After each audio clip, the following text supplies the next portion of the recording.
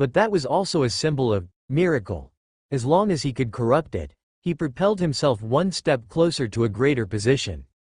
With flesh and blood as the foundation, stepping onto the endless path of corruption, I shall eventually reach the pinnacle. He. Huh? The youth with crimson eyes and black hair suddenly widened his eyes. It seemed as if a surge of scarlet blood waves tumbled in his pupils, his gaze filled with murderous intent sweeping across the surroundings. In an instant, the whole world descended into corruption, leaving only the glaring blood red. Countless bloody flesh sprouts materialized out of thin air, continuously growing and rapidly vanishing. This was his rage. It was also his bafflement. What happened to that massive rainbow of colors? The eternal presence, untouched and undisturbed, the unreachable and unseizable rainbow of colors. How could it just disappear? This was illogical. Intense fury poured over the land beyond the fog, turning an entire region upside down, and yet the trace of that rainbow of colors was still not found. The youth with crimson eyes and black hair had to reluctantly admit that the rainbow had vanished.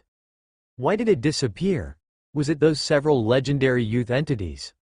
He recalled the figures he had encountered recently, the ones faintly worthy of his attention. The so-called children of the world, legendary lives. He shook his head. They are merely legends. In the eyes of countless wise beings, legends were the noblest, grandest lives, but in the eyes of the youth with crimson eyes and black hair, legends were merely higher echelon beings nurtured by the eternal world. His origin, his status was even higher, qualifying him to look down on legends. Legends were even further from miracles. If he hadn't controlled a strand of corruption, authority, not to mention relying on the power of the law realm, even possessing the power of the saint realm, great lord, or even true king class, wouldn't affect that miracle in the slightest. This was the fundamental disparity due to the power hierarchy. What about those youthful legends? Their statuses weren't high enough, and their power was even weaker. He could easily disregard complete form legends, let alone mere youths. It couldn't be those legends. More likely, it was one of those two fellows. I will remember this grudge. In the region of Shiji City, at the world's secret realm entrance, the place was lively at this moment. Look here, behold, various superior remnant souls. Selling 13 superior miracle blueprints, only accepting exchanges of blueprints of the same level, with price differences compensated according to value. One-handed Chamber of Commerce is purchasing all kinds of rare treasures, while also buying information about various strongmen. Freshly produced world-class strongman newspaper by One-handed Chamber of Commerce, now on sale for a limited time 20% discount. Not long ago, a small marketplace initiated and led by the Lord of Tianyuan City had, in the blink of an eye, developed into a vast market. Many explorers with rich harvests lingered, either purchasing items of their need or selling the treasures they had recently acquired, exchanging them. The marketplace here was incredibly huge. After all, right in front of this modest secret realm entrance, had gathered hundreds of legendary realms, representing hundreds of territories and great powers. The array of high-end goods in this marketplace far exceeded that of the official major cities. Of course, as explorers exited the world's secret realm and gradually returned to the closest major city, Shiji City along with several main towns under its jurisdiction had rapidly booming markets. Several merchant-smelling opportunities had long been waiting in these cities to buy these high-end treasures, which were extremely difficult to purchase with soul crystal coins on regular days.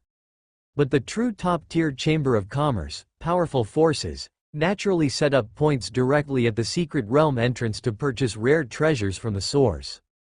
What flowed into the Shiji City market was just some less sought-after high-level treasures. Tianyuan City had set up its point early and naturally had procured many much-needed items. Boss, we have already purchased over 260 main materials for legendary realm breakthroughs.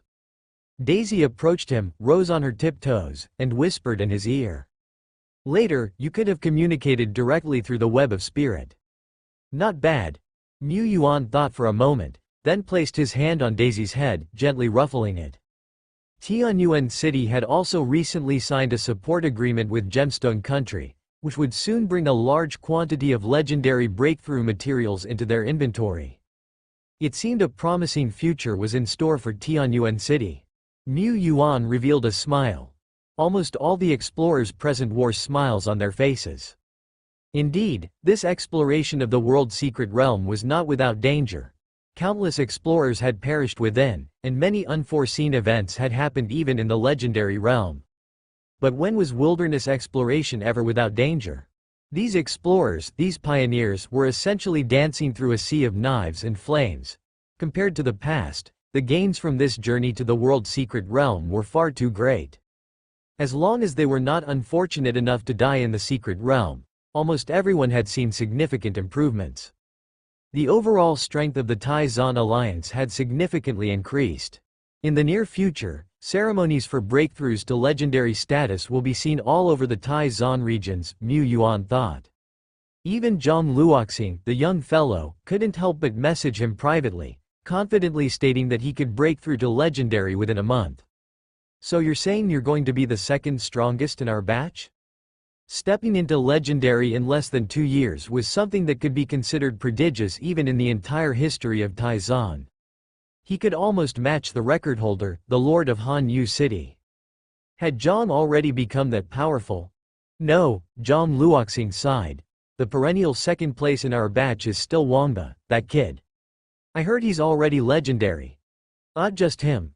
Lu Mianmu is about to reach legendary too, and so are Shuang Tian, Yushi, and Dari. I suppose they have also created their domains, and legendary isn't far off for them. Are they already that strong? Mu Yuan sighed wistfully. He recalled the days when during the selection battle for representatives of Tai-Zon, they only had a few elite-level generals. He remembered when Tianyuan City birthed its first legendary realm being, the peers were only at third order. And now, Tianyuan City was just within combat power at the Law Realm, and his contemporaries were already reaching legendary status. This competition is getting too intense. Even I, the first among my peers, am feeling the pressure. Mu Yuan murmured. Zhang Luoxing. Is that even human language? Did others not know? The primordial spirit had long nurtured world-class strongmen. No, he had already slain not just 1 or 2 world-class creatures. He was a huge fan of the primordial spirit. Perhaps, this is why Mu Ju is so outstanding. I need to learn. No, I really can't learn this. I'd better focus on breaking through to legendary quickly. I'm already at the peak of the heaven and earth realm, and I've refined my bloodline to epic level. Ba Long, I'm about to be invincible. Inside the training grounds of a great city, Ba Long was getting used to his drastically increased power, thrilled beyond measure. To think that just a few months ago, he had stepped into the legendary realm. In just a few months, he went from a recent legendary to the peak of the legendary realm? It was like a dream. Wuji, that kid, is probably no match for me anymore. Tianyuan. If only a few more of such great opportunities came along, maybe, just maybe, I could catch up to that freak Tianyuan. Shen Yao Empire. One of the 7 young generation super lords, known as the Fire God, Hail, had brilliant golden flames burning in his eyes at that moment. Great Sun Golden Flame. This was not only an upper epic treasure, but it also suited him perfectly. With this great opportunity, he had completely integrated an entire cluster of Great Sun Golden Flames into his body, merging with his bloodline and his god soul. My god soul is growing. I can even manipulate strands of conceptual power with a body at the soul realm. Having experience using conceptual power will make my future breakthrough to the principal realm much easier. This way, I can truly live up to the name, Fire God. Hale was well aware that his title of Fire God was purely a result of Shen Yao Empire's promotional efforts. He himself was certainly not bad, but to compare himself with the Lord Tianyuan of the Tai-Zon Alliance or the Lord of Han Yu City was still not enough. He knew his limits, however, the past was the past, and now was now. He now had confidence.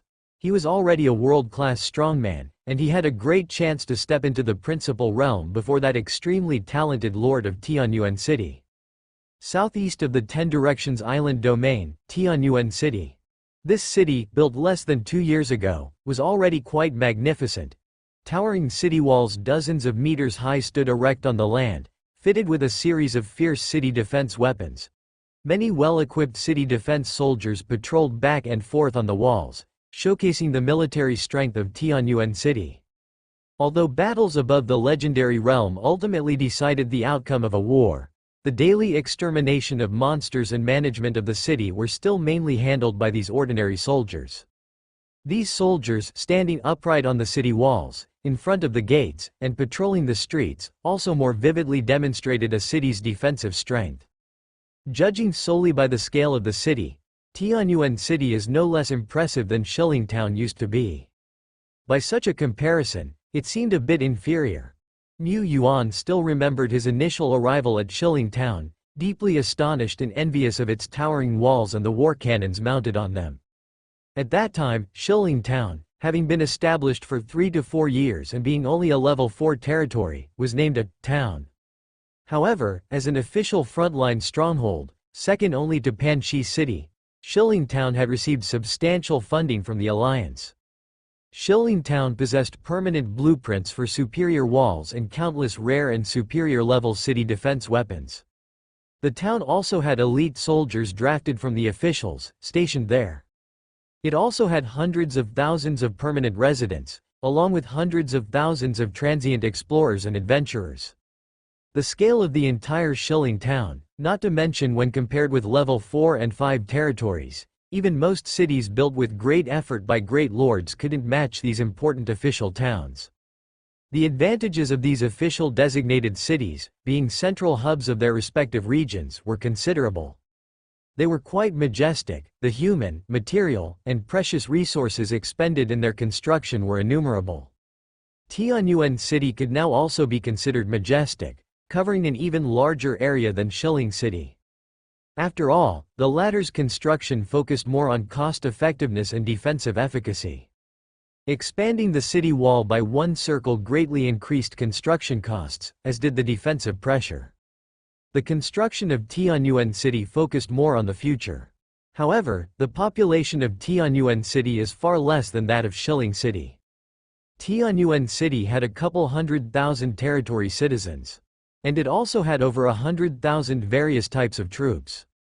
However, the vast majority of these troops served only as production machines for miracle power, lacking intelligence and living day-to-day in places like the Skeleton Cemetery and Treeman Forests, which were semi-mystic realms.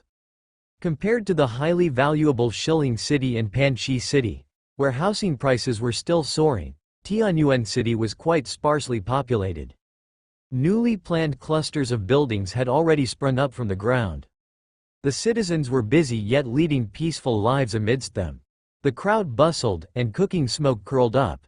It was a scene full of the smoke and flames of human life. This is the result of our 2 years of hard work. In terms of surface scale, Tianyuan City was comparable to Shilling City, superior in land area but inferior in population. But the deep-seated essence of the city, unseen on the surface, made Tianyuan City much stronger than Shilling City. Even Panchi City, one of the 3 main cities of the Twilight Dominion, couldn't compare in essence. The Staff of Divine Right, the Radiant City Defense Barrier, the Epic Mage Tower, and many other epic structures were hidden within it, along with numerous legendary realm powerhouses that even major cities could scarcely muster, stationed throughout the city. Even though it was located deep in the wilderness, facing directly towards the Red Mist Land, Tianyuan City was still ranked as a safe place within the Tai-Zan Alliance. At most, it occasionally faced a few thrilling yet ultimately harmless disasters. Lord Shepherd gazed down at the whole city, immensely proud. All this was the fruit of his diligence and efforts. However, now is not the time to completely relax. Disaster is nearing, and if the Sky Rift catastrophe, overlays the present and the Red Moon disaster occurs, then inevitably, a wave of the Scarlet Mist tide from the south will follow. When the time comes, Tianyuan City, bordering Dragon Sleep Valley, will face the brunt of the disaster. Dragon Sleep Valley. Niu Yuan pondered. Was there a way to cause severe losses in Dragon Sleep Valley, making it too preoccupied to respond? Though Tianyuan City had grown stronger, its scale was still tiny compared to Dragon Sleep Valley. Knock, knock, knock. Suddenly, a knocking sound interrupted his thoughts, pulling Mu Yuan back from his overlooking view of the entire city. "Come in," he said. His secretary, Mo Li, walked in. "Lord, here are the statistical details from the exploration department." She handed him a thick book, marked with hidden, sealed array patterns. It contained a record of all gains from this world's secret realm exploration, including subsequent trades and exchanges made outside the secret realm. Yi Si and Daisy had also done a simple value assessment of some items. Mu Yuan flipped through. All kinds of superior weapons have now been listed on Tianyuan City's internal exchange platform, available for elite and captain-level warriors to exchange. These weapons were also rare goods in Tianyuan City. Elites not only had to spend a batch of contribution points to purchase them, but many times they also had to compete in a rush, first come, first served. Should weapons be self-financed? Was that reasonable? Actually, it was quite reasonable. The benefits Mu Yuan provided for his legion soldiers included food and lodging, cultivation resources, a full set of Master Li's enhanced version, standard equipment, various exploration tools, and many breakthrough opportunities. Due to their rarity and high value, superior weapons were not included in the equipment provided for free. Elite members purchased items out of their own pockets, but it was not a loss for them. With more advanced weapons in hand, they could hunt more monsters and earn more contribution points. Moreover, contribution points were essentially distributed by the territory, which, rounded up, was equal to being free. Such were the extensive benefits for a Tianyuan City soldier. Epic items. The exploratory team has acquired 13 pieces of materials and equipment. Materials needed to be paired with other items and through specific processes and rituals in order to realize their value. Items like Droplet of Life had powerful effects but were ultimately one-time consumables. Naturally, their overall value was significantly less than that of epic treasures, which could continuously manifest their effects. Epic treasures. The exploratory team also obtained more than 10 pieces, including Heavenly Illusion Treasure Pearl, an illusion technique amplifying item suitable for Hong Yi and Sophia, of moderate value. Evil Slayer Sword, a treasure with significant special attack effects against evil spirits, suited for Rakshasa. This item was indeed exchanged by Rakshasa. However, swords weren't his weapon of choice. Rakshasa planned to find Master Li to integrate the Evil Slayer sword into his Fenye Evil Spear. Great Angel's Staff, which possessed broadly comprehensive amplifications as well as powerful energy regeneration capabilities. This treasure was highly versatile, significantly enhancing the combat power of almost any legendary realm warrior. Currently, this epic treasure is stored in Tianyuan City's treasury, and legends of the territory can apply to use it. Arrow of Polar Star Shattering Bow, undoubtedly suitable for an archer. However, 17 did not exchange it for personal use but prepared it as a shared weapon for the archers of Polar Star. Vampire Sword, which had a powerful blood infliction effect. Any living being with blood that had its defenses breached by the vampire sword would bleed ceaselessly until death. This sword was almost the top-tier weapon just below upper epic. Its drawback was that it only affected living beings that possessed blood. If the vampire sword were an upper epic weapon with a bleeding effect capable of conceptual lethality, it would be different. Stone people, gargoyles, and spring spirits once cut would also bleed profusely vibrant red blood. This epic treasure was exchanged by the vampire Marquis Gibby, who spent his entire fortune on it. Gibby himself possessed powerful blood manipulation abilities and was skilled with a long sword. By wielding this epic treasure, he could achieve results where the sum was far greater than the parts. He stated that once he mastered the use of this treasure, he was confident in challenging the top 2 ranks of Tianyuan City, or top 10. Upper epic treasures, 4 have been acquired in recent days. Eternal Golden Spear, Infinite Sky Shield, both currently stored in Tianyuan City's treasury and available for leaders to apply for use. The latter was more popular. For the former, while the Eternal Golden Spear indeed possessed strong lethality, the strongmen of Tianyuan City also did not lack conceptual killing power. The concept of gold transformation was also somewhat niche, which none had yet mastered. Perhaps this upper epic item was relatively more suited for Lulu?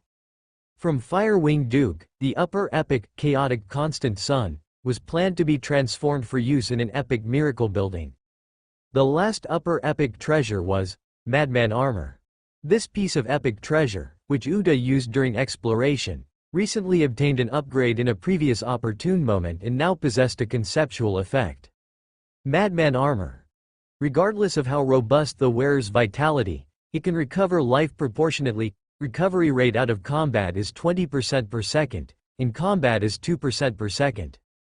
That is to say, as long as not affected by conceptual damage, the wearer only needs rest for 5 seconds to completely heal their injuries. Even with conceptual injuries, the Madman Armor still provided astounding recovery effects. Most importantly, it also possesses recovery capabilities during battle. The previous Madman Armor greatly enhanced Uda's endurance, allowing him to enter an uninhibited burst mode freely, and now, the Madman Armor has elevated Uda's combat power limit. These were the 9 epic treasures. Besides these, there were also principled tablets of earth, light, thunder, wind. Mu Yuan arrived at an important cultivation site within the Dragon Hillock Fertile Land secret realm. Here, at the center of a broad area paved with smooth stone slabs, stood a small stele quietly. On the stele, there were red mysterious patterns engraved. To ordinary people, it seemed as if their minds could be captured by it, and if not careful, they could die of exertion. Only those in the legendary realm could cautiously behold it directly. They observed the stele, which might reveal leaping flames or seemed to have a core explosion of the radiant sun bursting before their eyes. Tens of thousands saw it, and tens of thousands of visions emerged. This was the principal tablet fire. Mu Yuan placed the thunder, earth, wind, and light steles one by one onto the ground. He noticed the surrounding heaven and earth principle patterns faintly distorting, following some sort of theorem. Wait! Mu Yuan, touching his chin and standing still, observed the principles around him without blinking as the carvings on the steles flowed. After a while, he took action again, changing the placement of the small steles he had just settled. The previously faintly distorted heaven and earth principle patterns began to flow. Surrounding the mysterious steles. Ding, notice. You have merged the law tablet fire, thunder, earth, wind, light, the 5 epic treasures, advancing into the special epic building, Principal Land. Principal Land, grade. Epic, category. Cultivation Treasure Land, incomplete. Description. Can obtain heavenly revelation, allowing cultivators to govern the power of concept, enhancing the supreme treasure land of conceptual power. For those at the Divine Soul Realm peak, this is undoubtedly the most coveted place of cultivation, bar none. Even if they enter Principal Land to cultivate, transitioning from nothing to mastering a thread of conceptual power, hopes are still slim, but there ultimately lies a hope. For most in the Divine Soul Realm aspiring to reach the Law Realm, the chances are 0. Not only that, but the principal patterns engraved on each of the large steles have also become more mysterious and clearer. Even if a Law Realm powerhouse whose main focus is not fire, thunder, wind, light, or earth practices here, they could also benefit. Such is the marvel of Principal Land, an absolutely high-end cultivation treasure land. This is the effect brought about by the 5 principal tablets. What if he integrated more principal tablets and completed the entire Principal Land? Then it would probably be a legendary building. Observatory Hall. The legendary power of Ancient Mage Tower are mainly exemplified in combat power. Principal Land will not be so. However, the great force of a complete Principal Land remains unknown until it is truly completed. That is still a long way off. Any single principal tablet is an epic treasure. Assembling a full set is anything but simple. Not far from Principal Land lies a treasure obtained during this exploration, second only in value to the Ancient Mage Tower. 4 Extremes Ascension Altar. As Mu Yuan had seen other altars, it now lay quietly displayed here. Currently no Tianyuan powerhouse is using it. During the exploration of the world secret realm, they had no choice but to hastily use the opportunity of the 4 Extremes Ascension Altar. Although the powerhouse has achieved tremendous enhancement, often swelling their domains by tens of thousands of meters. To Mu Yuan, it still seemed like a waste. For beings of legend like Sophia and Lulu, it is they who truly utilize every bit of the opportunity offered by the Heaven Ascending Altar, maximizing its value. The Heaven Ascending Altar has limited uses, and now that this opportunity lies within his own home, Mu Yuan is not in a rush to use it. Want to take advantage of this opportunity? First, strive to secure a spot for legendary baptism evolution. With ample evolution points now, the once seemingly unattainable legends, now, he can also arrange them one by one for his powerhouses. And there's the epic miracle building, Heaven and Earth Vine. At the back of Tianyuan City's City Lord's mansion, there is a vine that doesn't look very remarkable, breaking through the soil from the ground, growing straight up and then entering the void. This is the Heaven and Earth Vine. It is currently creating a secret realm, drawing power from the secret realm and the void to strengthen itself. The Heaven and Earth Vine is still very young and doesn't seem to serve any apparent purpose. Mu Yuan, touching his chin, I still have a lot of miracle power left, it's just sitting there, why not evolve the Heaven and Earth Vine? Evolving the Heaven and Earth Vine required the same amount of miracle power as evolving the Guardian Angel, a fixed 500W. This amount of miracle power was immense, but the enhancements brought about by evolving life-class buildings in a short period of time were similarly more significant.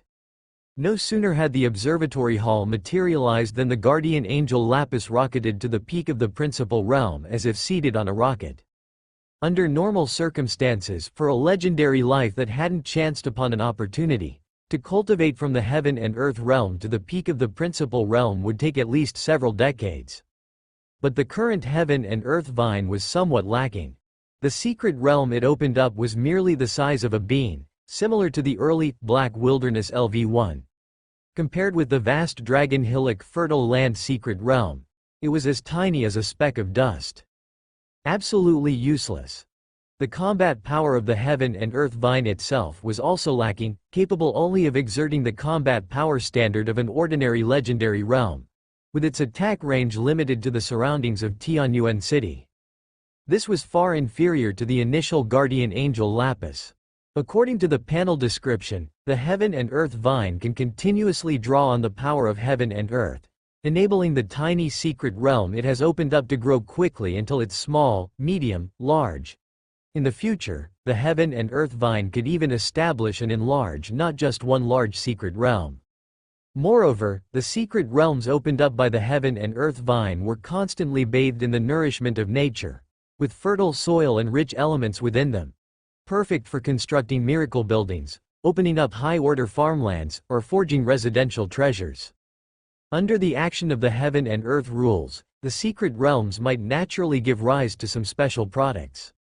With ample time, that meant the Heaven and Earth Vine could produce not just one Dragon Hillock Fertile Land secret realm. This was the true capability of the Heaven and Earth Vine, and by that time, it would also possess a considerable combat power. It was unfair to compare its combat power to the purely defensive class building, Guardian Angel. Mu Yuan stroked his chin. In fact, Tianyuan City's current need for large secret realms isn't that high. The area of the Dragon Hillock Fertile Land secret realm was already massive, even larger than Featherman Valley, and on par with the Natural Garden and Giant Stone Ridge. Tianyuan City also had 4 semi-mystic realms: the Skeleton Cemetery, Treeman Forest, Ice Spirit Cold Pool, and Royal Gunners Association. These secret and semi-mystic realms could significantly expand alongside territorial level upgrades. His land was vast. There was no way to use it all. If evolving the Heaven and Earth Vine could only rapidly yield 1 or 2 vast secret realms, it might not seem so worthwhile. After all, it's a full 500W of miracle power. But secret realms rooted in the territory, fully belonging to oneself, are also part of the territorial land. The vaster the territory, the more formidable the Lord's power he could wield, with a higher upper limit. The extent of the lands owned by Tianyuan territory was mostly from the Dragon Hillock Fertile Land secret realm and the 4 other vast semi-mystic realms, with the outer native lands occupying only a small part. His use of Lord's power was already more skilled and effortless than other powerful lords, not to mention he had the Lord True Body, a mode of great power. Just from this perspective, expending a large amount of miracle power for significant territorial expansion didn't seem like a loss. What's more, does a legendary level miracle building only differ so much from an epic level? I suspect there's more to it. The great power of legend is unpredictable, it far transcends that of the epic. A significant increase in territorial land was the guaranteed change. More changes remained unknown, it was worth a gamble. Once the decision to evolve was made, all of Tianyuan City sprang into action swiftly. The Radiant City defense barrier silently shifted into full power mode, with each energy well constantly drawing energy from both the heavens and the earth's veins. Isloa had prepared tens of thousands of soul crystals, stored next to each energy wells. If the energy proved insufficient to sustain these methods, she would only need to kick violently with her foot, thrusting an entire box of soul crystals into an energy well, ensuring the energy would not run out for a while. She was well practiced. Tianyuan City now had a separate department outside the municipal hall, directly governed by the Lord and concurrently led by her, the Evolution Secret Department. Responsible for handling and concealing various heaven and earth phenomena that leaked during the evolutionary process. Epic phenomenon, legendary phenomena. This department's elites, numbering in the dozens, came from various direct lineage troops. They were military by origin, having awakened their self-consciousness for only a year and a half, not exceedingly clever but experienced through repetition.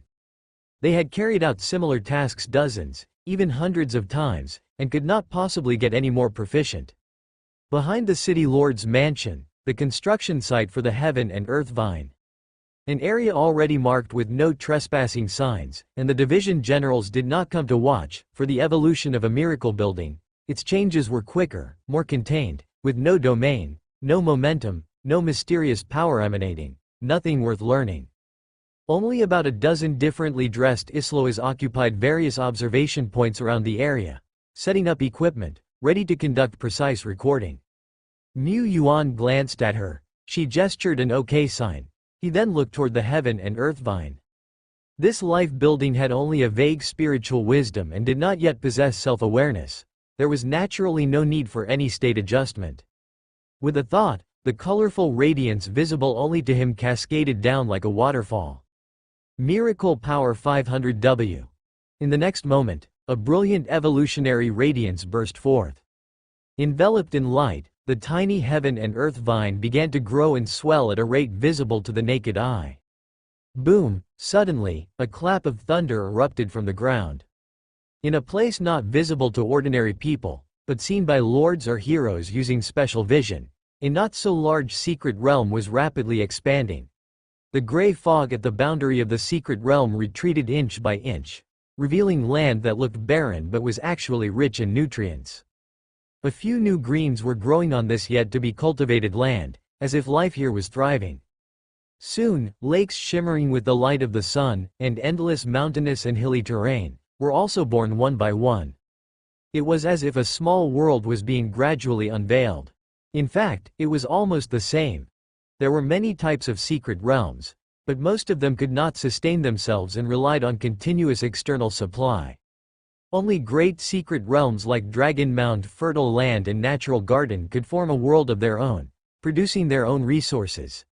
Even if the secret realm were entirely sealed off, the inhabitants inside could survive for a long time. At least, meeting basic living needs was not a problem. Such secret realms are referred to as small worlds, and it was not much different in reality. The secret realm created by the Heaven and Earth Vine was set to the standard of a small world, and moreover, it was still evolving. Mu Yuan discovered in a corner of the secret realm, a soul sand vein was slowly taking shape. Judging by the scale, it looks like it's a medium-sized soul sand mine. Normal small world secret realms would be lucky to have a micro-sized soul sand mine. Therefore, forces like Natural Garden and Giant Stone Ridge have to keep exploring outside to obtain enough resources for cultivation. Secluded cultivation? That bit of soul sand won't be enough for many people. Besides, a small world couldn't possibly produce all kinds of resources. Most of them still had to be obtained from the outside world. Mu Yuan's family owned mines. They weren't short of 1 or 2 soul sand veins, but who would complain about having more mineral resources? Time ticked away. Bright white light blossomed, and the sky was filled with golden haze. At last, after the intense white light of evolution gradually subsided, a massive and majestic building appeared before Mu Yuan. 100-meter-tall ancient stone pillar, engraved with mysterious runes, stood on a spacious sacrificial platform, built up from several levels of steps.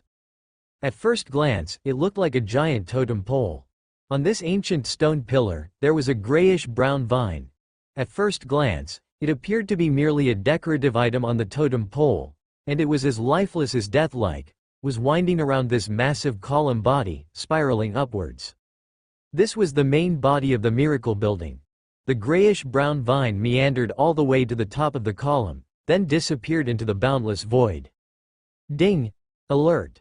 The epic building, Heaven and Earth Vine, bathed in miraculous might, has been upgraded to a legendary rank building, World Vine. World Vine, Legendary, Category, Special and Life-Based Building. Ability 1 Small World Creation. Description: the World Vine has the ability to create small worlds, and the small worlds created by the World Vine have a high probability of giving birth to places of treasures, precious materials, and even epic-level crops, minerals. Ability 2 Power of a Small World. Description: as the small world expands and grows, the World Vine's own combat power will gradually increase. The World Vine as a special life form does not possess a domain, god soul, or specific realm rank, but the World Vine can wield the power of the small world for combat. Note 1. The power of a small world ranks higher than territorial power, sharing the same origin. Besides the World Vine, lords also have the potential to master this power. Note 2. The power of a small world can be used not only for offensive and subjugation but also for transforming environments and altering the heavens and earth. Ability 3 Connecting Worlds with Long Vines. Description: the World Vine can freely traverse the boundless void, draw upon void power, and open up a passage that connects 2 places. Boom! Once again, thunder roared from the ground. Mu Yuan glimpsed the World Vine traversing the void, a silvery gray light flitting along both sides of the grayish-brown vine. There were space-time disturbances and annihilation wind howling amongst them. The World Vine seemed unaffected, just as fish swim smoothly through streams, no matter how turbulent the waters. The grayish-brown vine continued to shuttle through the void, weaving its way. Suddenly, the space at the end was pierced through, and the bright light within the field of vision kept expanding, much like when a vehicle emerges from a tunnel. The World Vine pierced through the space between 2 lands. Across it was the southernmost end of the 10 Directions Island domain, bordering the Twilight Dominion. And within this boundless void, there lay a pathway winding forward akin to a serpentine trail, wide enough to accommodate several people walking abreast, steadily established here.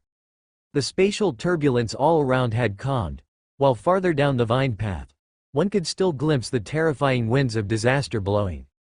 This is a pure spatial pathway, and it's one that doesn't use up daily resources and can permanently connect 2 places. Just this single pathway could greatly shorten the travel time from Tianyuan City to the Twilight Dominion, the safety factor increasing manyfold. On the ancient totem pole, the World Vine swayed slightly, conveying a sense of closeness. It had already developed self-awareness but was limited by the particularities of its species and thus couldn't speak or express itself precisely. Mu Yuan, as a lord, was the person most closely connected to the World Vine and was able to understand its intentions. During its juvenile phase, the World Vine can open spatial pathways within the island domain, connecting where it resides with any chosen location. Of course, maintaining a spatial pathway actually involves consumption, but the World Vine can absorb the power of the void to be self-sufficient. However, if too many pathways were opened, and the expenditures surpassed the gains, the World Vine wouldn't be able to sustain itself. During its growth phase, the World Vine can open spatial pathways within a medium-sized domain. When fully mature, the World Vine can open spatial pathways within a large domain. The value of a teleportation array goes without saying. However, the current World Vine was only in its juvenile phase, and the range it could open was admittedly limited. Ying Ying, the World Vine conveyed a strand of thought, indicating it wasn't so incompetent. It, being the World Vine, possessed the magnificent power to connect worlds, and establishing inter-domain pathways wasn't impossible. It just needed to satisfy a small prerequisite condition. Does it require a concentrated seedling, planted in a space with anomalies, and both ends exerting force to construct a pathway that connects two domains? Mu Yuan understood the principle, but the spatial anomalies required by the World Vine were indeed precious. They were either top-grade spatial treasures or specific types of high-level secret realms. For example, public secret realms. Public secret realms inherently had the capability to connect different territories for lords to trade and transfer resources. As a rooting ground for the World Vine, it couldn't be more suitable. But where could he find such soil? These public secret realms were no more common than top-grade treasures. Moreover, these public secret realms were high-end trade markets crafted by top-level lords, very prosperous. Allowing the World Vine to root there and draw nutrients would almost ruin them, so this option had to be passed. Take your time thinking about it. For now, the abilities of the World Vine are quite impressive. Mu Yuan had already learned from the description of the World Vine's small realm that a variety of high-level specialties were born within the small world. Among them, there was one that only the World Vine secret realm could potentially produce, a top-grade treasure. At the center of the small world, a strange vine hung high between two steep peaks. The vine stretched for thousands of meters from one end to the other and bore several green fruits. There was divine light flickering continuously, extraordinary at first glance. Heaven and earth fruit, rank, epic, description. Can be consumed directly, significantly increasing the user's affinity to the elements of heaven and earth, and expanding their control over the power of heaven and earth. At the same time, it can stimulate the user's domain breakthrough, resulting in significant growth. Only for the use in the heaven and earth realm. According to the small world, a heaven and earth fruit could condense 3 to 7 fruits per cycle. As for the length of this cycle, currently, one cycle would last several years. But the growth of the heaven and earth fruit could be accelerated by consuming the power of the small world. The power of the small world has many wondrous uses. This was the same type of power as territorial power but of a higher order and more mysterious. Mu Yuan closed his eyes and experienced this power. After a moment, his eyes snapped open. Boom! The ground of Tianyuan City trembled gently, and loose stones shook. The next moment, the steep mountain peaks rose abruptly from the ground. Mu Yuan had long wanted to undertake sweeping reforms in the construction of Tianyuan City. The construction of Tianyuan City had progressed too quickly. Due to various reasons, the planning had fallen behind in the early phase, resulting in some areas of Tianyuan City, especially the core district, being overcrowded with buildings. In the core district stood towering buildings of significance. The core of the Radiant City Defense Barrier, Domain Interferer, World Vine, and so on. Some miracle buildings couldn't be constructed within the Dragonhillic Fertile Land Secret Realm, and the most crucial Lord's Altar for the entire territory was also located here. However, the security of the core district of the territory was far inferior compared to that of the Dragonhillic Fertile Land Secret Realm and a few semi-mystic realms. This area, after all, was unshielded and situated in the center of the city, with access in all directions. Despite the signs prohibiting passage and the presence of many soldiers on guard in the core urban area, Mu Yuan still found it insufficient. This was also why there were very few outsiders in Tianyuan City, otherwise, minor issues would occur from time to time. Now, with the World Vine having emerged, Mu Yuan had some ideas about its ability to traverse worlds. Before experimenting with this idea, first, he needed to undergo some transformations in the entire Tianyuan City. Mu Yuan entered Lord True Body mode. In an instant, he seemed to become the entire territory. Every inch of this vast land contained his power. The wind blew with a thought. The clouds dispersed with a thought. The elemental particles of the entire world, like obedient soldiers, lined up in his field of vision. With a single thought, he could make the power of heaven and earth surge and leap. He was like a god, omnipotent. When he was in Lord True Body mode, and wielded the power of the world, this sensation of controlling everything reached its peak. Before him, everything within the territory seemed like a lump of dough that could change continuously according to his will. Not seemed, he could easily change everything here. This is indeed like an omnipotent deity. In the history of eternal world, the vast majority of divine spirits do not possess such power. Steady, steady, this power does not belong to me. Besides, he could only affect the surroundings of the territory. And it wasn't sustainable, there was no time to waste. Arise. He lifted his hand upward. In an instant, the ground of Tianyuan City's core district rose up. It was as if a mountain had erupted from the earth. Despite the turmoil, the buildings within the area were barely affected, with only a bit of dust falling and a few chandeliers swaying slightly, producing tinkling noises. This tremor wasn't even as disruptive as the time when he lived in a commercial flat and the upstairs neighbors were renovating. The mountain curved upwards, gently narrowing from bottom to top. The core district of Tianyuan City wasn't large to begin with. It was the inner city within the inner city. In fact, as the mountain rose and gradually narrowed, the mountaintop platform couldn't accommodate so many buildings. Yet at this moment, the space of this area started to twist and cave inward. A few breaths later, a mountain hundreds of meters high already stood within Tianyuan City.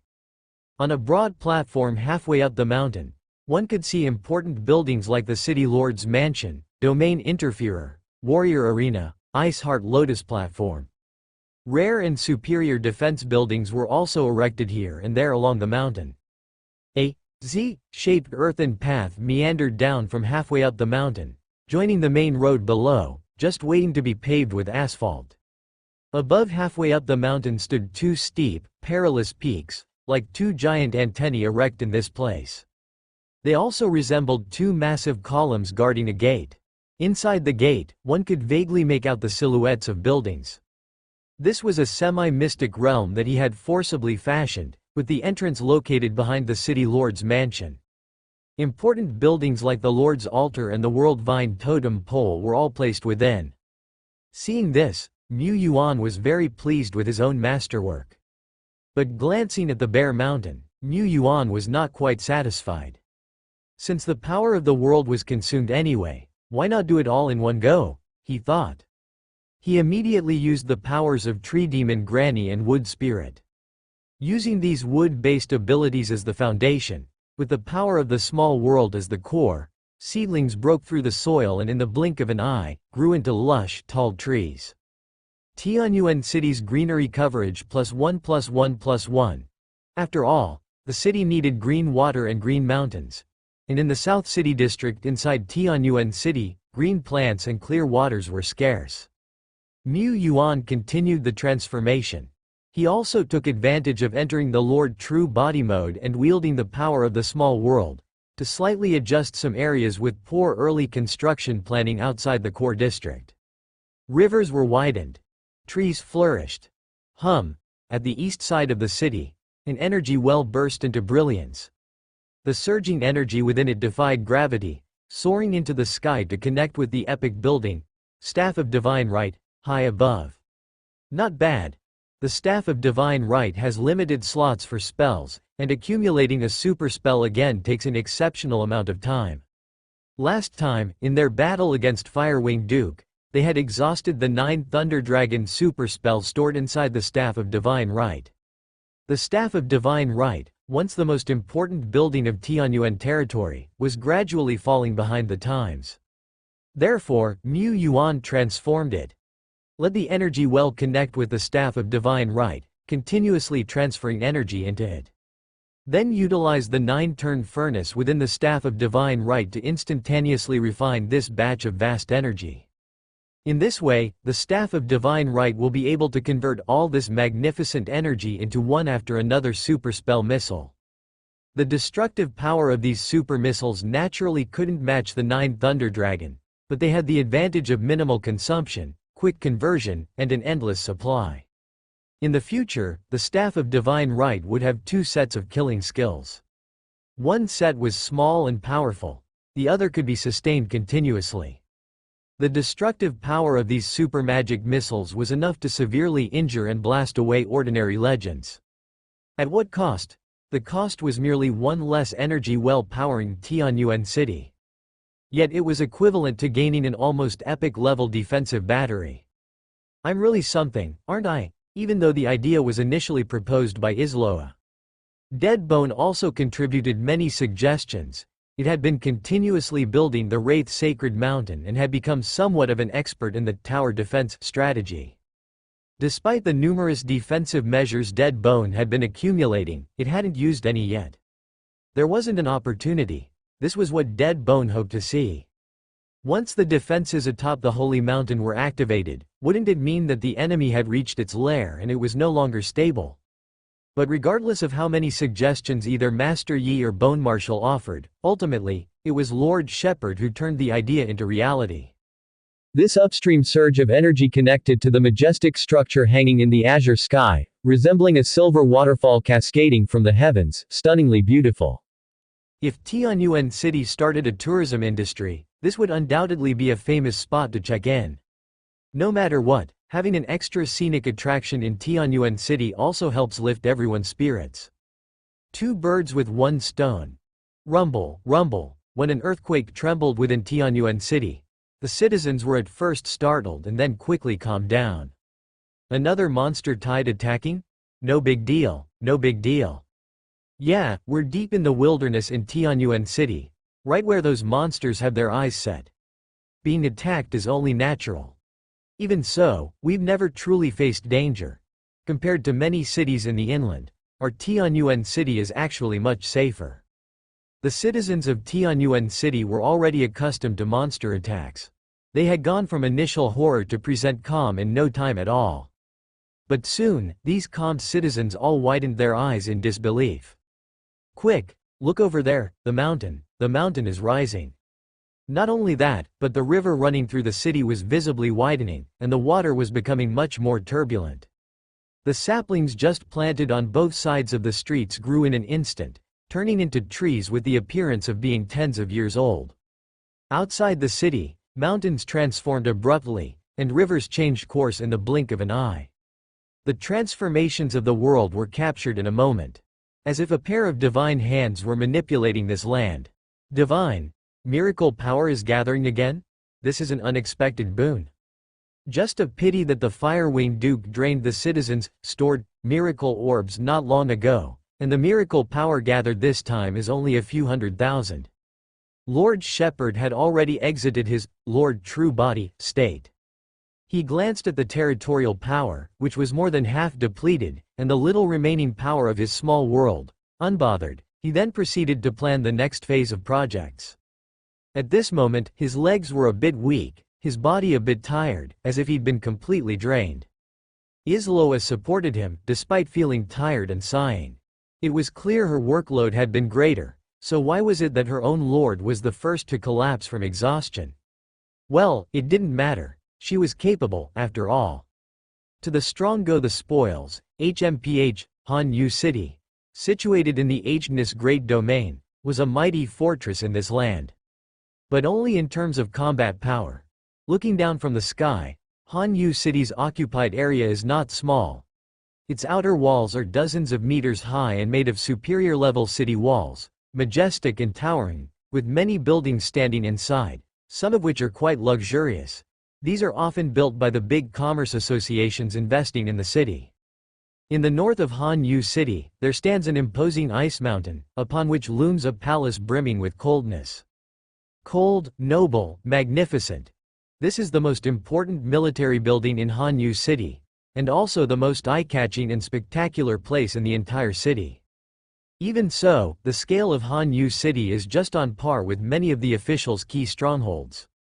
The transient and incoming population of Han Yu City is far less than that of the official strongholds. For a great lord, such a territorial scale is not too shabby, but for an exploration general, it is meager, extremely meager.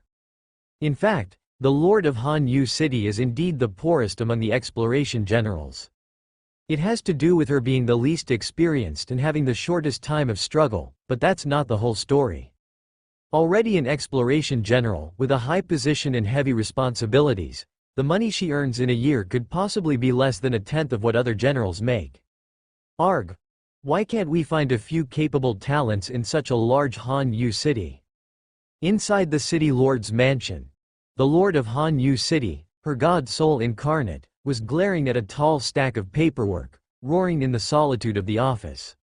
Suddenly, knock, knock, knock, the office door was knocked. Han Yu straightened her disheveled hair and with a thought, the door creaked open from a distance. A woman dressed as a secretary walked in. Lord, here's our expenditure and income for this month. This month, 3 new legends emerged in Han Yu city, so the expenditure has risen quite a bit. As for income, aside from extra gains in the world's secret realm, regular income has actually dropped. The territorial income is so measly, it can barely support the daily practice needs of the strongmen and the core.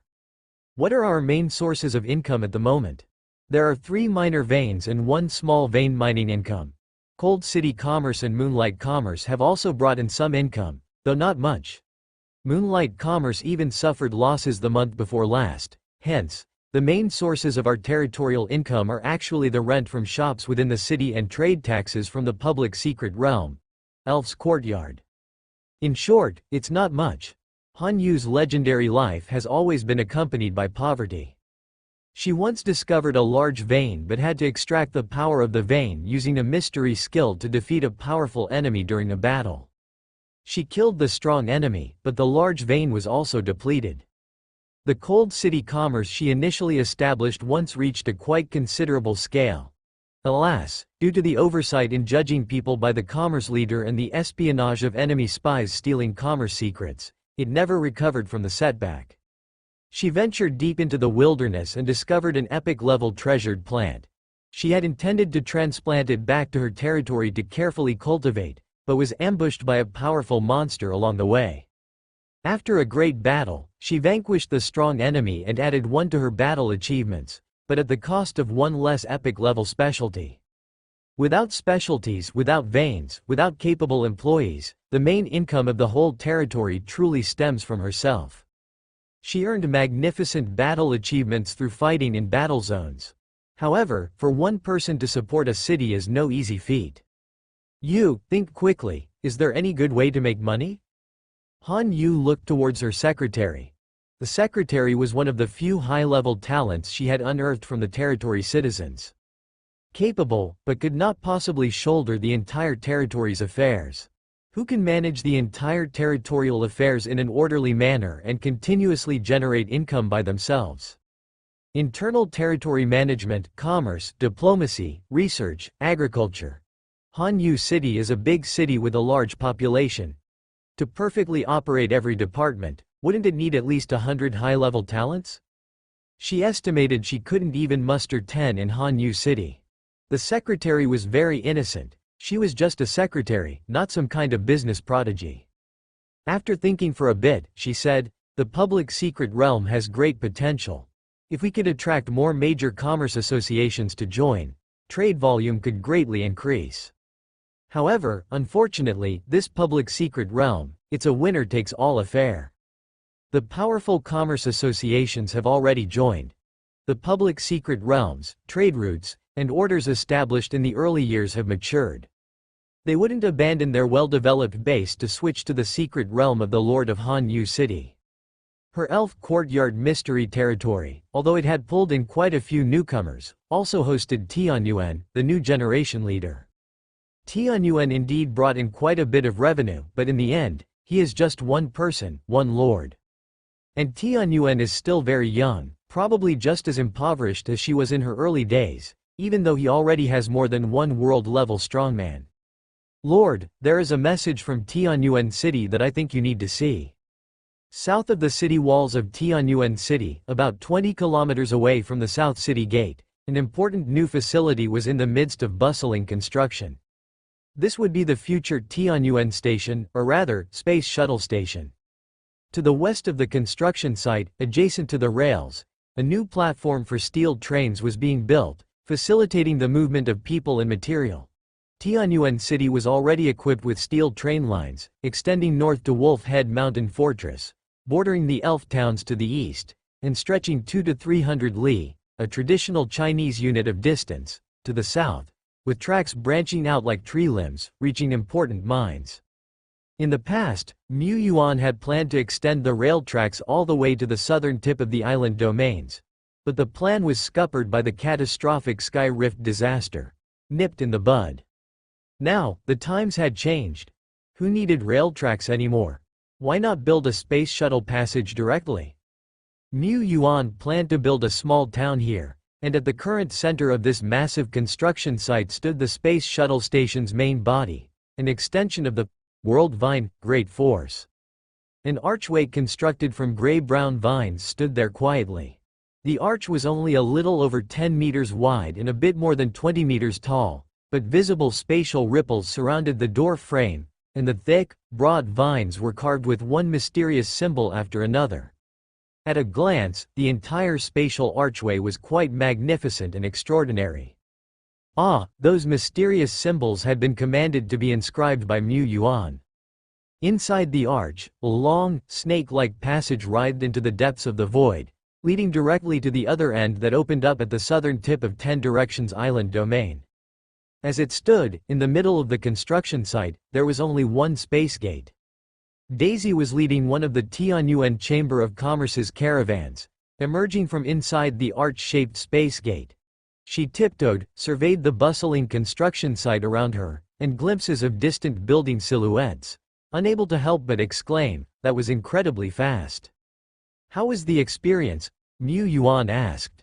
Although he had already traveled back and forth through this spatial tunnel, his experience as a Soul Realm powerhouse could not serve as a benchmark. How many in the Tai Zan were at the level of the Soul Realm? The vast majority of professionals were in the mortal realm, and some might only be second order, or even first order. The experience was fantastic. Daisy swayed her fluffy foxtail. "In the past, it took us at least a day and a half to return to the city from the entrance of the island domain. After the Sky Rift disaster, the roads became difficult to travel, and sometimes the journey would take 2 or even 2.5 days. But now, from entering the tunnel to driving out, it only takes a short." She held up 2 fingers. "Just 2 minutes. If we can build spatial tunnels to Panchi City, to the Taishuan realm, it would be so exhilarating to flip trade goods. Of course, by then, what we'll be earning won't just be the money from buying and selling goods." "Oh yes, about the experience, aside from the spatial tunnel looking a bit scary, the overall feeling was very comfortable. Several of our caravan employees who are at the second order elite level reported no discomfort, moving through the space gate as if they were just passing through a normal tunnel.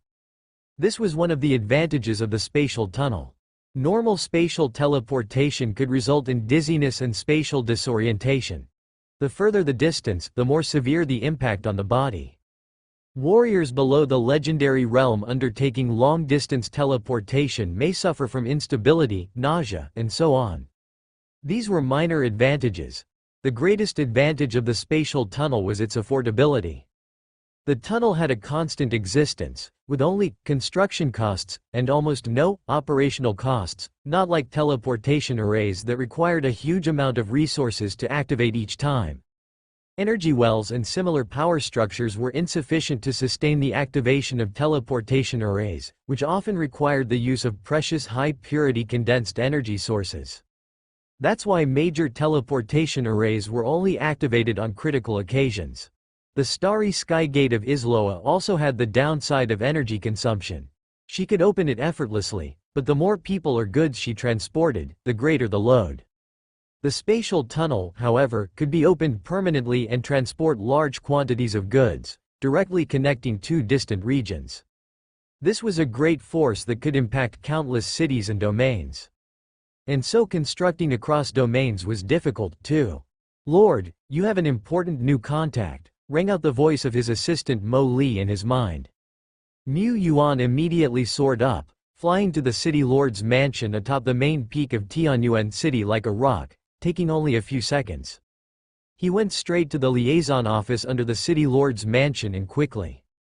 Beep, projection card. In the sealed liaison room, light and shadow shifted. A woman in a magnificent azure gown with long hair cascading down either side of a swan-like neck appeared within the light and shadow. Even though she was merely a luminescent projection, even though her demeanor was both elegant and tranquil, an out-of-place sharpness still emanated from her. Put bluntly, it just wasn't right for her to wear that kind of dress. However, the Lord of Han Yu City has become stronger again. Mu Yuan mused to himself. This was what one might call the intuition of the powerful.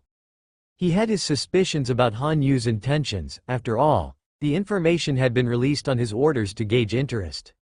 However, if we truly can construct a permanent spatial tunnel, then, I wouldn't mind offering the elf's courtyard as a price.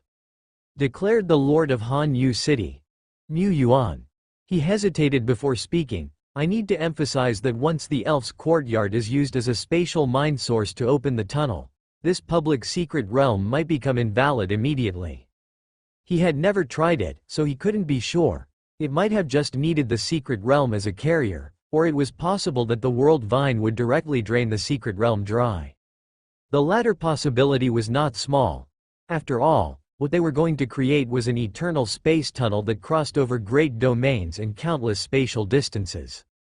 As for a public secret realm that combined intelligence exchange, treasure transactions, auctions, and a supermarket all in one, it was indeed a money tree with immense potential for upward development. Despite purifying many lands of filth in Tianyuan City, he had never obtained a main key to the public secret realm, which demonstrated its rarity. Of course, the Lord of Han Yu City affirmed confidently, but I have a condition. I need to personally visit your Tianyuan City to conduct an on-site inspection.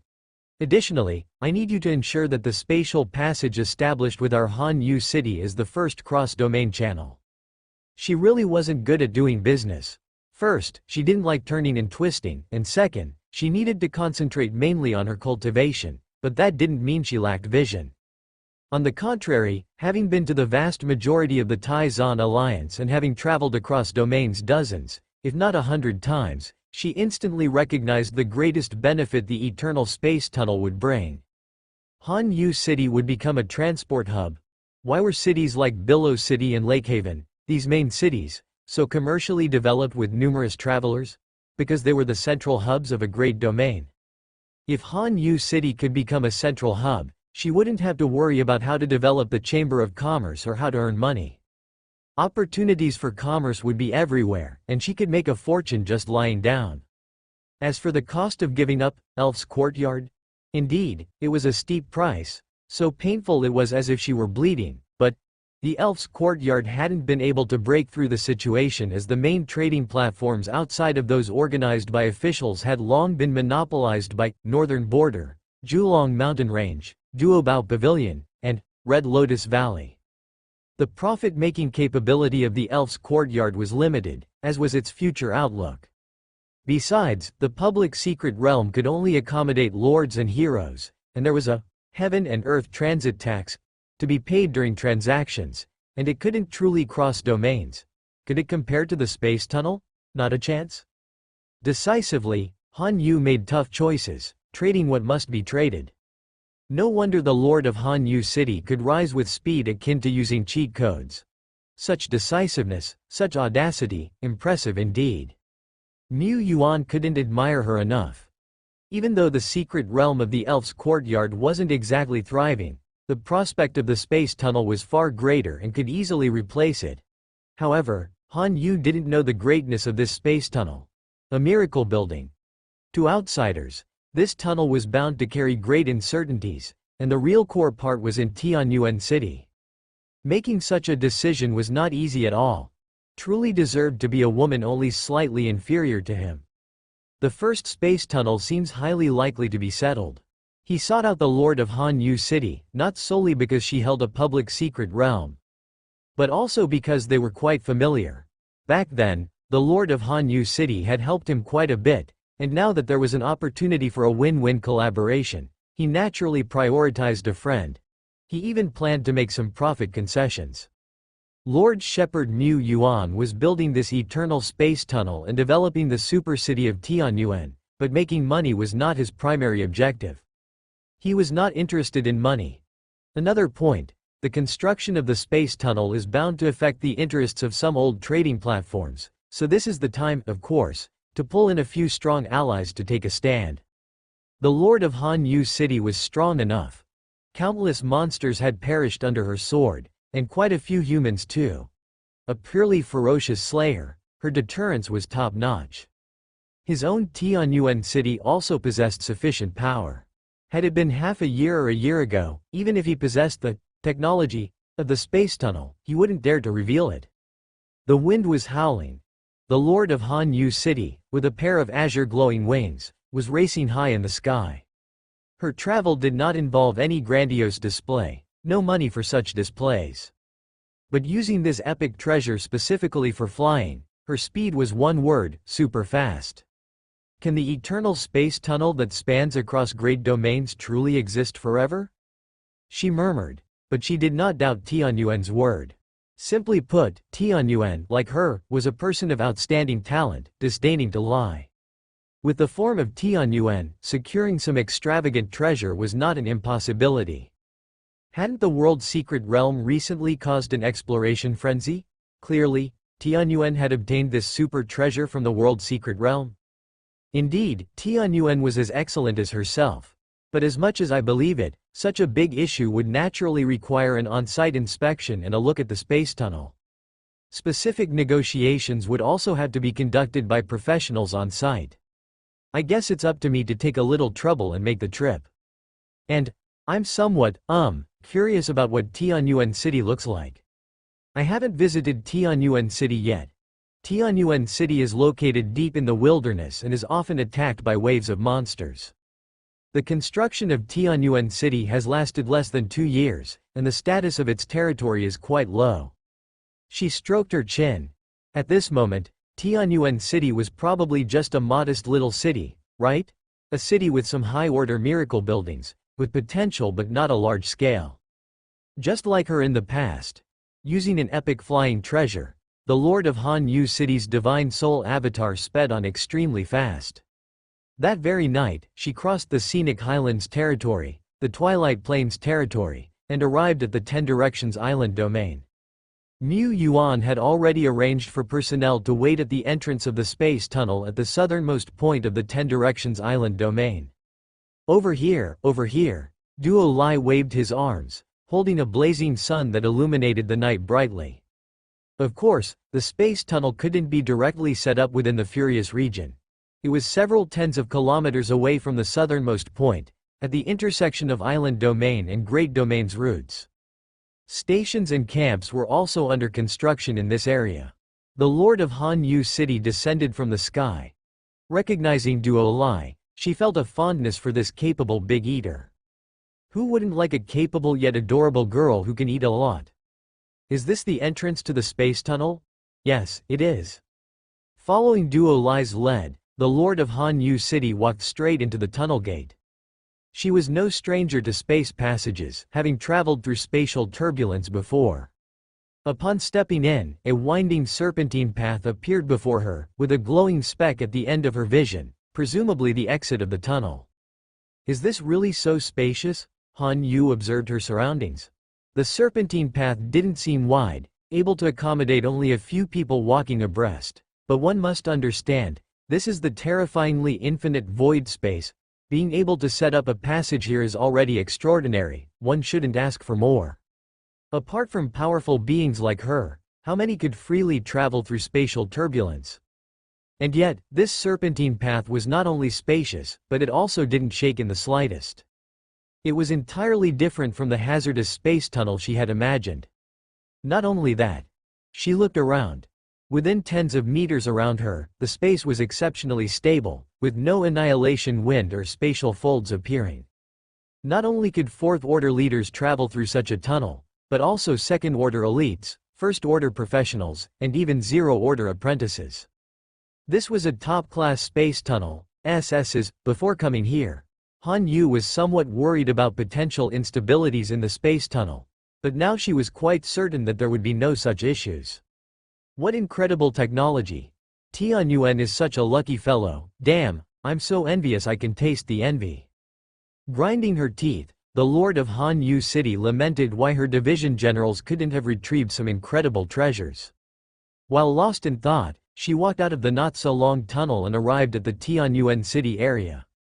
Here, this is the outside of Tianyuan City, right? The red mist spreading in the distance is indeed denser than in the inland areas. She muttered to herself. She also saw the bright lights inside Tianyuan City from afar. After a moment of thought, her divine soul pulled higher, and her entire field of vision ascended along with it. The town under construction, the surrounding mountains, and the far-off massive and grand city with mountains soaring and the heavenly river flowing in reverse came into her view. Holy shit! How is Tianyuan City possibly bigger than my Han Yu City? The lord of Han Yu City couldn't help but curse in Taizan. At this moment, it was night, but not to mention the lights of Tianyuan City shining brightly, even in the true extreme night, she could see the scenery before her eyes without any difference. A distance of several dozen kilometers was similarly not an obstacle. Gazing at Tianyuan City was as easy as it could be. Of course, she was just taking a distant look at Tianyuan City and wouldn't scrutinize the details or explore those important areas. Much less those areas that Tianyuan City would surely conceal. Miracle buildings like a domain interferer were enough to block most investigations. The Lord of Han Yu had personally made a trip to Tianyuan City just to see what degree this young man, whose talents were not inferior to hers, had developed his territory. Her own territory's development had been quite rough. Tianyuan was probably about the same, right? Levels might leap forward through enormous opportunities due to innate talent, but the construction of a city had to proceed step by step. And this process was very, very costly. But what about Tianyuan City, built in just 2 years? The city walls were towering and buildings stood row upon row. City walls, tall defensive structures, occasional utility buildings. These were often miracle buildings that could be rapidly constructed as long as resources were in place. However, a city holds few miracle buildings. Most ordinary buildings had to be constructed brick by brick.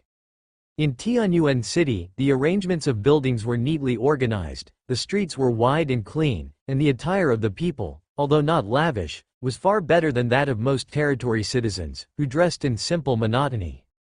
The spirit of the residents of Tianyuan City was also quite robust.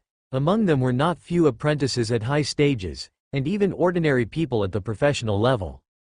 It's known that as the number of territory citizens increases, the pressure on a lord to support their own citizens also escalates. Often, a lord could only ensure the basic sustenance of ordinary territory citizens, providing living conditions that meet the Taizan minimum standards. As a result, many town-level and city-level lords, upon finding out they couldn't support, or didn't have enough ordinary positions available, would disable their guiding landmark's ability, no longer accepting refugees. These were the lords of the Taizan Alliance. Many years ago, Taizan had introduced policies to safeguard the basic rights of territory citizens. Lords of Taizan, who had all received higher education from Langsing, would certainly not treat territory citizens as slaves, at most as beasts of burden. Having experienced various hardships, refugees were satisfied with just working hard, eating well, wearing warm clothes, and possibly other benefits. But outside of Taizan, some places truly treated territory citizens as expendables. Many territories were just town level or small city level. They simply didn't need that many people, and so they just recruited another batch when the existing citizens were exhausted. Tianyuan City was located deep in the wilderness, surrounded by pervasive dangers, which meant it was difficult to cultivate farmland outside the city. At the same time, Tianyuan City faced difficulties in external trade. The costs of purchasing food and various life materials from the outside world were much higher than normal territories. The Lord of Han Yu originally thought that the living conditions in Tianyuan City would be relatively backward, which was unavoidable. Between living standards and survival, the latter was obviously more important. But the living standard of my Han Yu City isn't inferior at all. Population, economy, even stronger than Tianyuan City by a large margin. Although she complained about poverty, she would never skimp on the life welfare of her citizens. On the contrary, compared to other similar large cities, Han Yu City's living standard was among the top. Just in this aspect stronger than Tianyuan City, proud my ass? Moreover, her gaze swept over. The towering black city walls resembled a giant dragon, lying across the vast land. Within it, buildings were arranged neatly, trees were lush, and golden rice ears swayed in the wind on the farmland. There flowed a raging river from within the city. Above a 100-meter-tall tree, decorative lights twinkled with neon lighting, illuminating the unfinished cabin on the tree, and also decorating this robust and large tree, usually rare within the city, like a dreamy fairy tale tree.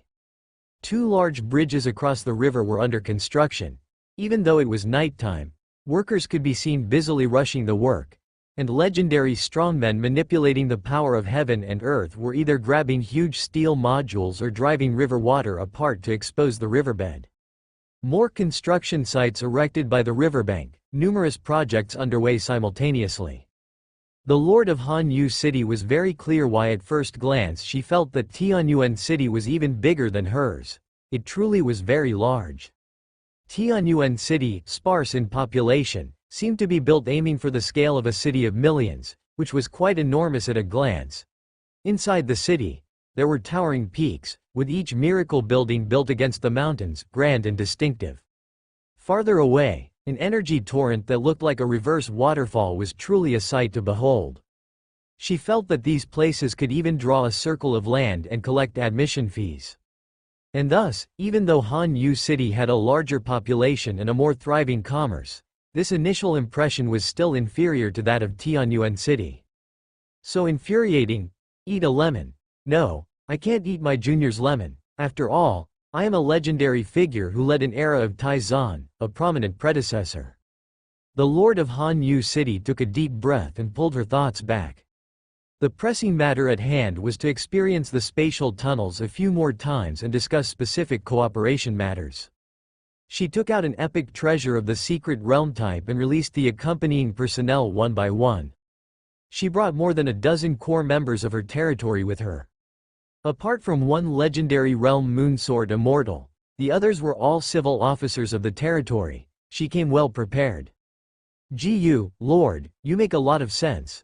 The leader of the Hanyu City negotiation team, who was in charge of the city's commerce and led 2 major chambers of commerce. A 4th order limit strong warrior named Xie Li, was rendered speechless by the rebuttal.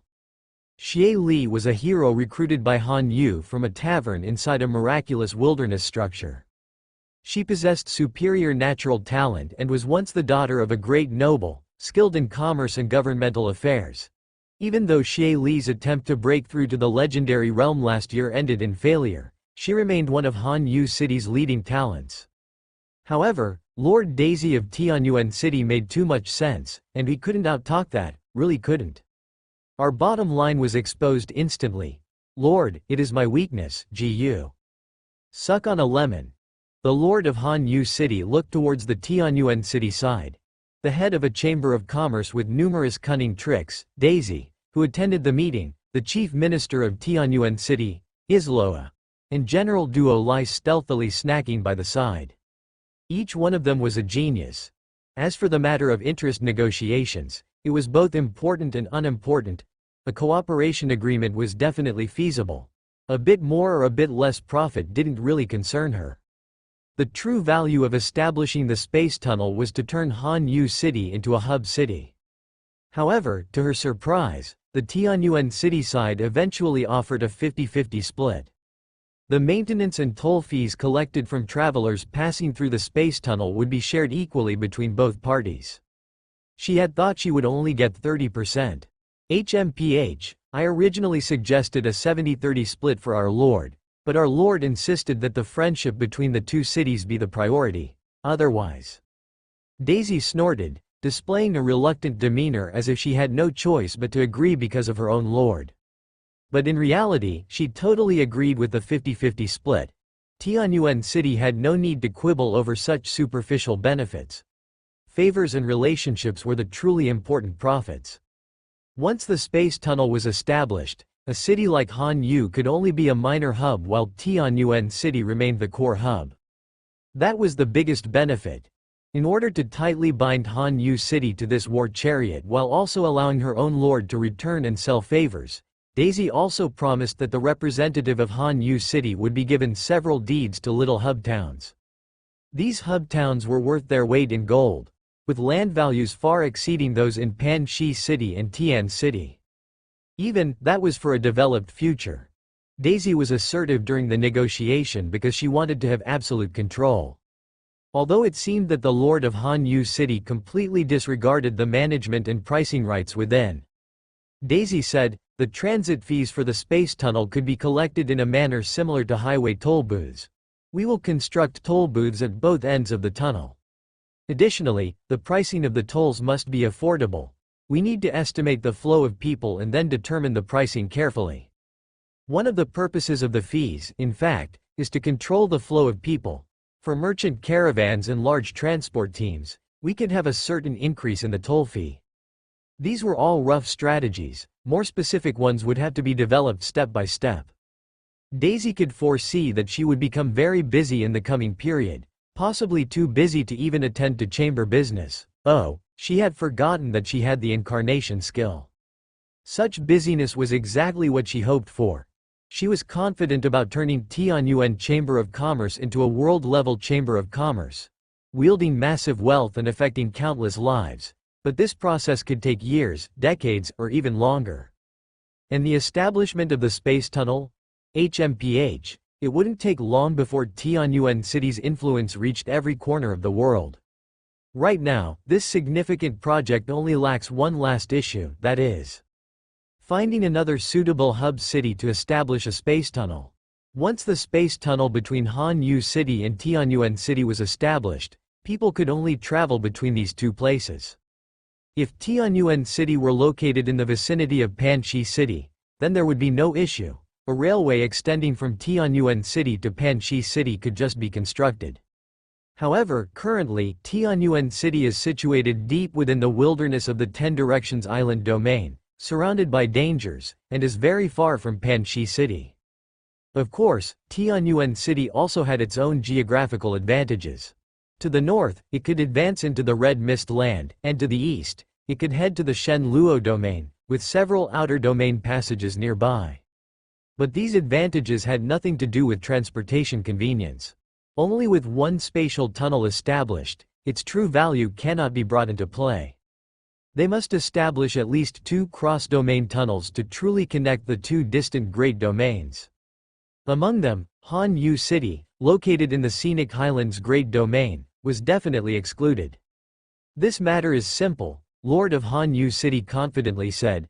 This public secret realm is indeed very rare, and those who already possess huge customer groups of super secret realms certainly wouldn't want to part with them, but when it comes to the alliance, such a massive whole, finding one or two suitable public secret realms is not difficult. We just need to cooperate with the officials and choose a proxy lord, and this matter will be settled. Mr. Lin and the others will definitely support this project that benefits both the country and the people. Officials is a generic concept. Within the ordinary lord circles, official lords, group lords, and independent lords are indeed clearly distinct. But those powerful lords who already hold important positions within the Pioneer Group and Taizan Lianji have on many occasions already been able to represent Taizan. Much less someone like the Lord of Han Yu City, whose combat power and status both stand on the peak of Taizan. She is a symbol of the officials. However, they now need the alliance to provide this public secret realm, so the profit gained by the Third Lord will have a large portion directly entering the treasury of the alliance. Therefore, this third person can only be called a proxy lord. Even so, the benefits to be gained are still very substantial. Wealth stirs the heart, and most lords even fail to hold on to it. Within this massive entity of the officials, there are also factions. Even if they are cooperating with the officials, Mu Yuan of course also hopes that this third lord can get along well and have sufficient strength to expand their tunnel alliance. Under the premise of needing the officials to provide the main materials, you also need to designate a cooperative lord? This seems far-fetched, however, by coincidence, Mu Yuan and Lu Shui, the lord of Han Yu City, both already possessed the ability to influence such decisions. Of course, the choice of this third lord must also leave no room for rebuttal. Mu Yuan had a target in mind all along. It seemed the lord of Han Yu City did as well. The two exchanged a glance, and she said, "This will of course need to be selected from our younger generation in the alliance. To be called part of the younger generation and yet be powerful enough, there are only a few such lords in the entire alliance. Sword Lord Lu Shi, Lord Qinxin, Twilight Elephant City Lord. The City Lord of Twilight lacks a bit in comparison. As for the likes of Lord Pan Shi and Lord Icefist, well, in the eyes of Han Yu, they are still too weak." Han Yu said, "Lu Shi has stronger power, and the geographical location of his territory is also good. Qinxin is a softie, but it's undeniable that she has a knack for managing her territory, and moreover, she's got connections." The foundation of the Tunnel Alliance had been set. Who the third cooperative lord would be still had to be discussed. Mu Yuan actually tended toward wanting them all. The limitation of spatial tunnels was not as big as the lord of Han Yu City imagined. The difficulty was only focused on the cost of construction. With the enhancements of the World Vine, in the future, the number of spatial tunnels that could be constructed would continue to increase. After setting the foundation, as the host, Mu Yuan warmly entertained the lord of Han Yu City. Han Yu took a stroll around Tianyuan City, and this process wasn't just about tasting lemons. She observed the multitude of city defense methods in Tianyuan City, including the city defense barrier that could even withstand beings from the Law Realm for a period. She nodded in satisfaction. To say where the biggest risk of the cross-domain tunnel lies, it's at Tianyuan City. Once Tianyuan City is struck by a disaster, the cross-domain tunnel would naturally collapse as well. Now it seems, Tianyuan indeed deserves her name as the next generation leader. The entire city is not only grand in construction but the internal defenses and enemy-repelling strategies are even formidable. She didn't go investigating, but her intuition had already given several warnings. Within this city, there are mighty strategies that even she must carefully handle, and not just one. You truly deserve it, Tianyuan. With these arrangements, these many mighty strategies, dealing with the powerful beings from Dragon Sleep Valley, she believed it would be enough. Supporting the worst-case scenario for a while, no problem. Indeed, but the main reason my intuition keeps giving repeated warnings is, standing here, I am only a divine soul avatar after all. Tianyuan City's southern zone was bustling with the construction of a transfer station town, meant to support the spatial tunnel. Once the town was complete and the negotiations for the second major space line concluded, the cross-domain tunnel would officially be unveiled to the world, signaling a transformative era. To call it an era-changing might seem exaggerated, but the establishment of the cross-domain tunnel would unquestionably decrease the difficulty of long-distance travel by dozens or even hundreds of times for those in the Taishuan Alliance, allowing even common folks the possibility of realm travel. Mu Yuan remembered that back when he was a new lord, he had heard that it was difficult for the second-generation lords to obtain even a single superior soul remnant. Such high-order remnants were not available in their own realms, or rather, they lacked the capital to buy them. Obtaining them from my great Lord Father also presented cross-domain challenges. It was time-consuming, laborious, and expensive.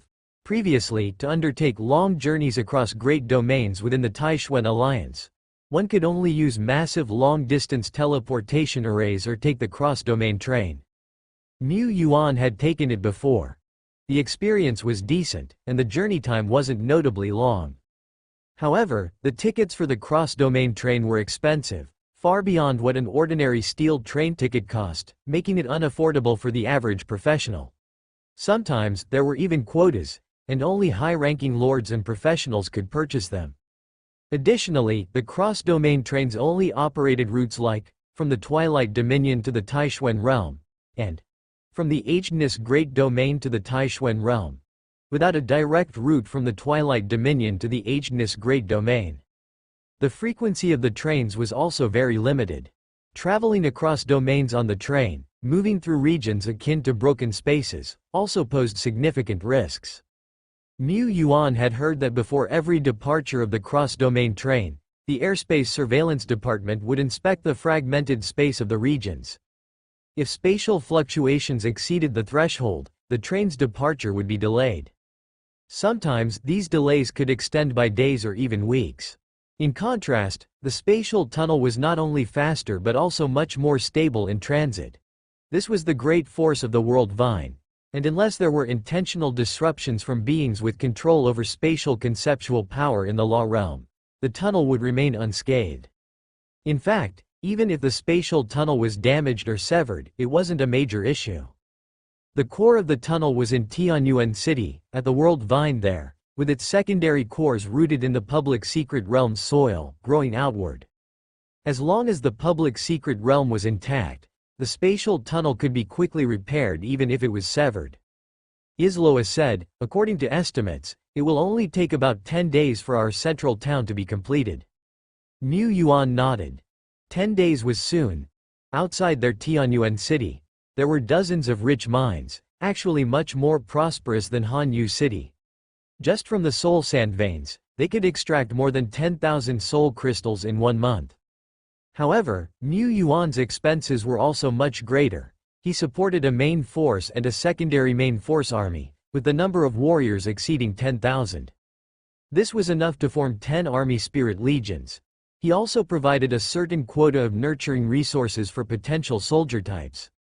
As the number of individuals in the legendary realm in Tianyuan City increased, the resources for legendary training represented a substantial expense. Tianyuan City had many strong individuals. The Han Yu family did not have as many legends. Furthermore, after the construction of the spatial tunnel, Tianyuan City's importance would skyrocket. It would hold a strategic position of great significance within the alliance. Mu Yuan did not solely rely on this, for when confronting formidable enemies, he preferred using his own strength. Only that was stable enough. But it was somewhat equivalent to having an additional ace up his sleeve. The spatial tunnel would also benefit the whole alliance immensely, simplifying military deployments and rapid support across different locations by hundreds of times. Not only that, Mu Yuan looked down at Tianyuan City, the town still under construction in the distance, and the bustling crowd both inside and outside the city. The greatest value, actually, is people. Merchants, adventurers, explorers can provide endless resources. From this, the job opportunities Tianyuan City could offer to the ordinary city dwellers would also significantly increase. And the presence of people could give birth to miracles. Tianyuan City was his domain, where he could maximize the gathering of miracle power. And it might not even be necessary to wait for an attack from Dragon Sleep Valley. Mu Yuan thought of the recent radical transformation of Tianyuan City, where miracle power naturally converged, and he had an idea. Perhaps, just creating a sufficiently shocking spectacle would draw miracle power in droves. This is also my deeper control over miracle power. After the establishment of the spatial tunnel, it will bring many benefits to our territory, but it is also a great challenge for local security. I am entrusting you with this task. Mu Yuan patted Lulu on the shoulder. General Lulu was meticulous in his duties, and Mu Yuan trusted him to manage the defense of the entire territory properly. If there were not enough resources, even a clever woman could not cook without rice, but Tianyuan City was now strong. I am assigning you 30 individuals from the legendary realm, specifically tasked with the defense of the territory for the upcoming period. Understood. General Lulu vows to complete the mission. It didn't really require a vow unto death. But Mu Yuan was accustomed to Lu's style of doing things. Yes, I'm leaving it entirely in your hands. Of course, Tianyuan City currently didn't have 30 spare individuals from the legendary realm available. During explorations of the world secret realm, Tianyuan City altogether had just over 30 individuals from the legendary realm, some of whom were maintaining critical positions and couldn't even join the exploration. Excluding T1 and T2 level division generals, externally assigned legends, departmental legends, and non-combat legends, there were only a few idle legendary strongmen left in Tianyuan City. Counting those already in the city defense army, there were at most a double-digit number of legends. Actually, that's quite a lot. How many lordships can casually bring out 10 esteemed, highly authoritative, and immensely powerful legends, just for the routine defense of a city? Han Yu City probably couldn't manage it. After all, it's famously known that Han Yu has a scarcity of capable generals at her disposal. But Tianyuan City is different. The legendary strongmen he had diligently cultivated were now able to play a significant role. 10 legends in charge of city defense? Not enough, at least 30 were needed. At this moment, it had been 3 days since the exploratory team from Tianyuan City returned from the world's secret realm. 3 days is a short time. But a 4th order limit Great Perfection legendary seed, who had domain, light of will, and body limit breakthrough all present, had adjusted their state and found the opportunity for breakthrough. Within the Dragon Hillock Fertile Land secret realm, a sensational legendary force surged to the sky at a superior level breakthrough dojo. The power of heaven and earth roiled, and the domain's brilliance shone. Notification. Your troop type, Skeleton Lord Bone 07, has broken through to the legendary Earth realm and is undergoing metamorphosis.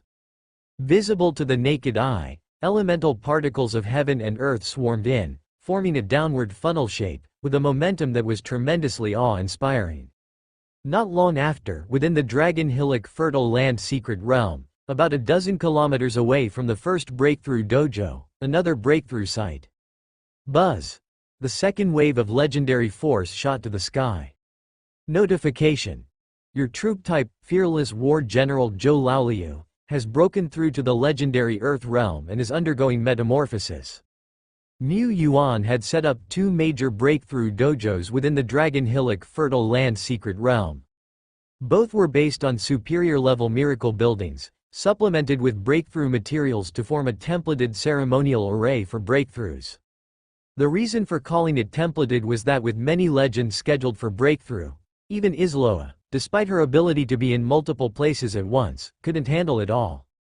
Moreover, after collecting enough breakthrough data for the legendary realm, even a templated ceremonial array could outperform the early custom-designed ones.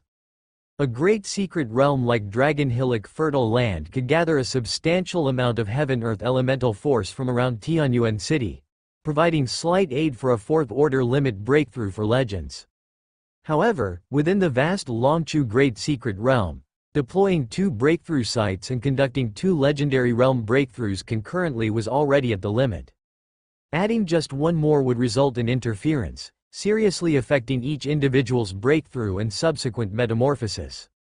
Soon after, Buzz, in the outside world, on the platform of the Heavenly Origin City main peak, within the Miracle Building, Ice Heart Lotus platform. On this day, the 3rd legendary momentum soared to the heavens.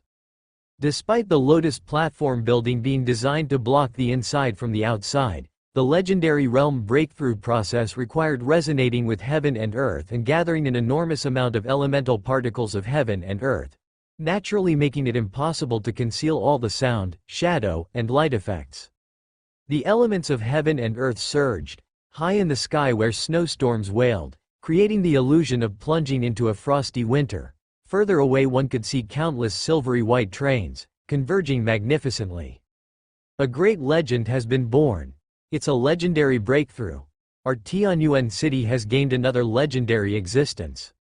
I wonder which prominent figure is breaking the boundary this time? With the birth of a great legend, we must celebrate. The entirety of today's drinks at the bar is on the house. Oh, Tianyuan City, after all, boasted nearly 300,000 citizens. Even if their previous lives were as destitute refugees, such a large base number included no lack of talents, high-level professionals with broad knowledge and experience. Some high-level professionals had wandered many places. Some had once served a lord. Others came from small countries that had been annihilated in far-flung areas. In these small countries, the legendary realm was a supreme existence, a great personage seated high in the heavens. Some remote small countries didn't even have a legendary presence to guard them, with all their various legends about legends coming from documentation and hearsay passed down through word of mouth. After arriving in Tianyuan City, they soon realized that the Great Lord's camp held not just one legendary figure. This gave them a great sense of security. Even though Tianyuan City already had several legendary beings in residence, the emergence of one more was definitely a joyous occasion worth celebrating. Looking back, when our Puji country had a great legend make a breakthrough, the king held a banquet that lasted 3 whole days in the capital. Even though our Tianyuan city is stronger than an entire country, having a new legendary figure appear is no easy feat, right? A hirsute and imposing man from the south-central region said. This place was a tavern with a fairly large footprint, the Big Bird Bar. This tavern was quite famous within Tianyuan city, ranking as one of the top privately owned taverns. The tavern owner was a powerful warlord-level profession. Rumor had it that Big Bird, the owner, was even friends with one of the city defense army's commanding officers, implying a deep background. Many professionals like to come to Big Bird Bar for a drink after finishing their work. Not so easy? I beg to differ. Another person at the bar spoke up.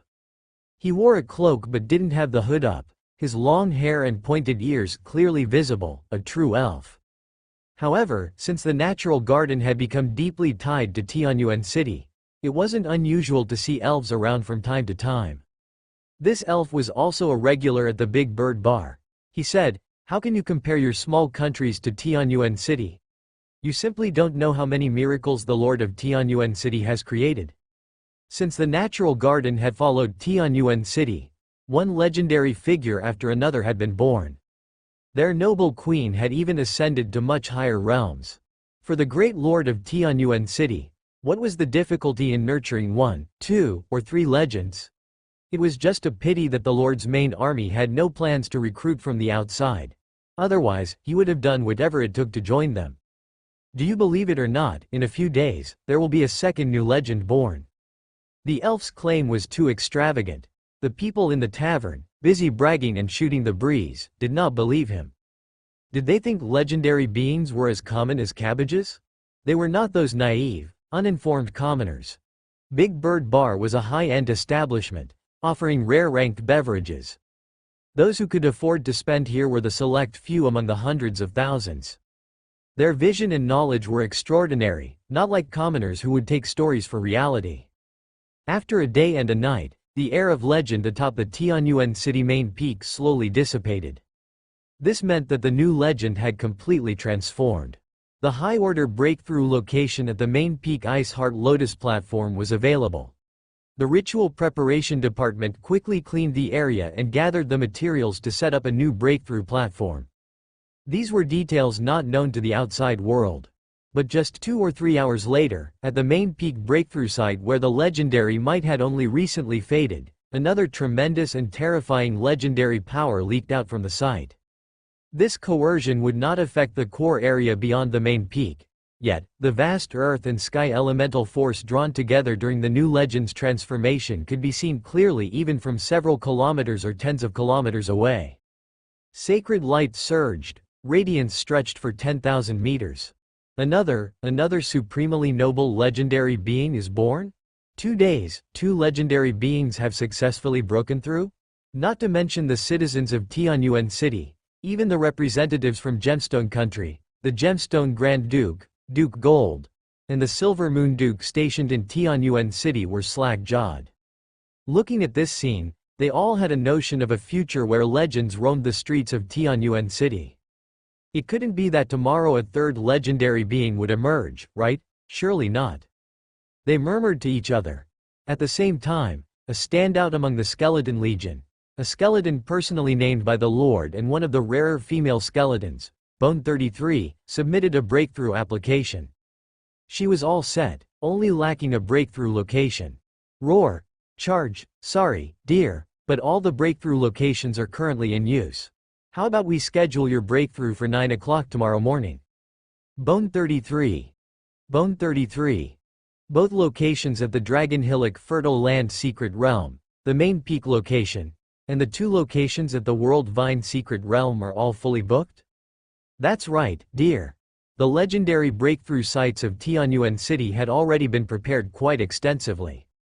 These breakthrough sites required at least superior-grade miracle buildings dedicated to breakthroughs as the cornerstone, supplemented by a large amount of materials and mysterious rituals.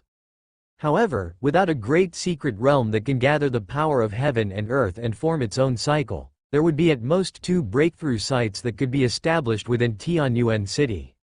These miracle buildings were either transformed from the Ice Heart Lotus platform by Isloa, after all, that building wasn't originally intended for breakthroughs, or upgraded to rare-level breakthrough dojos by Mu Yuan using building upgrading stones. The exploratory teams had even cleansed high-order sources of filth, resulting in the discovery of high-order architectural drawings for breakthrough buildings. Recently, Mu Yuan had spent a considerable amount of contribution points to exchange for 2 superior miracle blueprints, which were constructed within the World Vine Secret Realm. He didn't expect that even with all his preparations, there still wouldn't be enough breakthrough sites for everyone's use. Continue expanding. It wasn't necessary. The blueprints for superior breakthrough buildings weren't so easily acquired, there were limits to how many could be exchanged on the Tishuan platform. The more one tried to exchange, the higher the price. This was to prevent certain great lords from sweeping away all the precious treasures. I don't have that much space in Tianyuan City to construct breakthrough sites anyway. The Heaven-Earth elemental force within reach has its limits, unless I build the breakthrough sites on top of Wolf Head Mountain Fortress. But there was no need. He wasn't as poor as the Lord of Hanyu City, but he also couldn't afford to waste valuable resources carelessly. The breakthrough sites were only full because in recent times, there had been a substantial windfall in the World Secret Realm. Suddenly, so many 4-order extreme elites found their breakthrough miracles. Normally, having 2 legendary breakthrough ceremonies taking place at once would be a rare occurrence. In a little while, in just a day or two, the breakthrough sites wouldn't be so crowded. Those who could seize the opportunity now were the little geniuses among the epic elites. Other epics might have all 3 essential elements but still need to undergo state adjustment for 10 days to half a month. The longer the adjustment period, the less crowded the breakthroughs would be. When Lord Linglong was about to break through to Legendary, she adjusted herself for half a month. Of course, back then she wasn't an epic life, but merely a lord with a modest talent. Notice. Your Frost-Cold Lord Hamshuang has broken through to the Legendary realm. Notice. Your Holy Light Sage Tina has broken through to the Legendary realm. Notice. The notification sounds continued one after another, and the Great Lord Shepherd felt greatly satisfied.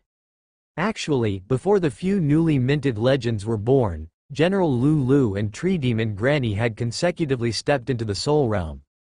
During their expedition in the World Secret Realm to the Heaven Ascending Altar, they had already raised their domains to the Great Perfection Realm.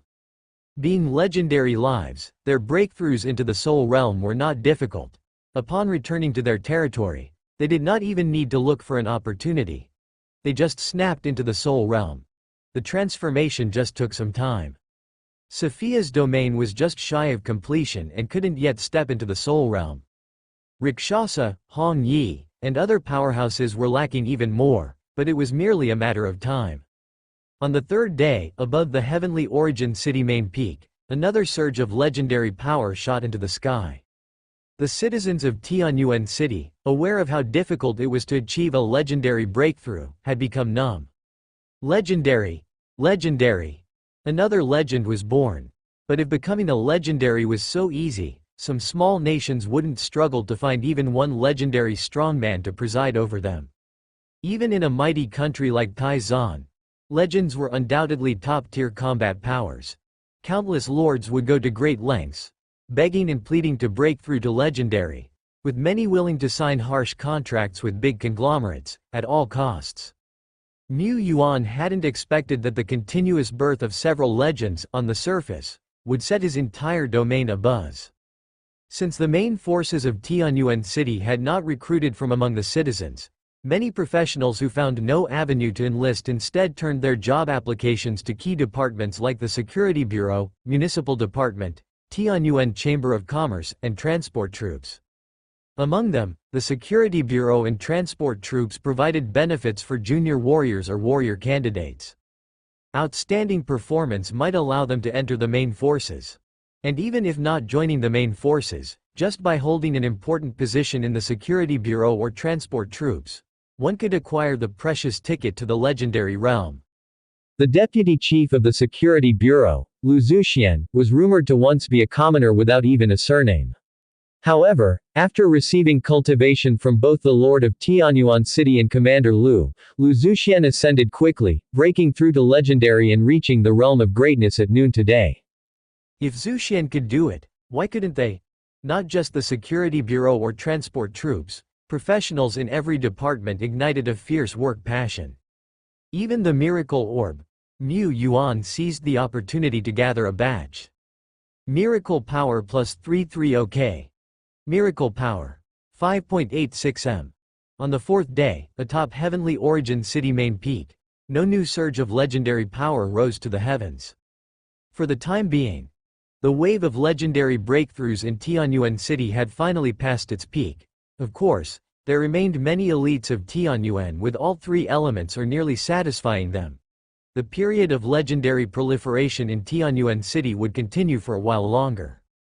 Specifically, on the fourth and fifth days, the number of legendary breakthrough ceremonies happening simultaneously in Tianyuan City fell to just 2 or 3. Mu Yuan then began to focus on the legendary evolution ceremony.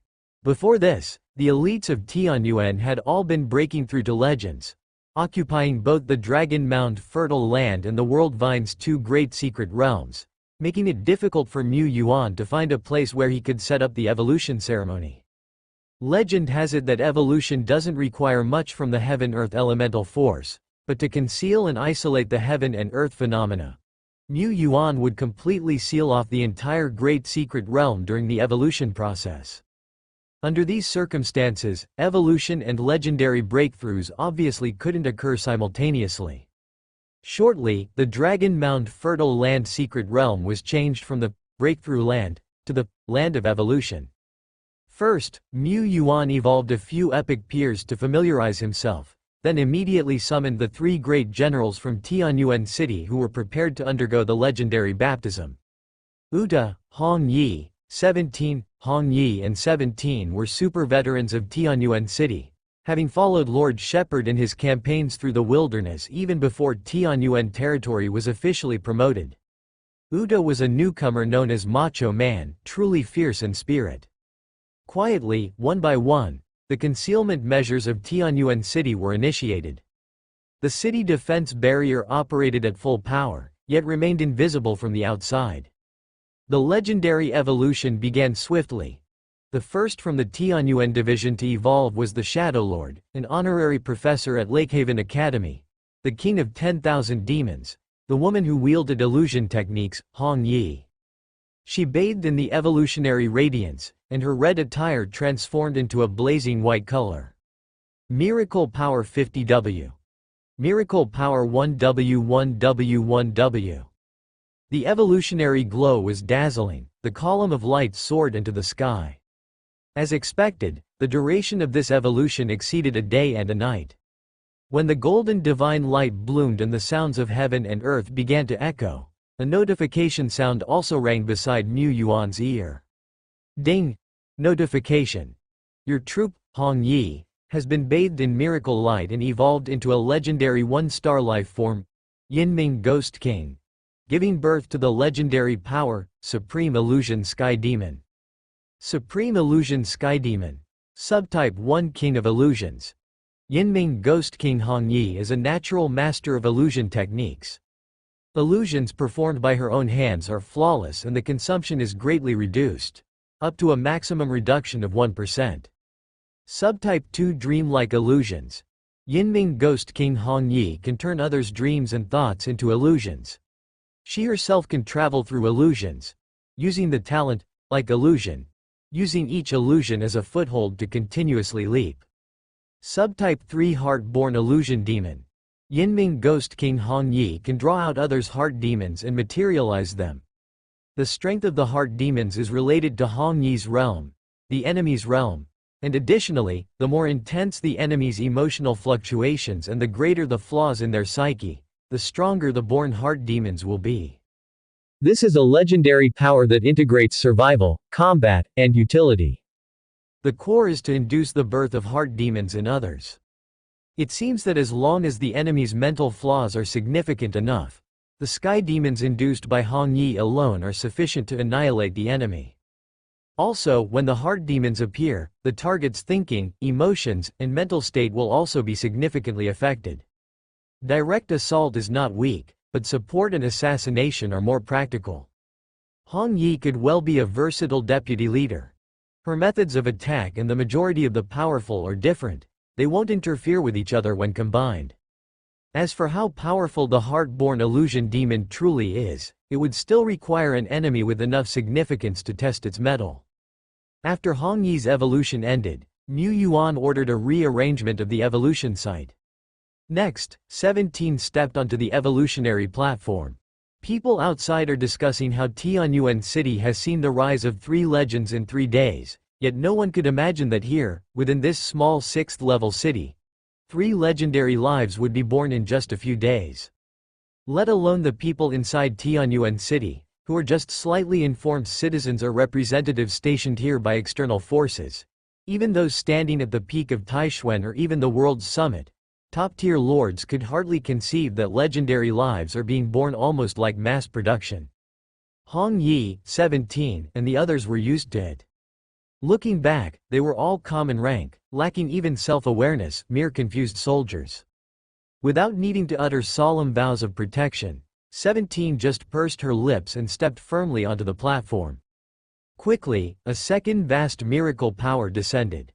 A similar process of legendary birth unfolded again before Mu Yuan.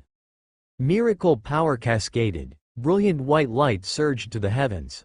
The domain expanded, the shadow of epic ability emerged.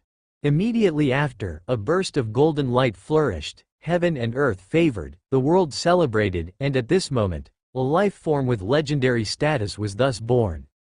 There weren't many onlookers.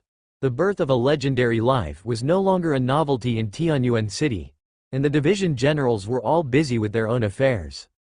Some were off to fulfill orders from Gemstone Country in foreign domains. Others continued to patrol the peripheries of the Tai-Zan Alliance. Some investigated the conditions of the world's secret realm. Others were occupied with defending their domains. Or, along with representatives from Hanyu City, headed to Qingxin City and Lushi City for negotiations. Mu Yuan and Isloa, however, were present 24 hours a day. Isloa continued to indulge her passion for collecting legendary evolutionary data. Mu Yuan was different. Unlike the wayward Isloa, he observed solely for the purpose of cultivation.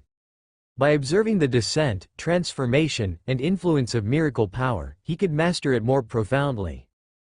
Ding! Notification. Your unit, 17, has bathed in the miracle light, evolved into the legendary 1-star life, Polar Star Monarch, and spawned the legend power, Sky Extreme Star Engraving. Sky Extreme Star Engraving. Description. Polar Star Monarch 17, roaming through the starry sky, can deliver devastating strikes to any target. Description 2. 17 can mark a target through vision, conceptual contact, and stellar guidance among other methods.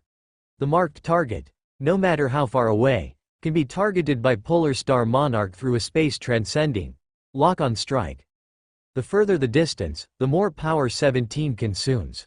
But the killing moves emitted through the star engravings grow stronger with distance. Notes. 17 can currently imprint up to 9-star engravings. Star engravings can be detected but are quite difficult to remove. Once removed, it takes a short time before a second marking can be made. Description 3. Polar Star Monarch 17 can also transform into starlight, travel through space anchored by star engravings, and reach the opposite shore. Mu Yuan stroked his chin. 17's legendary ability is indeed straightforward. She can transform into an ultra-long-range sniper. At first glance, it seems not strong. But what if the range of this ultra-long-range sniper spans thousands of miles, tens of thousands of miles, or even traverses great domains? Mu Yuan thought that possibility was not small. Legendary power, after all, cannot be measured by common sense. No matter how illogical, it's not excessive. Mu Yuan felt, this Sky Extreme Star engraving ability of 17 might even be able to target and strike an enemy's resurrection altar directly through the conceptual contact of fallen strong beings. If it could achieve that, the value of this ability would be tremendous. It's difficult for a Soul Realm strongman to fall. Dead Bone, although had once insta-killed Orochi, who was on the verge of resurrection, using the concept of instant death across realms. However, Orochi's servant was merely a world-class strongman. Just world-class. It would be very difficult for it to destroy existing beings in the Law Realm using the same methods. There's a chance for 17 to try, but finding a fallen Law Realm isn't that easy. For 17 to accomplish this, I reckon she must possess a significant conceptual comprehension. Both Hong Yi and 17, who had just evolved into legends, only mastered a few strands of conceptual power. Their conceptual power was still quite weak. The coming period would be their rapid improvement phase, just like when world-class strongmen first step into the Law Realm. In terms of conceptual comprehension, newly born legends definitely can't compare to veteran Law Realm venerables, but legendary power can exert incredible force in some domains. A force that is unreachable even by Law Realm or even Saint Realm. Hong Yi and 17 both left the Secret Realm, each going their own way to familiarize themselves with their evolved powers. After briefly opening, the Dragon Hillock Fertile Land Great Secret Realm closed again. Next up, the strongest macho man in Tianyuan City, a forcebreaker, Uda. Uda's domain realm boundary was very low, not even to mention reaching the perfect domain realm. Even breaking through the tens of thousands meter level was extremely difficult. Not breaking through the tens of thousands meter level foundation of the Divine Soul realm could be called a weak Divine Soul. However, Uda was not within the norms. Miracle power descended. In the obscurity, two responses came. Would you like to evolve Uda? Options. Giant Dragon Power King, Break Limit Martial Sovereign. Mu Yuan exclaimed, "Eh." The occurrence of two evolutionary directions was extremely rare. The last time he saw it was during Isloa's legendary evolution. In fact, with the aid of miracle power, Mu Yuan was confident in leading his division generals down different evolutionary paths. For example, earlier he had guided a talented musketeer onto the path of the gunner sequence, gradually forming a gunpowder battalion and gunpowder corps. However, usually there was no need since the direction selected by the miracle power in its mysterious way was the most suitable one for the evolver. The higher the rank, the less suitable it was to change paths. Since the miracle power had indicated two evolutionary paths, it suggested that both paths held equal prospects for Uda. The giant Dragon Power King was a sovereign among the Dragon Clan, naturally possessing unmatched great force and an extraordinary talent to control the concept of power. Such a legendary life, the strength contained within his bodily muscles could be as immense as a planet. He could, with his physical body alone, effortlessly destroy all energy, even conceptual power. The feedback from Breaking Limit Warrior provided less information. He might not be as powerful as the giant Dragon Power King by nature, but he possessed the possibility to break limits and surpass them. Which one was more suitable for Uda? Breaking Limit Warrior. Uda trains his body, severing his physical shackles time and time again. Isn't he repeatedly breaking his own limits? By comparison, even though the giant Dragon Power King is naturally very powerful, Uda is not accustomed to transforming into a giant dragon, and when fighting, he rarely uses the powers of the dragon like Long Wei. The only skill related to dragons that Uda had was Dragon God Fist. But it was uncertain how much this move was related to the dragon bloodline within him. Mu Yuan thought, it can't be said that Breaking Limit Warrior is weaker than Giant Dragon Power King at the initial stage, but Uda is a dragon strongman, and his job rank is naturally aligned to become a Giant Dragon Power King. Evolution down this path could maximize the potential of Uda's bloodline, elevating his physical strength. If he evolves toward Breaking Limit Warrior, it would mean crossing paths, only elevating his potential by 80%, 90%, and the transformation brought about by evolution would also be slightly weaker. These, Uda will have to make up through his own efforts later. It's rather difficult for Uda to complete his potential alone, but using the miracle power to cheat makes it much simpler. Even if this evolution doesn't complete it, waiting for the next Legend 2 stars wouldn't be too late. Precisely because Uda's combat approaches and cultivation methods were more suited to Breaking Limit Warrior, this weaker, initial value, pathway appeared alongside giant dragon Power King. Evolve. Miracle power descended, and miracle light blossomed. In the white light, Uda, posing in a horse stance preparing to charge, was frozen in form. Time passed. Uda's domain appeared, showing barely noticeable progress. Notice. Uda bathes in the light of evolution. Epic ability, physical shackles. Transforms, increasing the upper limit of shackles that can be severed from 6 to 8. Notice. Uda. After the transformation of the epic ability, finally, radiant golden light soared into the sky. The phenomena of heaven and earth, the glow of dawn, and the sounds of celebration came in succession, congratulating the rebirth of a legendary life. The phenomena appeared only within the Longchu Great Secret Realm. Outside, in Tianyuan City, 10 Directions Island Domain, and various great domains, the phenomena that could appear with the birth of a legendary life such as skies of golden haze, golden streams, and reflections of heavenly light, were nearly undetectable after passing through layers of the Great Secret Realm, the enchantment, and obscured by Isloa's authority of the starry sky. Even specialized organizations tracking these events across the eternal world would find it challenging to detect this fleeting disturbance.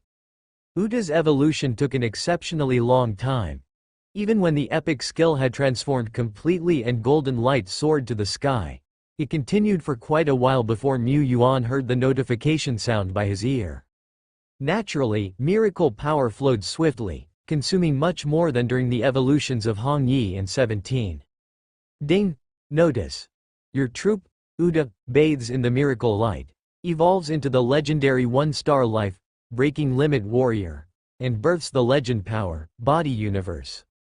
Body Universe. Description. The body is a universe. The power is eternal proof.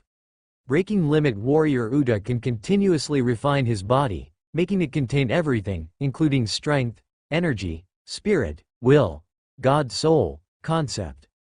For breaking limit warrior Uda, power can prove everything. The description of legendary power was just a simple sentence, nothing like the various auxiliary abilities of Hong Yi and 17's legendary power. From just these descriptions, Mu Yuan couldn't discern how strong this body universe of Uda was. However, right after the evolution ended, Uda awoke from the afterglow of evolution, as expected, and didn't undergo any enlightenment. No, not exactly. Uda didn't reach enlightenment, but he seemed to have grasped some kind of intuition. He stared intently at the azure sky, 1 second, 2 seconds, 3 seconds. Snap! Times 8 suddenly, the crisp sounds of shackles being severed echoed in this realm. Physical shackles, all 8 stages severed. An aura as fearsome as a god-demon surged to the sky, grand and blazing like flames, the steaming vigor rose. Around him, black thunderbolts flickered. The space continually vibrated, humming. Under this high-pressure distorted space, Uda's figure and facial features became blurred. Only his eyes remained exceptionally clear, their bright golden glow seeming to penetrate the boundaries of space and heaven and earth. He stared at the azure sky, as if facing an insurmountable heavenly chasm. His spine stretched like the Dragon King, his blood and energy boiling like the great oceans of a planet, climbing higher by the segment. Momentum, intention, spirit, blood, all continuously accumulated. Not good. Mu Yuan saw what Uda was about to do. With physical shackles completely severed and his momentum climbing to the peak, Uda, putting his full force into a punch, the Dragon Mound Fertile Land Secret Realm wouldn't be able to withstand it. The Secret Realm was already weaker inside than outside. The World Vine was an exception, but the Dragon Mound Fertile Land was merely a routine Great Secret Realm. Uda was only preparing to swing his fist towards the sky, yet he could potentially punch a hole right through the entire Great Secret Realm. Should he interrupt him? No, it wasn't possible. Such intuition, once an opportunity is missed, capturing it again becomes extremely difficult, especially for Uda. Duo Lai, he called out. He remembered that Duo Lai was within Tianyuan City. Communicating through psychic connection was a matter of a single thought. The sealing and opening of the Dragon Mound Fertile Land Secret Realm were also merely a thought away for the Lord. At the same time, on a street in Tianyuan City, Duo Lai stopped in front of a snack stall, hair standing on end. The Lord was summoning. No need for change. By the time the owner heard the voice, the girl had already vanished without a trace. Only the raging wind howled, flipping the entire snack stall. My food cart. Several soul crystal coins fell, landing precisely in the stall owner's hand. I've been wanting to replace it anyway. A blue streak of light traced a beautiful arc across the azure sky, precisely entering the secret realm's gate on the high mountain. The next instant, Duo Lai arrived within the Longchu Great Secret Realm. Here, the winds and clouds surged, and Uda's momentum also gradually accumulated to the peak. Duo Lai knew what he had to do. Come on. Momentum, intention, spirit, blood resonated. Uda seemed to transcend extreme sublimation, releasing a punch with all his might. Boom! It was as if a heavy hammer had dropped in the heaven and earth realm. The shockwave thundered like a giant wave spreading outward, shredding vegetation and rocks, throwing the earth into the air, bit by bit. This was just the residual force of the punch, and this punch. A black Da-Ri spanned across the sky as if a curtain had opened, devouring everything within its range. Including Uda's punch at extreme sublimation. Legendary power devouring heaven and earth. Had Duo Lai not controlled the scale, letting this black Da-Ri expand recklessly, swallowing the entire Longchu Great Secret Realm wasn't impossible. Under devouring heaven and earth, all things, all concepts, would return to the purest nothingness. This was the path of devouring, Duo Lai with hands on hips, truly worthy of a general. Uda's body cracked, blood spouting like a river. His momentum also poured down. But he had already thrown the punch. Throwing it was enough. He didn't need to hit anything, destroy anything. What he needed to break through were the thoughts in his heart, the heavenly chasm before him, the absolute barrier. His momentum declined, but his eyes still shone bright, the golden light within them like the light of evolution soaring high into the sky. Not even the slowly shrinking black Da-Ri in the distance could overshadow it. Ding! Alert! Your unit, Uda, has severed shackles, using force to transcend, breaking through to the legendary Soul Realm. This was the Soul Realm. Normally, breaking through the Soul Realm would take a day or two, but Uda's breakthrough was just one punch. He was originally prepared to break through with force. This path is very bumpy, filled with unknowns. He initially needed to continuously trial and error, falling and rising again and again. But the body universe granted him more possibilities. At this moment, even the domain on Uda's body had disappeared. There was also no soul light soaring into the sky from the soul realm. All of him was merged into the body universe. The body is the domain, the body is the soul, the body is the concept, the body encompasses everything. This is, limit breaker, warrior proving with power, Uda. Tien Yuan Uda. Should Uda's contribution value be deducted to a negative? Mu Yuan stroked his chin. Uda almost blasted through the Dragon Mound secret realm. Mu Yuan was fortunate that Duo Lai was within the territory. Otherwise, it would have been difficult for either him or Isloa to intercept Uda's punch completely and without repercussions. Future legendary evolutions must be arranged within the World Vine Great Secret Realm. That Great Secret Realm has the World Vine presiding, which can suppress even the Law Realm internally, and the barriers of the Secret Realm are much more robust than the Dragon Mound Fertile Land. Even if the Secret Realm were damaged, it'd be hundreds of times simpler to repair with the World Vine. Putting aside the almost penetrated Secret Realm, the miracle power consumed by Uda was also exceptionally vast. The Red Clothing Legend consumed 800k miracle power.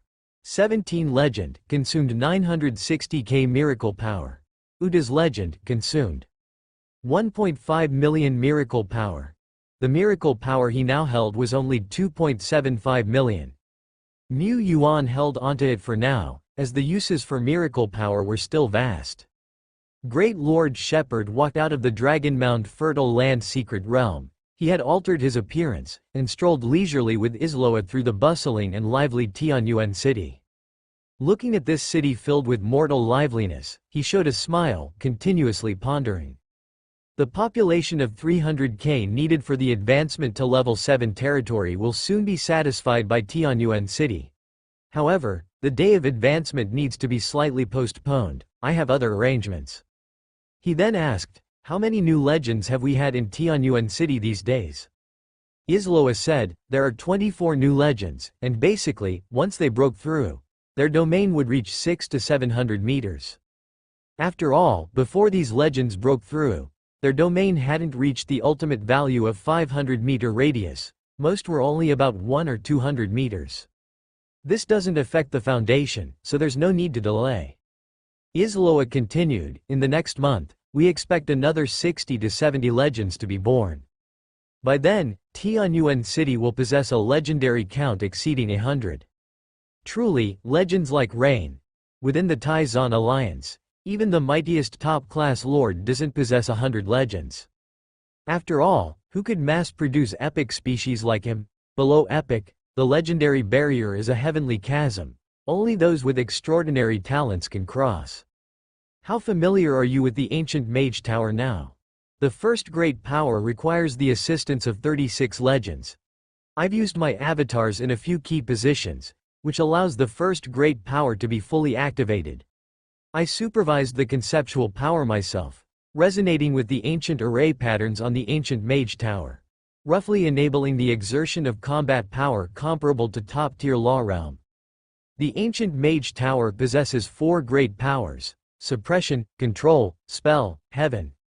Even just the first level of power is immensely strong. The Mage Tower's own body can even ignore the deadly spells of the Law Realm. Ignore. But it will be difficult to exert the second great power, Isloa said. In another month or two, gathering 108 legends in our territory won't be difficult, and I can act as a Law Realm host myself. Just, among these 108 legends in control, there must be at least 10 from the Soul Realm and 20 adept in techniques. In the short term, it will be difficult for us to gather such a lineup. She clearly understood what her lord longed for. Exerting the second great power of the ancient Mage Tower could rival holy gods, a force greatly needed by Tianyuan City at the moment. But to say nothing of full exertion, even struggling to exert the second stage, she was helpless. She was skilled in techniques, proficient in myriad spells, but her skill in spells was insufficient before the mysterious and unparalleled ancient Mage Tower. She could only learn the Mage Tower's array patterns for now, let alone modify them to reduce the difficulty of control. After all, she was just a self-taught mage. Mu Yuan regretted it. But no matter what, the ancient Mage Tower was still Tianyuan City's top trump card for the time being and owned a path that leads directly above the Law Realm, combat power. It was also one of the 3 strongest measures held by Tianyuan City. The other 2 super trump cards? One is Angel King Labis. The other is the Great Lord Shepherd himself. Mu Yuan was not boasting. He truly was one of the only 3 with extreme peak combat power in Tianyuan City at this stage. General Dead Bone? General Duo Lai? They were outdated? Cough cough, Dead Bone, Duo Lai had unlimited potential. Compared to 1 or 2 months ago, Dead Bone had made significant progress, and if he were to face Ice Burial Duke again, he could easily win in just a few moves. Even so, he could not possibly defeat the ancient Mage Tower first level of great power, controlled by Isloa or the Angel King, a fellow legend who had truly reached the peak of Principal Realm. The ancient Mage Tower and the Angel King were the current cornerstone of Tianyuan City's combat strength. The World Vine's combat power was significantly lower, not classified among the top trump cards. Lord Shepherd was. Although he was merely a Soul Realm lord with no particular distinction, he relied heavily on his vast territorial power. 2 months ago, Mu Yuan had been able to barely counter those in the Law Realm using this territorial power while waging war in the Shattered Isles warzone. At that time, his territorial power had not yet transformed. Now, he had taken control of the new territorial power, possessed the Lord True Body mode, which not only vastly increased the capacity of his territorial power but also significantly sped up its recovery. Even outside his territory, he could use this power without any loss. Moreover, compared to that time, Tianyuan City had now advanced to LV6 and was about to reach LV7. These two LVL upgrades not only greatly expanded the area of the territory but also significantly expanded the 4 semi-mystic realm military structures inherent in the territory. The larger the territory, the higher the upper limit of the territorial power. Moreover, times 2, there's also the World Vine Secret Realm. Now, the World Vine Secret Realm had already become larger than Dragon Mound Fertile Land and was still growing rapidly. This secret realm also provided a significant amount of territorial area. Additionally, it contained the immense power of the world. The life rank of this power of the world was higher than territorial power, and both could be used simultaneously. In possession of vast territories and wielding the power of the world, Mu Yuan considered himself terrifyingly strong. Undoubtedly immensely powerful. Just not as enduring as Angel King Lapis and Isloa's ancient mage tower. With all my power, I could probably subdue existences like Firewing Duke with a flip of my hand. Lapis and the ancient mage tower could too. But still, this power is not enough, not enough. Tianyuan City was ultimately positioned too far forward. Mu Yuan had to worry that during the arrival of the Red Fog Disaster Moon, there could be entities above the Law Realm crossing realms. Even if this possibility was small, but not having the power to counter those above the Law Realm always felt unsettling. Can Lapis contend with forces above the Law Realm? Hard. According to what Mu Yuan knew, the top existences in the Principal Realm generally only controlled the second stage of conceptual power. The Lord of Han Yu City was probably at this stage. Yet, Lapis had already mastered the third stage of conceptual power and owned a root imprint. She was even senior in this third stage. Lapis, Han Yu. Thus, Mu Yuan, Han Yu. Square root. However, existences above the Principal Realm generally possessed third stage conceptual power. Their life ranks were also inevitably high. The gap between realms above the Principal Realm and the Principal Realm itself was as vast as the Star River. Angel King Lapis was very strong, yet not strong enough to cross this Star River-like barrier. What about the ancient mage tower? Even less likely. Its first level of great power only held the might of the Principal Realm. Mu Yuan stroked his chin. Of the 3 major assets of Tianyuan City, my own strength can hardly improve significantly soon, unlike the ancient mage tower and the Angel King. If only the ancient mage tower could control the second level of great power, it could match forces above the Principal Realm. This couldn't be achieved in the short term but was still the most reachable path for Tianyuan City currently. After all, above the Principal Realm, those are Saint Realm great power holders. Saint Realm will forge bodies of concept, coexist with heaven and earth, and traverse the universe. Below the Saint Realm, even if as mighty as the Principal Realm, able to wildly ravage hundreds of miles in a thought, obliterate a big city in a breath, and dry up great lakes, they were still just mighty life forms. Their lifespans had limits. Approaching these limits, even Principal Realm existences would age. Their energies would gradually deplete, and their souls' radiance lost. Heaven and Earth Realm, Soul Realm, Principal Realm. A body in the Principal Realm was still mortal, not significantly stronger than that of Heaven and Earth Realm peak. Their lifetimes were similar. Human legends typically lived for 300 years. The Soul Realm might reach 400, but the Principal Realm could only live up to 500 years. Of course, those with epic bloodline, especially from species like the giant dragon, vampires, and elves known for longevity, would see their lifespan significantly extended. Actually, the methods of life extension in the Principal Realm were numerous, every one very viable. True deaths from old age in the Principal Realm were few, with most dying in combat. And whether they belonged to long-lived or short-lived species, no matter how many years left in their life, once they stepped into the Saint Realm, the ultimate state, they would gain immortality, coexist with heaven and earth. Possessing a body of concept, Saint Realm great power holders had transcended life itself. They were the concept. Any attack not possessing conceptual power would be ignored by the Saint Realm. That is to say, even if one wanted to besiege a saint, the minion in this besieging team would have to start at the principal realm. It was outrageous. And what other powers the Saint Realm possessed, Mu Yuan was also unclear. This was also why he did not believe Lapis could contend with the Saint Realm. However, theoretically, mastering the concept of the second stage would qualify the top Principal Realm practitioners as being at the peak of Principal Realm, granting them the qualifications to break through to the Saint Realm, not to mention that Lapis's conceptual realm is even higher. If only Lapis could break through the barrier, then Tianyuan City would possess a truly nation-anchoring combat power, and even facing Dragon Sleep Valley would not cause the slightest panic. So, how could one break through this barrier? Unknown. Lapis did not know, and when Mu Yuan asked, this angel looked bewildered with her large eyes. Who is she? Breaking through? Breaking through what?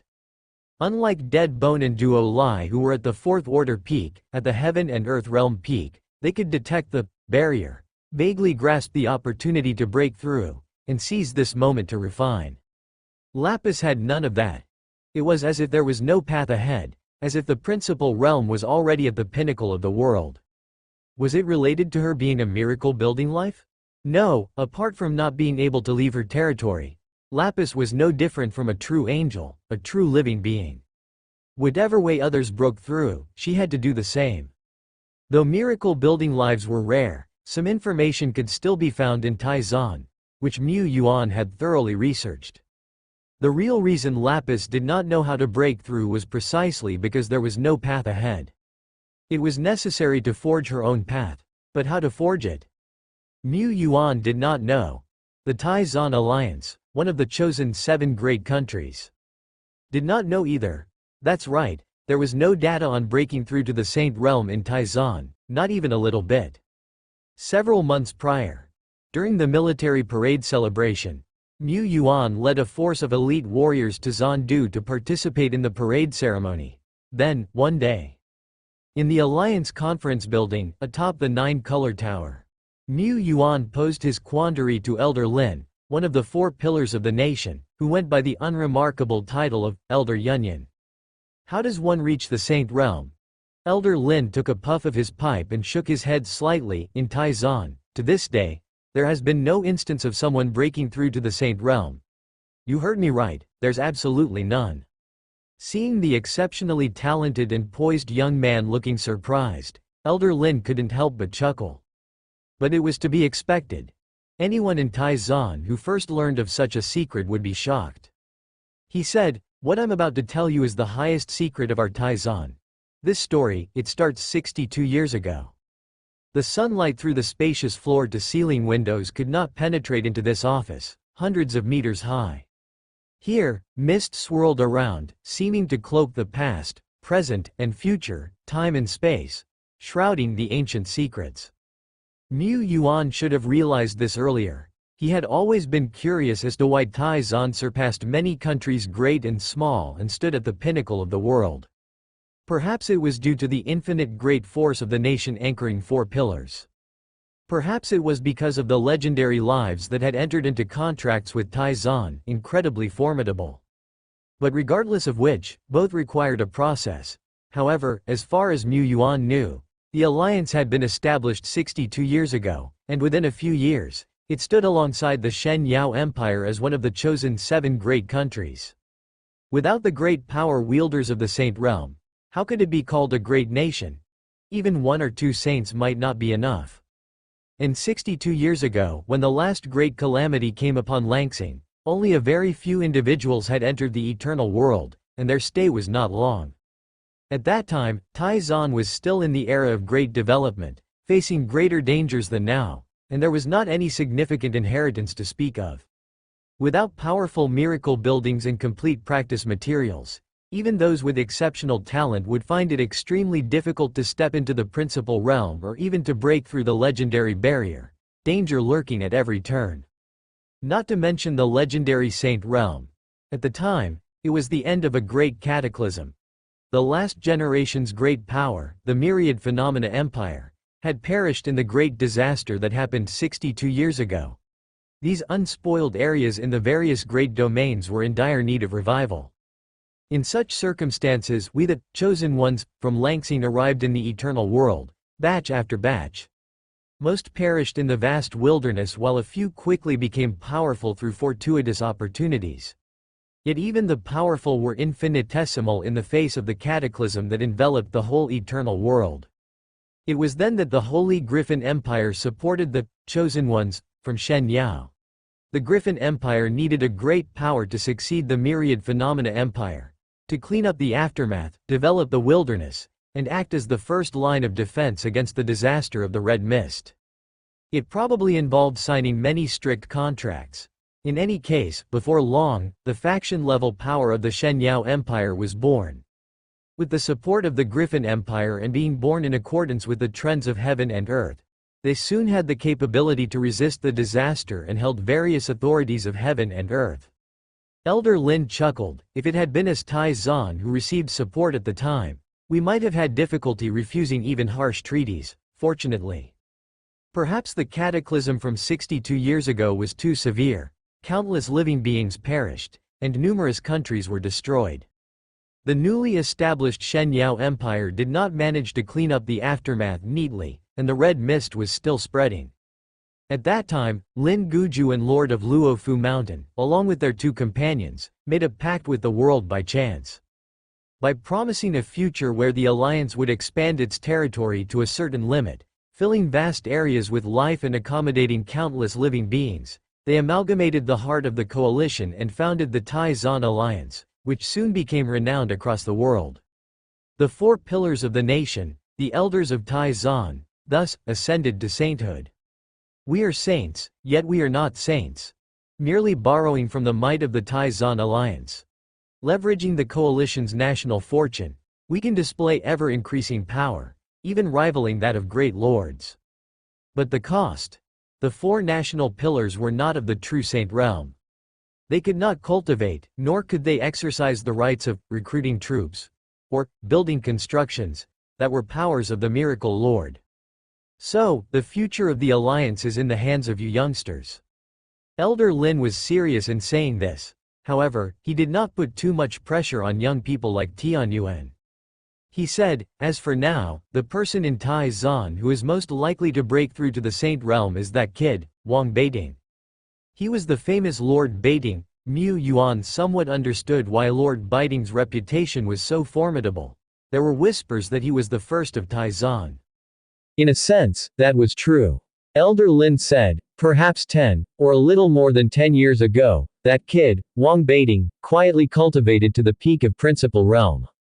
His miraculous combat achievements when he was young were not one bit fewer than yours, but after he got older, he kept a low profile, always remaining within his domain. He is either searching or perhaps already on the path to a breakthrough. We in Tai Zan do not have a reference case for breaking through to the saint realm, but after all, we are a great country and have gathered some rough ideas over the years. These ideas can be summarized in 3 sentences. Find the path that suits oneself. Embark on this unique road. And climb that road relentlessly, until the end, to push open the gates of the saint realm. Talking about this might be premature for you, but once you've reached the peak of principal realm, you might find something. What kind of discovery? I have never stayed at the peak of principal realm and lack that experience, so the future will still depend on you young people. This is the path to ascension. It can be seen as a rite that ritually conjoins heaven, earth, and nature with the law. There are 3 stages in total. The first stage is difficult. The second stage is difficult. The third stage is also difficult. Mu Yuan withdrew his memories, standing inside the Tianyuan Cathedral in front of Lapis. To find one's own path, this path must inevitably be related to the job rank of the strong, their expertise, and the concepts they grasp, but this path needs a more specific direction and process. For instance, there once was a renowned giant dragon king whose path to ascension was to unite dozens of large dragon clans and lead countless giant dragons to slay monsters of the law realm and confront great forces from the saint realm, establishing the formidable power known as Giant Dragon Island. Take for example, a great power called the Dual King, whose path to ascension was also quite evident. Dueling. At the peak of the law realm. He challenged 18 rivals of the same realm, each opponent stronger than the last. Through this, he practiced his own way and ascended to the Saint Realm. However, the path to ascension cannot be replicated. It is a divine sanction, and it is unique. The path to ascension for any person will differ, even if they share the same job rank or even twins. Their paths will be entirely distinct. The difficulty lies in finding your own path. Once the right path is found, and once you begin to walk it, from the obscurity of the peak of Principal Realm, you can glimpse that long and lofty path which ascends to the heavens. Can Lapis find it? For those at the peak of the Principal Realm, the third stage was just as difficult, no, even more difficult. Find the path, step onto the path, reach the summit of the path. Perhaps some at the peak of the Principal Realm had already found the path and were walking it, yet they could not proceed. They knew the path lay ahead, but for them, one more step would mean death. Referring to the great power holder, Dual King, in his path to ascension, the Dual King had fought 18 strong opponents alone, the weakest of whom possessed the power of the peak of the Principal Realm. Such a path, most of those at the peak of the Principal Realm might find it but could not tread it. Of course, not all paths to ascension required such high demands.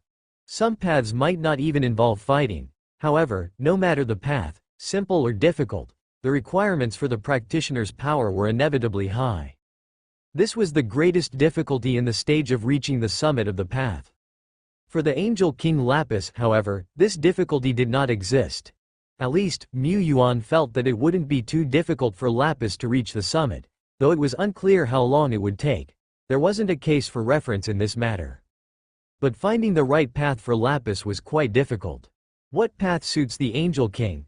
Lapis possesses the great power of guard and judgment. Perhaps the path should be approached from these aspects. How to guard Tianyuan City. There was no touch of stepping onto the path when she confronted the Firewing Duke. Of course, it could not be ruled out that the Firewing Duke was too weak. Whether this path was correct or not, guessing alone was useless. It had to be tested. But even attempting the path to ascension was incredibly difficult. Lapis, what are your thoughts? Lapis seemed to have just come back to her senses, responding with a clear yet foolish gaze. Comparable to the early days of Duo Lai, Mu Yuan rubbed his forehead. Well, after all, she was a young lady who had been born just over a month ago. He couldn't expect too much from her. Finding the right path still required him, the Lord, to figure it out. Mu Yuan decided to look for some information, or try to probe a bit from the legend of the ally Taizan. Finding the path took time. Lapis had just stepped into the peak of the Principal Realm not long ago. Who knows, she might find the path after some time. Mu Yuan patted Lapis on the shoulder, encouraged her with a few words, and then left. He still had important matters to attend to. Inside the cathedral, Lapis watched her lord walk away, then sat on the ground and pondered, frowning. Time ticked away slowly. The angle of the shadows under the sunlight changed gradually. Lapis clenched her fists and took a deep breath. At this point, let's play a game first. Heavenly Origin City Main Peak. Semi-mystic realm of the Rear Mountain. Mu Yuan stood before a huge totem pole, from which gray-brown vines, like decorations, hung down. Several vines were woven into a net, supporting a similarly huge seed, about half a person tall in the middle. Ying ying ying, I know. Mu Yuan touched the vine in front of him and then took this half-person tall seed into the epic treasure of the eternal Golden Guard soil. This seed seemed to be a seed, but it was more like a division of the world vine.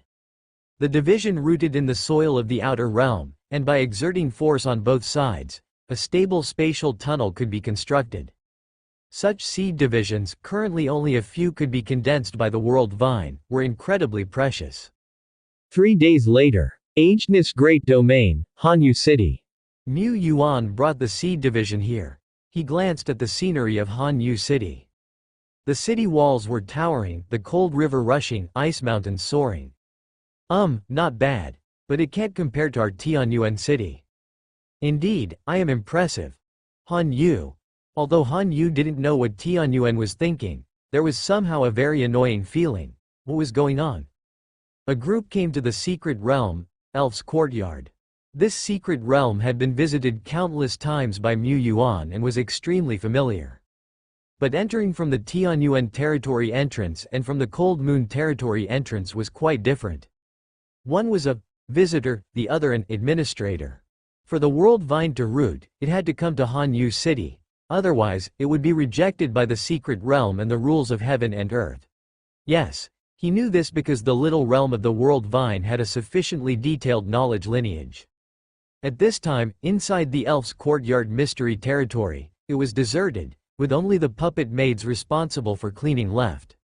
The high-value items in the surrounding coffee shops, tea houses, and auction halls, including some more valuable ornaments and green plants, had all been collected by the Lord of Han Yu City. The entire mystery territory felt like it had just been ransacked, empty and desolate. These days, the Lord of Han Yu City's decision to terminate membership and shut down the mystery territory had caused quite a stir, but this small-scale public mystery territory also had its advantages. Wanting to close it was just a matter of a word from Han Yu. If those that had grown to enormous scale with numerous stationed powers and entangled interests were public mystery territories, closing them wouldn't be so easy. The great powers involved wouldn't allow it. Even though Elf's Courtyard was a standard operation, it was still a cash cow, so much so for the Lord of Han Yu City, and even more so for those senior and greater lords. The money earned casually from this mystery territory was substantial. How much money would be lost during these few days of closure? This money wasn't theirs, yet they still felt bad for the Lord of Han Yu City. Only a few lords closely associated with the Lord of Han Yu City truly understood that this public secret realm was not just temporarily closed, it was very likely to be permanently closed. At that moment, Lu Mianmu, Shen Linglong, and several other lords whom Mu Yuan did not know were also in this secret realm. The Lord of Qingxin City and a representative hero sent by Sword Lord Lu Shi were also prepared to witness the event. Are you sure? Mu Yuan looked toward the Lord of Han Yu City. He was certainly aware that she was ready, the contract had long been signed, but he still had to ask. Yes, I am sure. Han Yu took a deep breath, her gaze taking in the entire secret realm. There was a sense of reluctance, but no hesitation. Then, I shall begin. Mu Yuan took out the half-human height source seed and set it quietly on the floor in front of him. There were no fancy or complicated operations, and there was no need to pry open the floor to expose the soil beneath. The source seed was shaped like a seed, and its rooting process resembled that of a seed. However, its target was not the land but space. Seedlings broke through the soil, delicate vines burrowed into the surrounding void, and layers upon layers of spatial ripples undulated outwards. The spatial ripples intensified, but after 2 hours, they gradually returned to calm. At this time, the half-human height source seed in front of everyone had disappeared, but further away, at the boundaries of the secret realm, within the faint gray mist, one could see much thicker gray-brown vines darting in and out of the fog, seeming like part of the background. Is it finished? No, we have only laid the foundation. What comes next is the core of the engineering. Constructing a cross-domain space tunnel. A world tunnel that allows free passage between worlds. Could it be constructed? Yes. The moment to witness the miracle was today? Rumble. As expected, the small secret realm of the elf's courtyard shook violently, the distant fog that marked the edges of the secret realm roared even more fiercely, and inch by inch, it swallowed the land of the secret realm. The entire secret realm was shrinking. All those watching this scene were extremely nervous, each clenching their fists tightly. Mu Yuan was probably the calmest person there, as the great force of legendary construction could easily break common sense. The Lord of Han Yu City looked over the secret realm. She saw the surge of space. A profoundly mysterious conceptual power of space was gathering and extending. It also integrated some other more esoteric, core technologies. At the same time, in the region of Tianyuan City, spatial ripples moved one layer upon another in the unseeable infinite void. The world vine was shuttling through the infinite void, absorbing the endless power of the void, opening up space, and both ends working together to drill through a world tunnel connecting two places. On the main body side, the great force was boundless, requiring only a slight consumption of minor world power. However, the counterpart located in Hanyu City was much less powerful and had to squeeze this not so large but vast and mysterious spatial power contained in the secret realm. Time ticked away. Continuous roaring sounds came from within the public secret realm, the distant lands cracked, and trembling buildings showered down dust. After an unknown period, finally, the roaring stopped. As the lord of this place, Han Yu had already noticed a new arch-shaped space gate appearing in the suburbs of Hanyu City. This was her chosen site for the construction of the tunnel's main gate, and Hanyu City had already started construction in that area. The toll booths, relevant facilities, and accompanying commercial projects were mostly completed. Only the completion of the World Tunnel was needed to open for business. She was counting on the World Tunnel to make money. Looking again at her own secret realm. Now, the elf's courtyard had significantly shrunk, with cracked grounds visible everywhere, and the inherent power of the secret realm itself had greatly diminished. But it still existed and could still operate, which was already an unexpected joy. Of course, even if the entire public secret realm was turned into nutrients, Han Yu would not regret it. This was a planned event, after all. Moreover, as world tunnels were established one by one, connecting various domains and places, the trading function of the public secret realm would be almost obsolete. Trading in public secret realms already required paying an expensive cross-domain tax, and the lords would not engage in direct trades there unless there were no substitutes available. Thus, the only advantage left for the public secret realm was its function for intelligence exchange. However, with the technological developments of the Tai-Zan Alliance, communication tools had become more advanced, and multi-person chat tools had begun to emerge. Perhaps in the deep wilderness, traditional tools or high-order heavenly patrol mirrors were still necessary for contact, but in various townships, multi-person chat tools were gradually appearing, and the prices were not too high. Times had indeed changed. Without time to care how much power was left in the secret realm, Han Yu was already eager and went to the front of the world tunnel. The gate was arch-shaped, with grayish-brown vines twining around the frame, but the mysterious inscriptions were not visible, perhaps hidden within. Compared to the intra-domain tunnel gate she saw in Tianyuan City, this one was a bit larger, with spatial ripples emanating up to 30 or 40 meters around. Passing through the space gate, there appeared similar winding roads that stretched endlessly into the void like a serpent, yet the end of the tunnel remained out of sight. This was normal. Even the channels within an island domain and those spanning two great domains could not possibly be of equal length.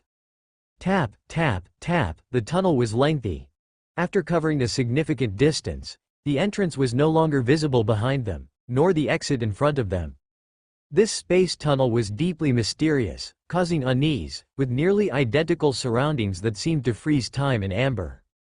What a perilously vast emptiness! Surprisingly, the light that symbolized the tunnel's exit soon appeared in their field of vision. The light gradually expanded. Sunlight poured into this deep and secluded space tunnel. Splash! When they stepped out of the space gate, a grand toll station came into view. Tianyuan City Station. In the distance at this station, another smaller station could be faintly seen, where there was also a space tunnel gate. Had they already arrived in the Tianyuan City domain? So soon? Shen Linglong took out a timer and looked at it. We passed through the entire tunnel in just 1 minute. Of course, all the members of their group were at the legendary realm, and even without moving at full speed, their pace was not slow. They were not representative of ordinary people. For a typical professional traveling through the tunnel, it would likely take 10 minutes. Mu Yuan said. The intra-island domain tunnel took 2 minutes to traverse, while the cross-domain tunnel only extended it by several times, which was a pleasant surprise. More effective than imagined. So fast. Han Yu was astonished. The Tai-Zan Alliance had already established an extensive railway network, including steel trains that traveled across domains. Even so, crossing a domain once was much more difficult than leaving a country on Langsing. For countries with poor infrastructure, ordinary professionals simply lacked the capacity to travel to other domains. Even legendary realm individuals needed specific conditions and to assume significant risks. Now, From the Aegis Great Domain to the Twilight Dominion's 10 Directions Island Domain, it only took 10 minutes. More convenient than visiting a neighboring city. The economic and strategic value generated from this was immensely significant. Han Yu couldn't help but gasp. She had anticipated the transformative impact of the World Tunnel, but she still underestimated it. Since that's the case, let's properly celebrate the official establishment of the World Tunnel. That's right. The next World Tunnel should be the one connecting our heart city, right? Lord of Tianyuan City, and our Liushi City, Sword Lord Liushi has long wished to share a toast and discuss matters with Your Excellency. Of course, the establishment of the tunnel also didn't need to be rushed to the extent of counting every second. After all, they had arrived in Tianyuan City, and both morally and logically, they should formally visit the Lord of Tianyuan City. Even though this esteemed person was standing nearby. Tianyuan City, I know it well. Shen Linglong said. She had once spent quite some time in Tianyuan City, she knew Duo Lai, Isloa, and the city itself very well. Let's go, I'll take you around, As they left the central town and saw the vast and majestic Tianyuan City in the distance, Shen Linglong couldn't help but rub her eyes. Was the tunnel's coordinate correct? Was this still Tianyuan City? Several days later, the world tunnels leading to Qingxin City and Liushi City were successively established. This meant that from that moment on, from the small southern suburbs of Tianyuan City, one could directly reach three very famous large cities within the Taishuan realm. Among these three cities, Qingxin City was the most majestic, with a permanent population exceeding 3 million and a highly developed variety of industries, including forging factories, scroll-making factories, enchantment factories, and pharmaceutical-making factories among its high-end industries. It had become very easy for Tianyuan City to purchase ordinary goods afterwards. The transportation cost was virtually nil. Moreover, whether it was Hanyu City, Liushi City, or Qingxin City, they were all located in the more central areas of the Great Domain, Taishuan territory, with direct train routes to the major cities of the region. Starting from these three cities, one could reach the vast majority of cities in the domain within 3 days. The World Tunnel Alliance was preliminarily established. The impoverished lord of Hanyu City was most concerned, what is the safety of the tunnel like, and what is the maximum number of people it can carry at the same time? She was of course aware of the stability of the tunnel space, but once the World Tunnel opened to the whole Taishuan and was accessible to all the passers-by, no one knew whether there would be crazies, spies, or enemy forces suicide soldiers among the commuters. If the space tunnel were attacked, could it become unstable and consequently collapse, covering everything with spatial turbulence? That's a good question, Mu Yuan said. We can conduct an impact resistance test, but what is certain is that the entire serpent path including the surrounding stable space is not so easily broken. Of course, only a few tens of meters around the serpent path in the tunnel is stable space. Beyond that distance, one enters the true void filled with spatial turbulence and annihilation wind. Once the passers-by carelessly fall down there, well, they're done for. But that issue wasn't a big one. This isn't the peaceful Langsing, but the eternal world. What's a bit of usage risk for a space tunnel that stretches across 2 grand domains? A little flaw is normal. The World Tunnel Alliance would also inform those entering the tunnel in advance that if they fell into the infinite void due to their own reasons, well, the consequences were their own responsibility.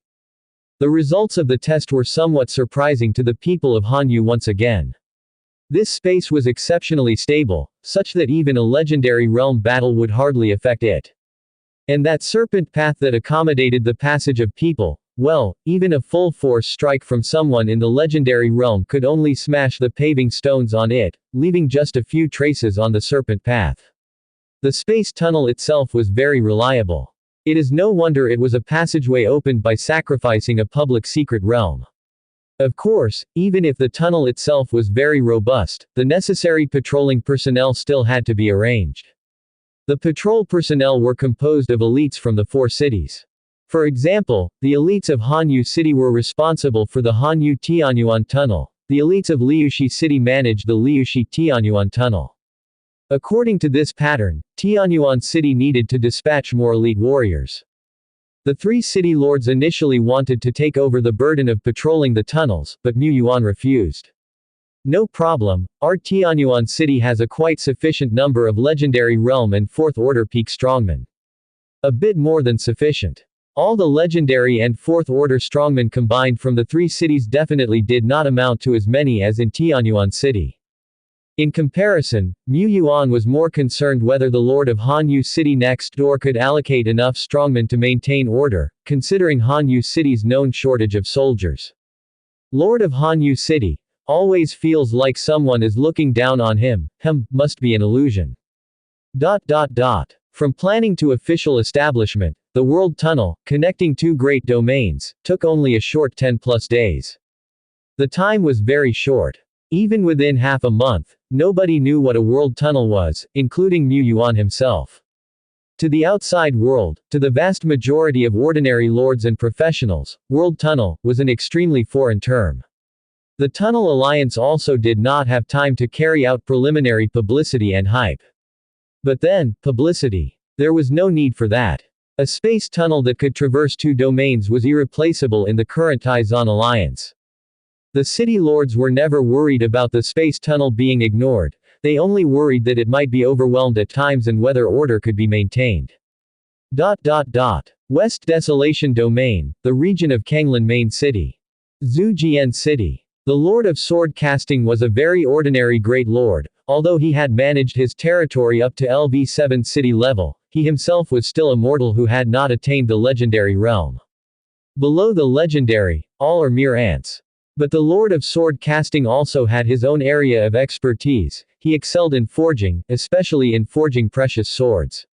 His superior forged swords had a small reputation throughout the region of Kanglan Main City. Relying on this skill, the Lord of Sword Casting was a guest of honor in many great domains. Even in the Elf Garden Trading Secret Realm, established by the Lord of Hanyu City, his status and position among many members were also in the top 10. With his own forged swords, the Lord of Sword Casting had made a good amount of earnings from many members of the Secret Realm, and also purchased rare materials from some foreign members. But the trading Secret Realm he relied on suddenly closed down. Without the public Secret Realm, how are we supposed to obtain the urgently needed high-order material, Red Gold Intense Fire Stone? This material, apart from being definitively produced in the West Desolation Domain, has no stable purchasing channels elsewhere. Of course, there wasn't just one public secret realm in Hanyu City. Within the Taizan Alliance, there were at least a dozen to 20 public trading secret realms. The most famous ones, their scale was hundreds of times that of the Elf Garden.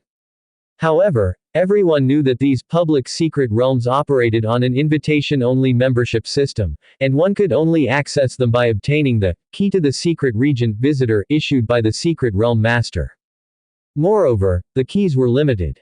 Occasionally, keys of several top public secret realms leaked to the outside world, fetching astronomical prices. The Lord of Sword Casting was somewhat self-aware. After all, he was not a genius, becoming the Great Lord was purely due to his money-making abilities, and being able to enter the Elf Courtyard Mystery Territory was already a stroke of luck. Dreaming of entering a top-tier trading secret realm was entirely out of his league. Ada, any news from Hanyu City? Has the Courtyard Secret Realm reopened yet? No news to that effect, Lord. Hanyu City is just building something outside the city these days. The Lord of Sword Casting was somewhat anxious. Before long, his trusted general, Ada, was back again. Oh, is there news? The voice of the Lord of Sword Casting City rose involuntarily.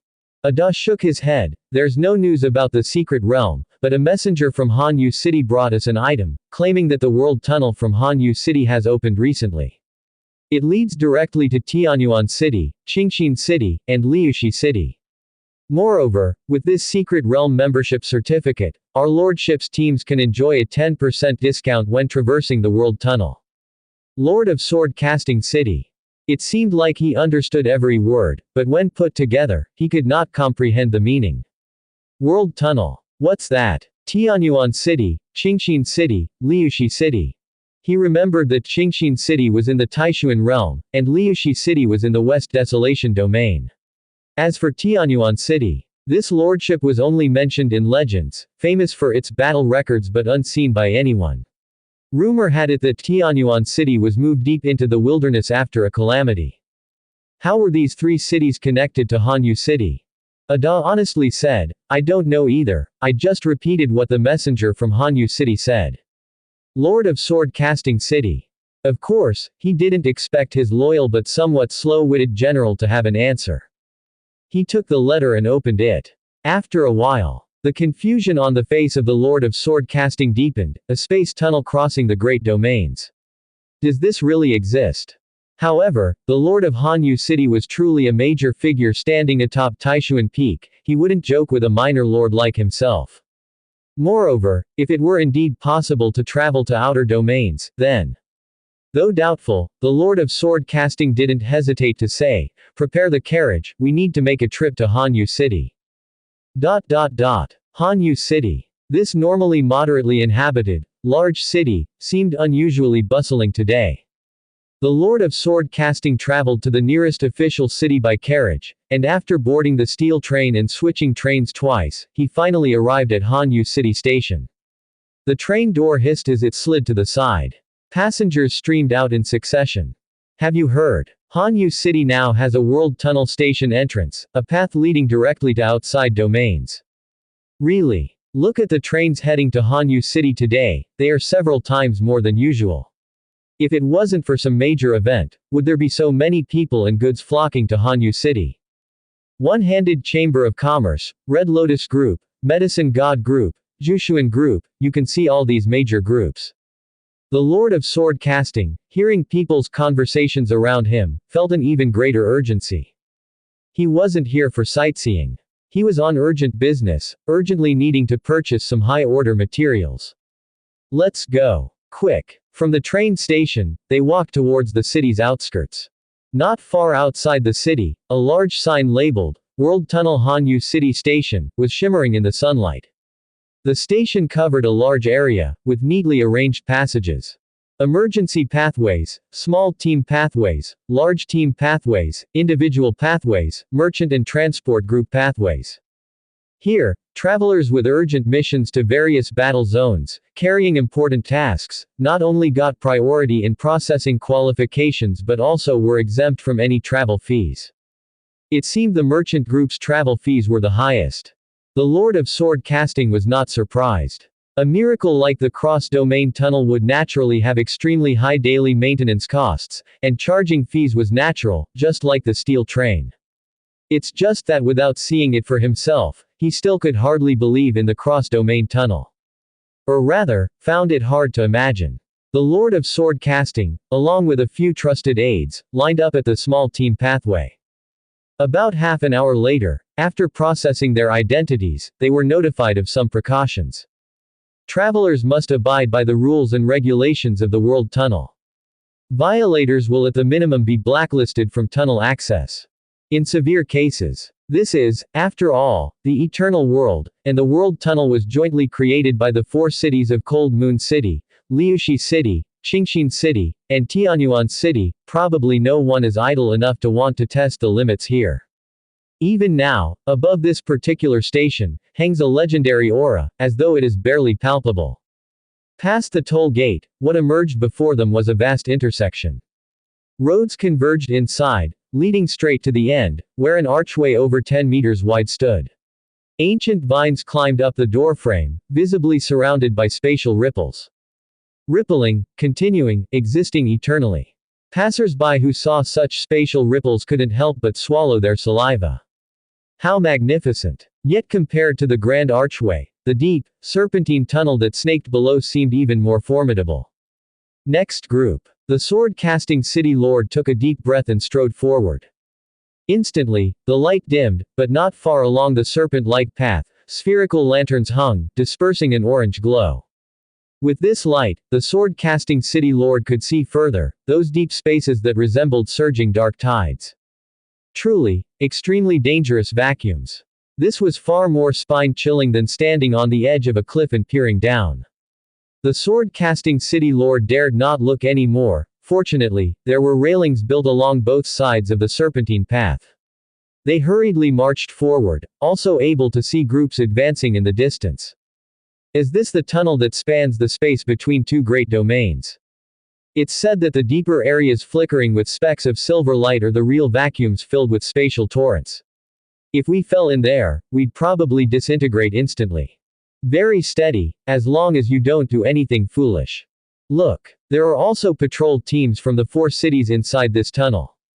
There were experts in ice blue armor, moving in groups, riding silver blue shuttles along both sides of the Serpentine Road. These were the masters from Cold Moon City.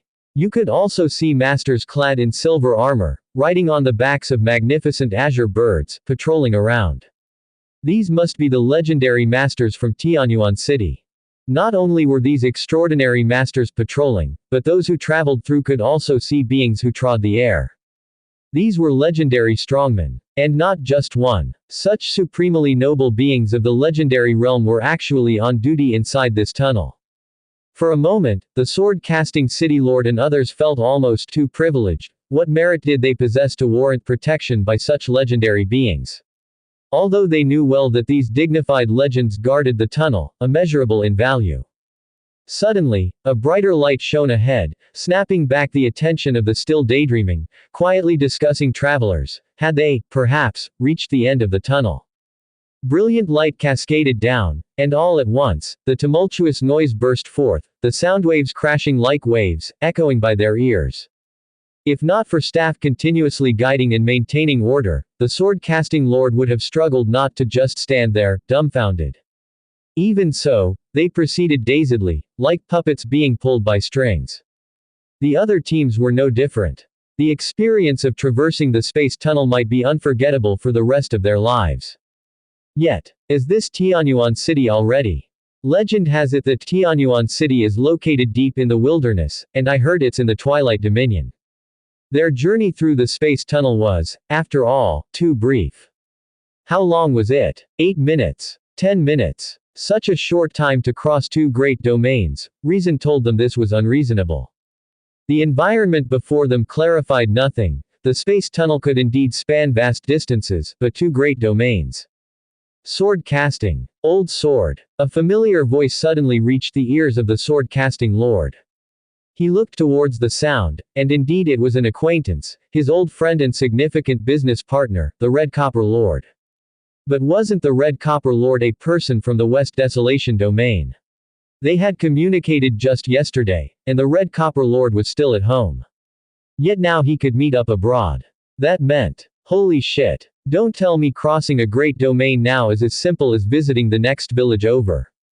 Traveling across realms is simpler than traveling across villages. Such a joke nowadays actually carries a certain degree of truth.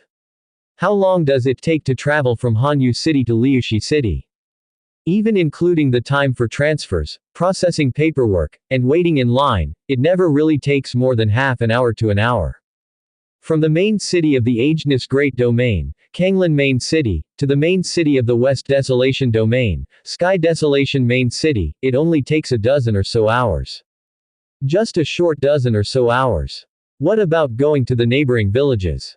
Most territories don't even have railway connections to their villages, and sometimes it's even hard to find a dirt road that a carriage can travel on. In this era, disasters and monsters are rampant in the wilderness, turning many areas into dangerous and high-risk zones. Traveling to small towns in nearby regions could sometimes take half a day, or even 2 to 3 days, which is perfectly normal. Tianyuan City is a central hub town. This town, which continues to expand, has already seen the construction of many magnificent buildings. The earliest buildings to rise were constructed by architects sent by Hanyu City, Qingxin City, and Liushi City. At the time of contract signing, Mu Yuan gifted the deeds of some central town lands to the 3 city lords in the name of the Tunnel Alliance. After all, it's a matter of shared interest. This town, which will soon gather visitors from various domains, is an enormous cake, and Mu Yuan couldn't possibly hog it all. Besides, he couldn't handle it all on his own. Tianyuan City might have a strong combat power, but other areas are much weaker. The central town needs sufficient facilities and goods to sustain itself, otherwise, at best, it would only serve as a bustling transit hub. Regardless of what Hanyu City, Qingxin City, and Liushi City manage, there's one thing they definitely can't run. The various miracle buildings with extraordinary effects. For this, Mu Yuan even spent a fortune to purchase many architectural drawings of miracle buildings, including functional, residential, and recreational ones. However, the core establishments built by the three cities themselves are quite extraordinary. The office for Hanyu City is a 66-meter-tall pagoda, serenely situated in the center of the town, not far from the tunnel station entrance. This was part of Mu Yuan's repayment to the Lord of Hanyu City. He had given Hanyu the majority of the land deeds, including several in prime locations. Symbolizing the base of Qingxin City is an ancient-style building, adorned with pearl lights, as if the sound of ethereal music flows from within, invoking a yearning in one's heart. It's said that beneath the Lord Qingxin, there is a troupe of sky sound musicians, who are skilled in playing the zither, the flute, and are experts in tea and dance arts. The sky sound musicians conduct their business within this ancient building. Now that's a big draw. Apart from Qingxin City, Lord Qingxin has only built sky sound towers in a few major cities within Taizan. This is clearly a significant boost to the township's attractiveness, which can make many passers-by stop and stay. A big move by Lord Qingxin. The bunch of deeds he gifted to Lord Qingxin might not only have avoided a loss, but also have turned a profit. Of course, that's a win-win situation. Lord Shepherd didn't need to trouble himself with construction, the central hub town's core competitiveness increased, Lord Qingxin also profited a pretty penny, so isn't this a win-win-win? Mu Yuan was even tempted to take a look at the Sky Sound Tower. Of course, mainly because it is said that when Sky Sound Tower and Sky Sound musicians work together, they have the effect of cleansing the soul and enhancing spiritual power. Otherwise, how could just being good at singing and dancing, playing chess, and calligraphy, being good-looking, and treating people kindly attract so many powerful figures? The building arranged by Sword Lord Liushi for the central hub town is a simple brown structure, with many sword-shaped decorations hanging under the eaves of the building. Here, in addition to serving as the main residence and resting area for important personnel from Liushi City, it seems to also provide services related to sword refining, and mind refining. Beyond the three major cities, in fact, the central hub town, before the commercial circle of the World Tunnel opened, had already seen some powerful merchants move in. Such as White Shark Group, but not limited to White Shark Group. Of course, Mu Yuan couldn't attract so many strong and powerful merchants by himself, but together with the three lords of Hanyu and himself, their influence, if not covering half of Taizan, must at least cover a small half. This is the meaning of alliance. Mu Yuan walked along the bustling town streets, disguised as an unremarkable and slightly handsome young man, nodding slightly. Not bad, if this continues, the future could be. We can't let this central hub town have a promising future. This world tunnel has only been open for a short time, and this small station town has become this lively. What will it be like in a few months? Among the crowd, a nondescript, dark-skinned burly man clenched his teeth. He is a direct subordinate of the Sky Dragon City Lord, the secret realm master of the Zhulong Mountain Range, an outstanding trade secret realm. The Sky Dragon City Lord not only controls the Zhulong Mountain Range, a top public secret realm, but also, relying on this realm, has established a massive group that controls multiple regions and a wide variety of goods. The Sky Dragon Group earned a fortune from this. Their Sky Dragon City, within the vast Taizan Alliance, is also wealthy enough to be ranked in the top 10. Ignoring top-tier treasures and considering only ordinary wealth, they are definitely in the top 10. However, the entire business volume of Taizan Alliance is fixed, and with the appearance of the World Tunnel and the establishment of the central hub town, their business of the Sky Dragon Group was visibly impacted. This won't do. That night, the dark-skinned man urgently contacted his own lord to report the situation. Chairman, what should we do? Maybe. His expression turned fierce.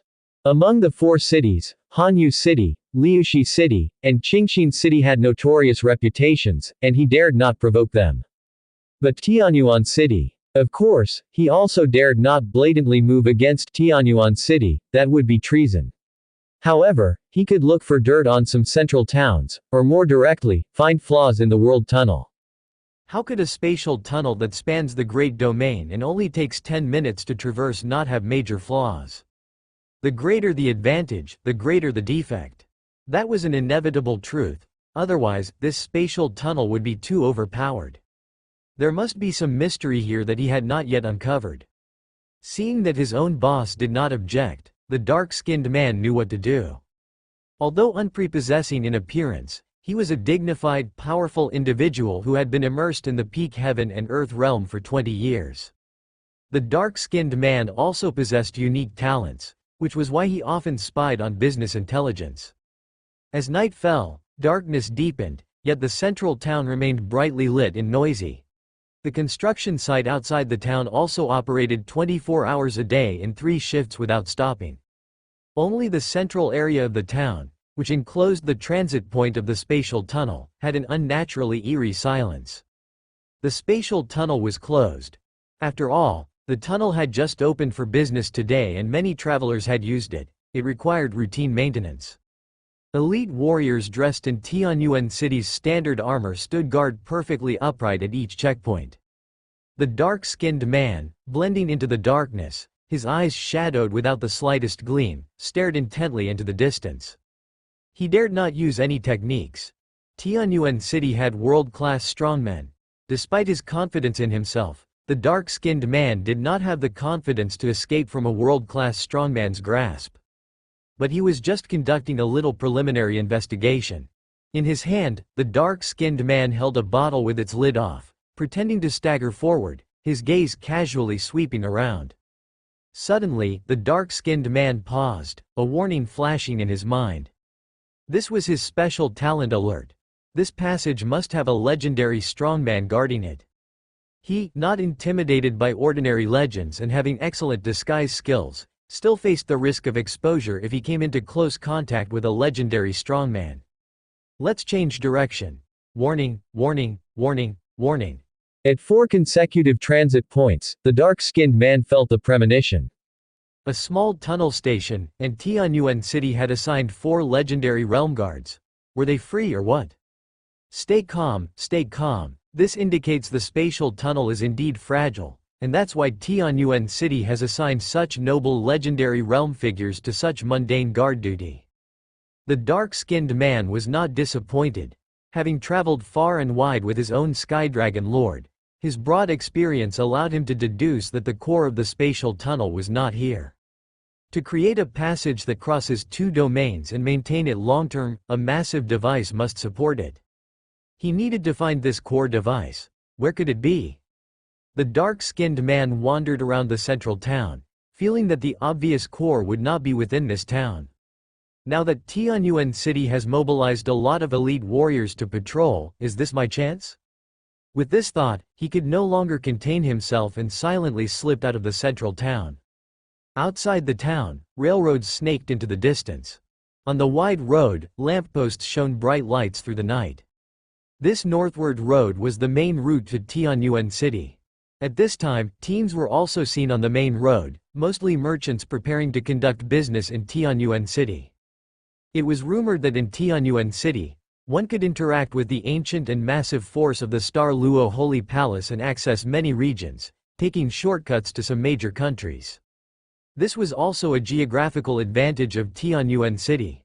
Walking on this spacious and bright road, the dark-skinned man moved as if in utter darkness, barely noticeable. He passed by various merchant groups and adventure teams, sometimes following close behind a team, listening to conversations without raising any suspicions. Even though these teams included 4th Order limit strongmen, no one sensed anything amiss. The dark-skinned man, like a non-existent person, freely roamed this road, drawing ever closer to the distant city. Suddenly, a shiver ran through him, a warning emerging out of nowhere. At that instant, the dusky man completely stopped his steps, maintaining a state of utter stillness. He seemed to transform into a black rock, a pool of asphalt. After a dozen or so seconds, whoo, a breeze swept by. High above in the black curtain of the sky, a nearly undetectable figure slowly flew through the air, its gaze sharply sweeping over the land. It took a while for the warning in his heart to gradually subside. The dusky man let out a sigh, wiping the cold sweat from his forehead. A legendary realm, and with such keen eyesight, possessing scouting techniques. If I hadn't prepared earlier, there was a considerable chance I could have been spotted. Isn't it? Why does even such an ordinary road in Tianyuan City have patrols? Was it just a coincidence that a legendary realm passed by? Regaining his composure, the dusky man continued forward. He passed 2 rest stations. There were elite warriors standing guard and patrolling everywhere. These soldiers in Tianyuan City seem a bit too elite. Finally, the dusky man arrived outside the gates of Tianyuan City. Here the city walls were majestic, with numerous arrow towers towering high, and armored warriors and bow-wielding archers everywhere. Even as a legendary level peak strongman, he did not want to be mobbed by a group of elite masters, especially since this was just under Tianyuan City. The dusky man took a detour to a more secluded area outside the city wall, cautiously observing. Alarm! Alarm! Still, alarm, almost as expected. All the city gates to the east, west, and north of Tianyuan City were guarded by legendary strongmen. He also deduced that there might be an enchantment in place. Sneaking in was no longer an option. All right, let's go the proper way. To be honest, I'm not some fugitive on the run. I have official status on this visit to Tianyuan City. Just apply for entry and walk in through the front gate. Plan approved. The dusky man circled back to the gate area of South City. This was the busiest gate with people continuously entering and exiting, and beside the gate, more bustling was the registration office handling temporary residence permits or territory citizen registration certificates. Even though it was late at night, there was still a considerable queue. This is good. The more people, the easier it is for me to blend in. Heaven is helping me. The dusky man honestly lined up at the end of the queue. The head of the registration office, Saint of Holy Light, Tina, was reviewing the submissions. The dusky man's steps faltered, his gaze stealthily glancing at the registrar head, as his smile gradually faded. His internal alarm was quivering. Here again, another legendary realm. A noble, powerful being of legend overseeing something as trivial as new registrations? She was so inconspicuous. Who would have thought? Who would have thought that the Lord of Tianyuan City would assign a legendary being to such an insignificant post? Could it be that this lady offended her own lord? Or is the Lord of Tianyuan City sick? The dusky man quietly and silently retreated farther away. Suddenly, a squad in Tianyuan City Security Bureau uniforms approached from a distance. A patrol squad from Tianyuan City's city wall also approached from another direction. A commercial caravan from Tianyuan City that was passing stopped suddenly. Alarm! Alarm! Alarm! Several gazes, several faces looked over all at once. If his instinctive talent wasn't wrong, these were all invincibly strong legendaries. More legendaries. Has Tianyuan City got a bit too many in the legendary realm? The dusky man trembled. In a daze, he heard the clear sound of a bell. And then he completely lost consciousness. Tianyuan City, 9-layered netherworld. This netherworld had welcomed its greatest harvest since its establishment. In just a few days, numerous legendary realms gleefully secured their cells here. Mu Yuan did not care about the identities or backgrounds of these legendary realms. Minor offenders simply waited for their behind-the-scenes powers to come and pay ransom, whereas those with more severe charges were either locked away permanently or killed outright, disregarding any complications. In Tai Zan's law, invading forbidden territorial zones was a serious crime. At the same time, in the top-tier public secret realm of Julong Mountain Range, the main body of this secret realm was a mountain range that resembled a giant dragon lying across the land, adorned with many grand buildings faintly glowing with light, standing upon the range. Occasionally, one could even see legendary realms zipping through the mountains wielding the power of heaven and earth. Its scale, its area, was easily 10 times greater than that of Elf's Courtyard. At this moment, within a grand hall at the highest peak of the Julong mountain range, gray smoke curled up, drifting through the vast hall like billowing dark clouds that encircled the spacious yet enclosed area and couldn't dissipate. Beneath the gray smoke, several highly influential strongmen sat in silence. After a long time, someone finally broke the silence. The Lord of Tianyuan City is being too greedy. Indeed, I heard that the World Tunnel was tinkered out by Tianyuan City. The impact on the Julong mountain range secret realm has not been that massive yet, but it is foreseeable that our public realms will gradually lose their significance. And as for the Sky Dragon Group, our business is visibly affected. We must do something. But when it came to this topic, they fell silent again. What could they do? The World Tunnel built by Tianyuan City could span 2 great domains. A true miracle. It was a ruling class technological advantage that they couldn't match. Tianyuan City possessed not just one, but several world-level strongmen, and the number of legendary realms was also astonishing. They couldn't compete. Led by Tianyuan City, the World Tunnel Alliance had even gained the support of the top-tier territories of Hanyu City, Liushi City, and Qingxin City, becoming an extremely powerful conglomerate. They were even less of a match. They were completely outmatched. What could they use for comparison? The chairman of Sky Dragon Group, the master of the Julong Mountain Range Secret Realm and the core figure of their interest group, Sky Dragon City Lord, only possessed power nearly at the world-class level. For a moment, these highly influential and core members of the group were somewhat disheartened. Seeing their situation, the Sky Dragon City Lord could no longer maintain his silence. He spoke up. Tianyuan City has advantages, but not solely advantages. First, the World Tunnel technology is indeed powerful, and I, the chairman, cannot refute that. But how many more space tunnels can Tianyuan City potentially open? The greatest likelihood is 0. The current 3 space tunnels are likely the limit that Tianyuan City's technology can maintain. Without a sufficient number of space tunnels, the influence of the World Tunnel Group cannot radiate endlessly. This was indeed true. However, it was merely an inability to completely radiate through all of Taizan. The changes brought about by the current World Tunnel were already rather significant. The Sky Dragon City Lord continued. Secondly, the Lord of Tianyuan City has alliances of interest, but do we not have any? Of course not. The Julong Mountain Range, being a top-level public secret realm, dominated many trade channels in Taizan. Not merely because the Sky Dragon City Lord seized the opportunity early on. The Sky Dragon City Lord also had his own strong backers, allies, or, should say, a community of shared interests. This was the foundation that allowed him to amass wealth with impunity. Among these backers, the strongest was undoubtedly Lord Nanshan. This lord was a veteran strongman, from the same era as Lord Baiting and one of the most formidable lords under the 4 pillars that supported the nation in Taizan. The interests of Julong Mountain Range and the Sky Dragon Group being compromised also amounted to losses for this South Mountain City Lord. He would inevitably take action. Mobilize all our connections. It's not as if we are powerless in a fight against the World Tunnel Alliance. Powerful enough for a fight? Ha! Skydragon truly overestimates itself.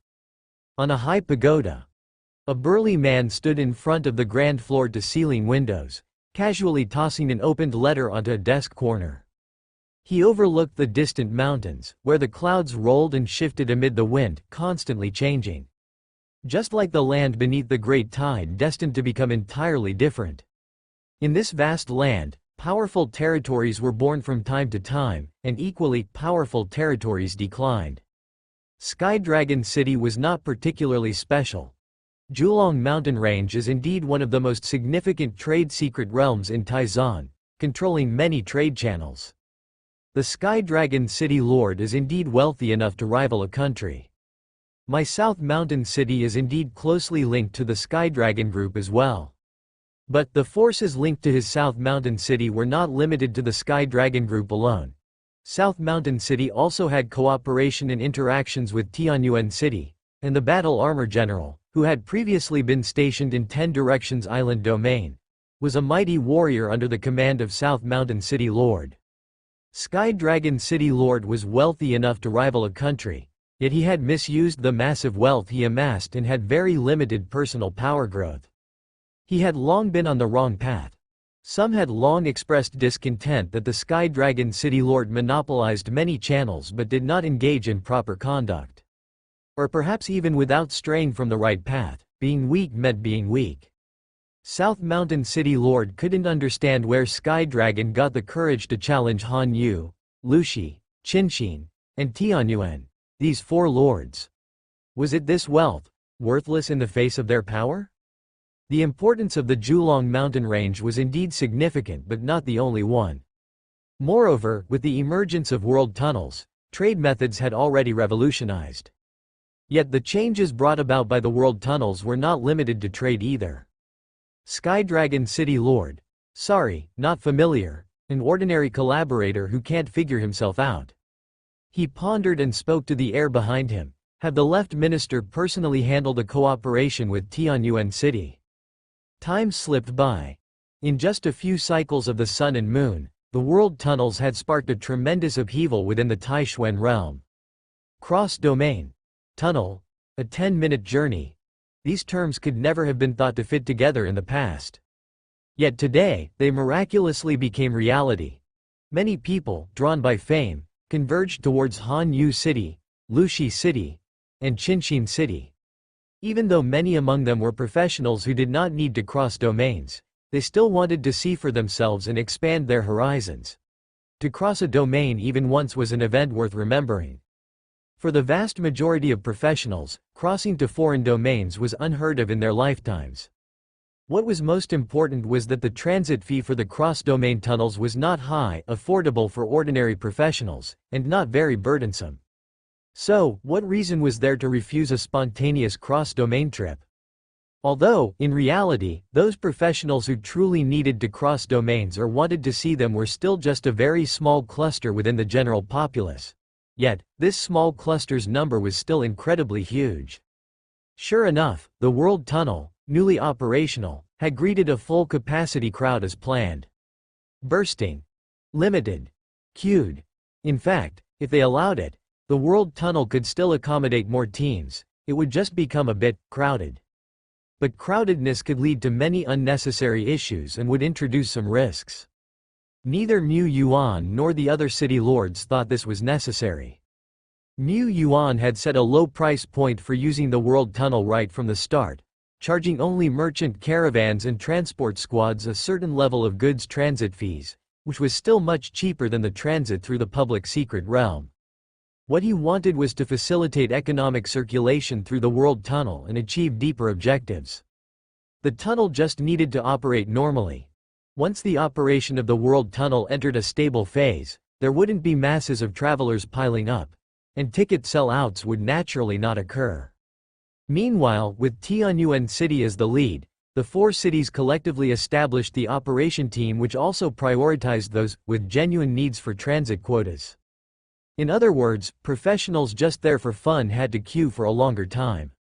If such arrangements were made on Langsing before connecting with the Eternal World, they would definitely face criticism. But in the Eternal World, it was perfectly normal. The four city lords had their reasons for setting such rules. For a time, professionals who converged but failed to buy a transit ticket naturally stayed within the cities of Han Yu, Lu Shi, and Qinxin. With a large influx of wealthy outsiders, the consumer economy subsequently soared. The lord of Han Yu City almost split her lips grinning. Her foresight was so right, she would be rich very soon. With a surge of wealthy individuals into the three cities of Han Yu, the number of consumers in Tianyuan City was naturally even greater. The central hub town changed day by day, and many new shops opened in Tianyuan City, presenting a scene brimming with vitality. Compared to the booming economy of Tianyuan City, the Sky Dragon Group was having a tough time. Just as the Sky Dragon City Lord decided to mobilize a vast network, the Sky Dragon Group and the Julong Mountain Range Secret Realm faced one invisible heavy blow after another. Now, in the grandest building at the peak of the Julong Secret Realm, the Sky Dragon City Lord had lost his composure from a few days ago. His hair was messy, his eye sockets sunken, and his eyes, wide with red veins.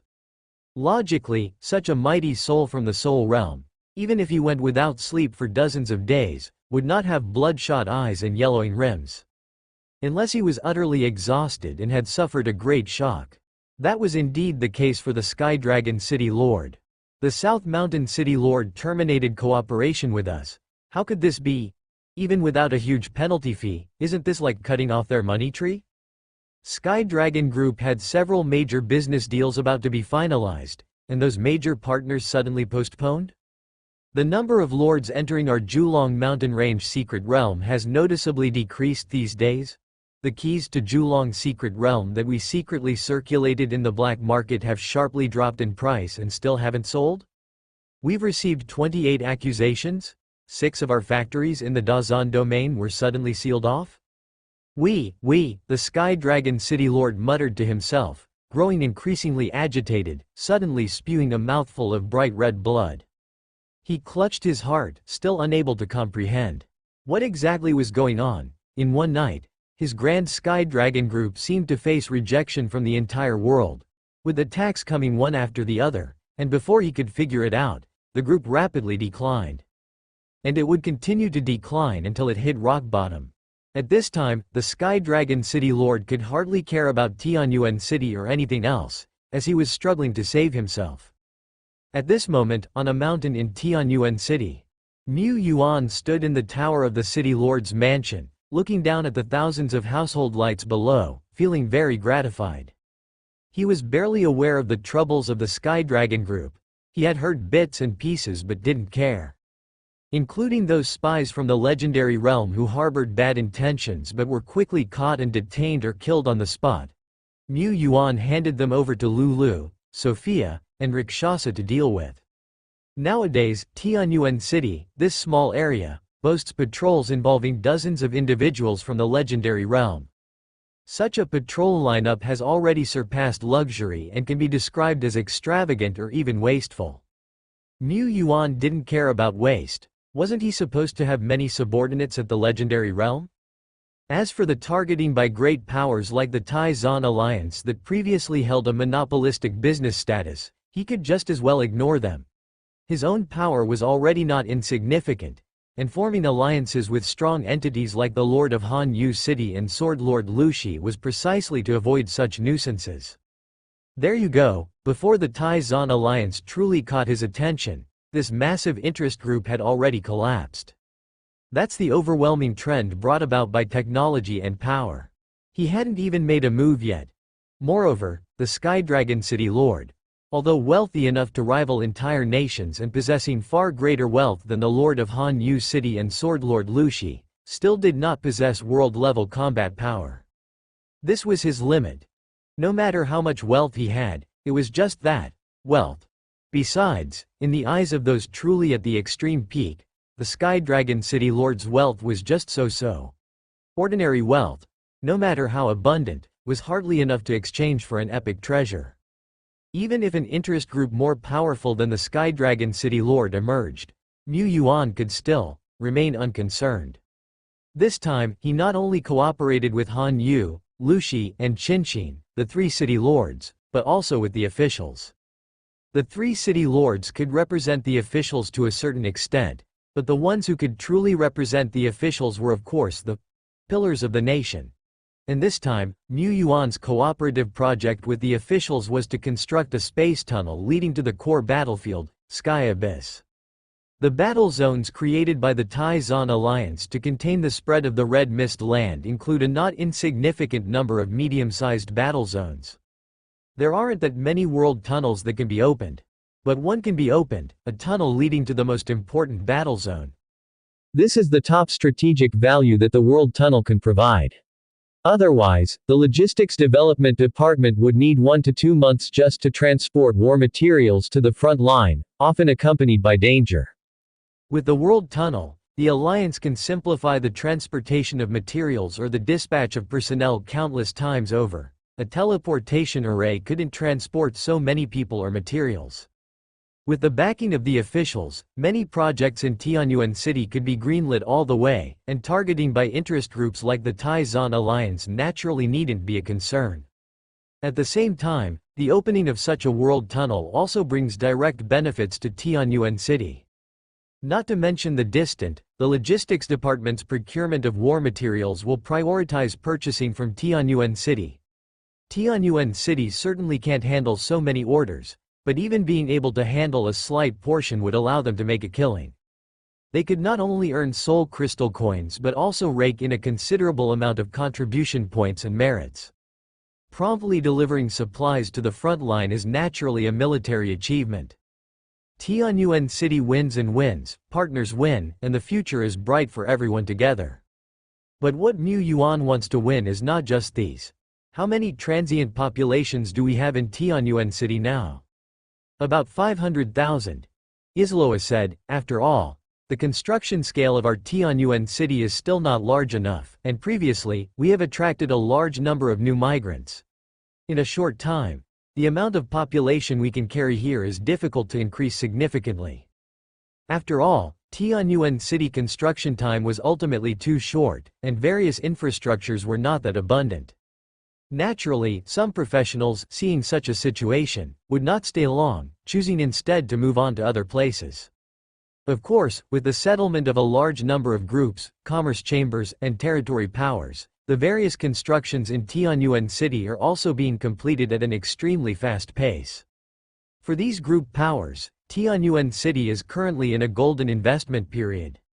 They are even more concerned about it than Mu Yuan. 500,000 transient populations? That's quite a lot. Now that we have reached 300,000 territory citizens, there is no need to delay any longer. Go ahead with the territory promotion plan, Mu Yuan said. Mu Yuan opened the panel. Tianyuan Territory, Level. Level 6 Territory, Small City Level. Territory Promotion Requirements. 1 number of territory citizens greater than or equal to 300,000. Talent number surpassing 3,000. Square root. 2 Possession of more than 5,000 units of professional soldiers. Have more than 34th Order leaders strongmen or at least 1 legendary realm individual. Square root. 3 Have at least 100 rare level miracle buildings. Have at least 20 superior level miracle buildings or at least 1 epic building. Have at least 1 type of troop building. Square root. 4 Have at least 3 secret realms or at least 1 great secret realm. Square root. 5 Area security index greater than equals 75%. Square root. 6 Territory citizen satisfaction index greater than equals 75%. Square root. 7 Purified root of corruption numbers surpassing 100. Purified high-order roots of corruption, polluted blood pool and the like, surpassing 10. Purified top-tier roots of corruption, nest of filth, large filth blood pool, surpassing 1. Square root. Upgrade cost. Soul crystals times 50,000 feet, ding, notice. Your territory, Tianyuan Territory, has met the promotion criteria. Would you like to promote? Promotion from level 6 territory to level 7 large city level does not require any sort of promotion trial, which makes it somewhat simpler than the promotion from level 4 to level 5. That being said, the promotion conditions for a level 7 large city level territory are quite strict. For Tianyuan City, the most challenging promotion condition to meet was the population of 300,000. They had gathered for quite a while. Lord Shepherd still spent a large number of contribution points to purchase the necessary items, allowing him to attract a large population in such a short amount of time. Otherwise, they would have had to wait another 1, 2, or 3 years. The other conditions? 20 superior buildings? He already had more than a dozen epic-level miracle buildings in his home. But for the vast majority of senior city-level territories, coming up with 20 superior buildings was definitely a very difficult task. Superior miracle blueprints are precious items that not even soul crystals can buy. As for military exploits, exchange for contribution points? Most senior lords could only serve as 1-star frontier lords, and to earn enough contribution points to buy superior blueprints would certainly take no small amount of time. For most lords, indeed, it was about relying on time to gradually accumulate their own foundation, until they could meet the promotion requirements. Similarly, 30 leader-level powerhouses and 3 territory secret realms also required time to accumulate. Purifying the root of corruption was equally difficult. Especially the nest of filth or the large filth blood pools. The nest of filth could easily hatch hundreds of 4th-order leader-level monsters, and it was not impossible to hatch legendary realm monsters. The nest of filth that Tianyuan territory had campaigned against in the early years was just a newly born, fledgling nest.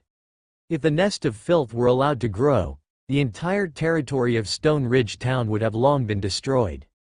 Large filth blood pools typically only existed within the strongholds of overlord powers such as the Fang of the Jackal Wolf.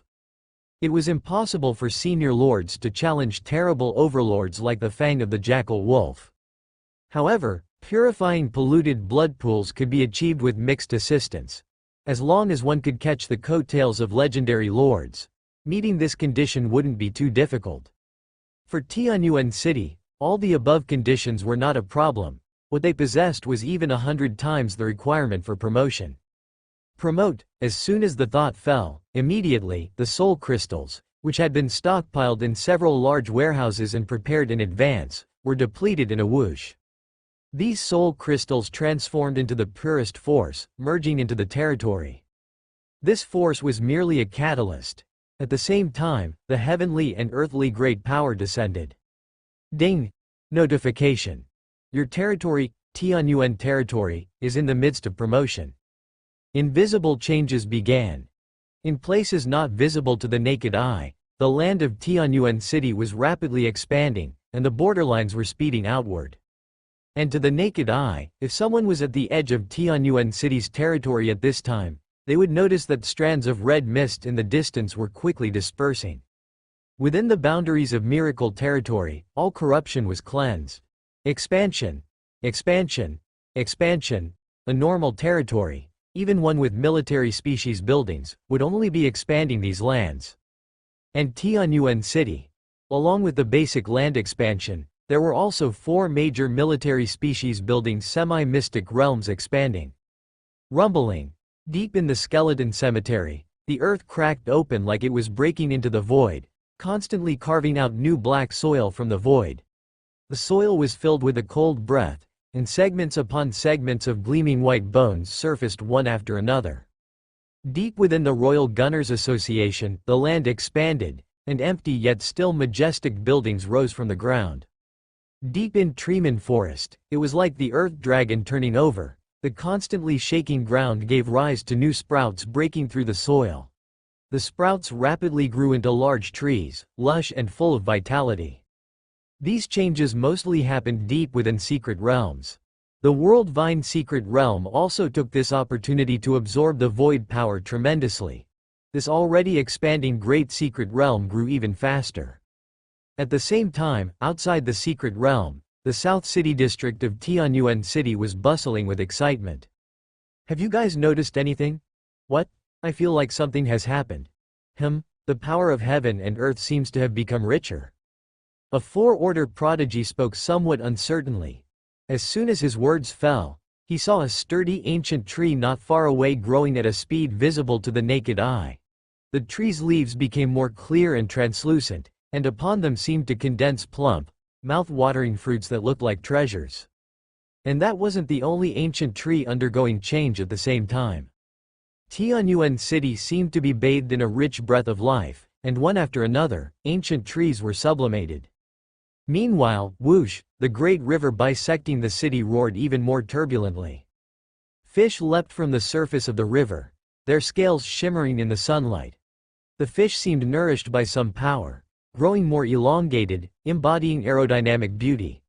Their tail fins arced upward as 2 whiskers grew out, resembling those of a dragon. These were dragon fish. One by one, the fish sprung above the water's surface, casting splashes. Most of the fish fell back into the surging river after their leap, but some transformed, giving birth to one dragon fish after another. It was precisely the time for fish to leap through the dragon's gate. Such a sight had not been seen in a century. Countless people gathered to watch, countless others took photographs.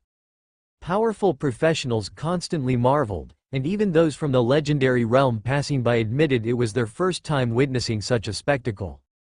Mu Yuan was also somewhat surprised. Normally, when a territory advanced, there wouldn't be such pronounced external changes. Perhaps, as Tianyuan City is being elevated, the power of the territory has grown so much that some of it has overflowed. Under the influence of heavenly and earthly great power, some miraculous changes have taken place. Tianyuan City is advancing.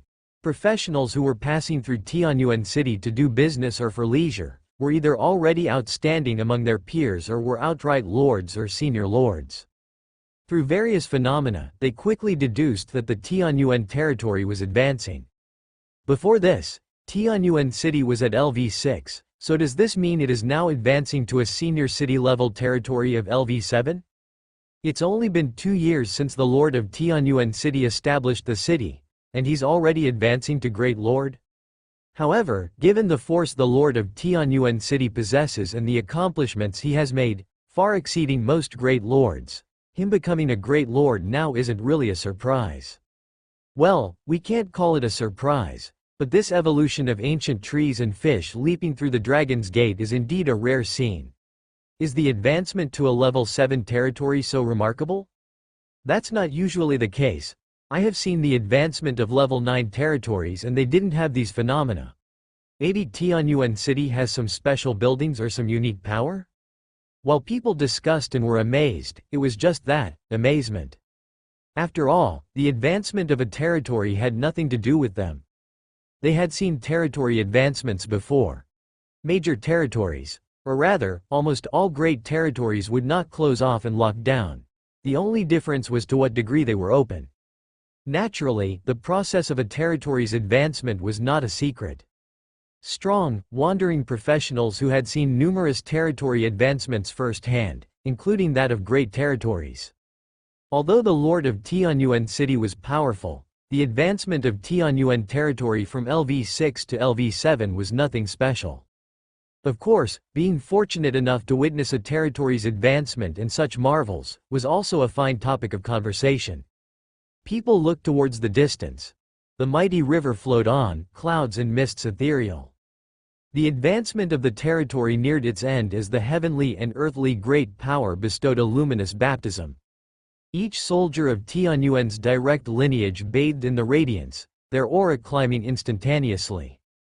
The local citizens of Tianyuan City also received their share of heaven and earth's gift, their faces alight with joy, their spirits lifted. Witnessing this scene, professionals and lords from various regions felt a tinge of envy. Suddenly, their expressions changed subtly, their eyes filled with shock and delight, hardly believing it. Is this a baptism? Can we also receive the heaven and earth baptism? The great force cascaded down like a waterfall. Most of it poured into the soldiers of Tianyuan City, but the remnants, like a gentle drizzle, nourished every living being on the land. Including visitors from all over, including each blade of grass, each flower, each leaf. Some saw their auras skyrocket, breaking through bottlenecks. Others found their hidden wounds healed, feeling a newfound ease. They looked up to the azure sky, they gazed at the surging river, the changing peaks, their emotions as high as the waves, as grand as the mountains. They were joyful, grateful, their feelings like the tide.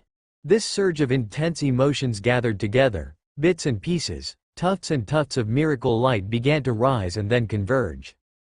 Just like the turbulent river, this miracle river was also majestic, upon which miraculous flowers were about to bloom. Miracle power plus 1 OW. Miracle power plus 1 OW. Miracle power plus 1 OW. Mu Yuan stood in the city lord's mansion, atop a towering pavilion with a wide view. His eyes closed, hands spread wide as if embracing the world.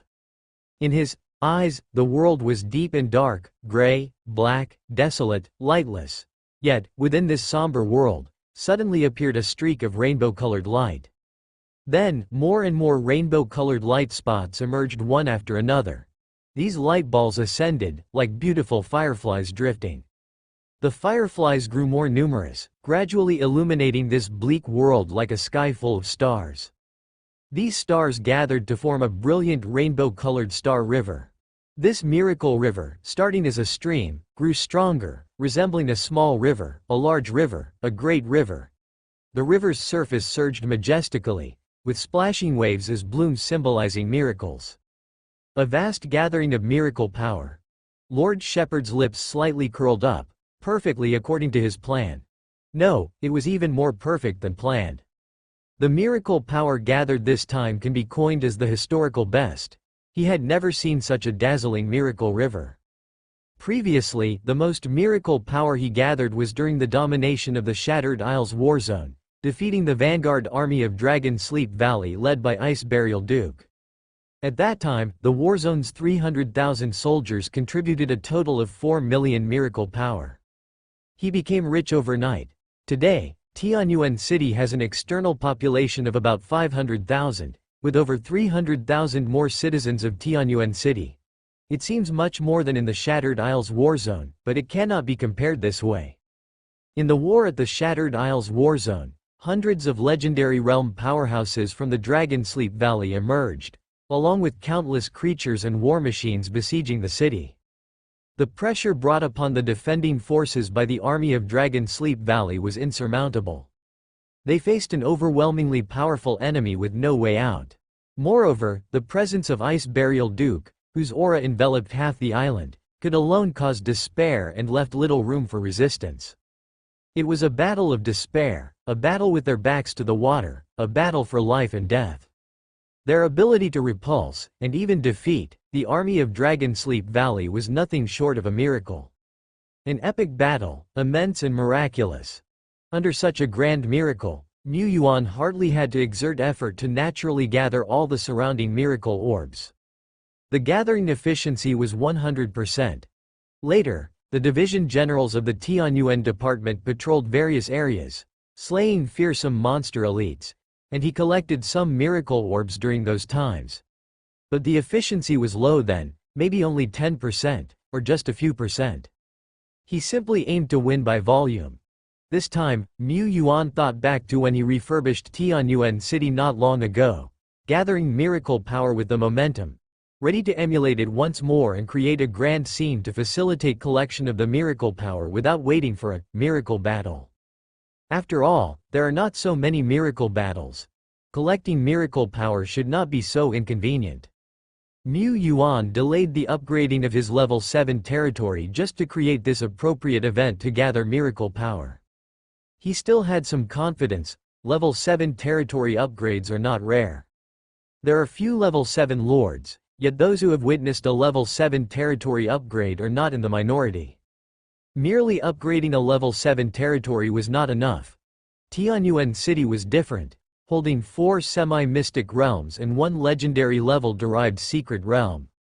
The territory area possessed by the 6th level Tianyuan City might even surpass that of a level 9 territory, a troop-type upgrading semi-mystic realm, which he had never heard of before. However, the grand scene he forcibly created should not match the effect of a real miracle battle. Mu Yuan estimated that the efficiency of gathering miracle power might be 60%, 70% at best. And now, his gathering efficiency was 100%. Standing on his own territory, the miracle orbs in the Grey World were exceptionally clear, the sole lights of the world. Miracle power plus 10W.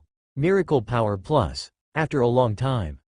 When Tianyuan City's upgrade to a level 7 territory and Heaven and Earth's gift dissipated completely, and as the excited surge among the people began to gradually ebb, Mu Yuan finally ended this gathering of miracle orbs.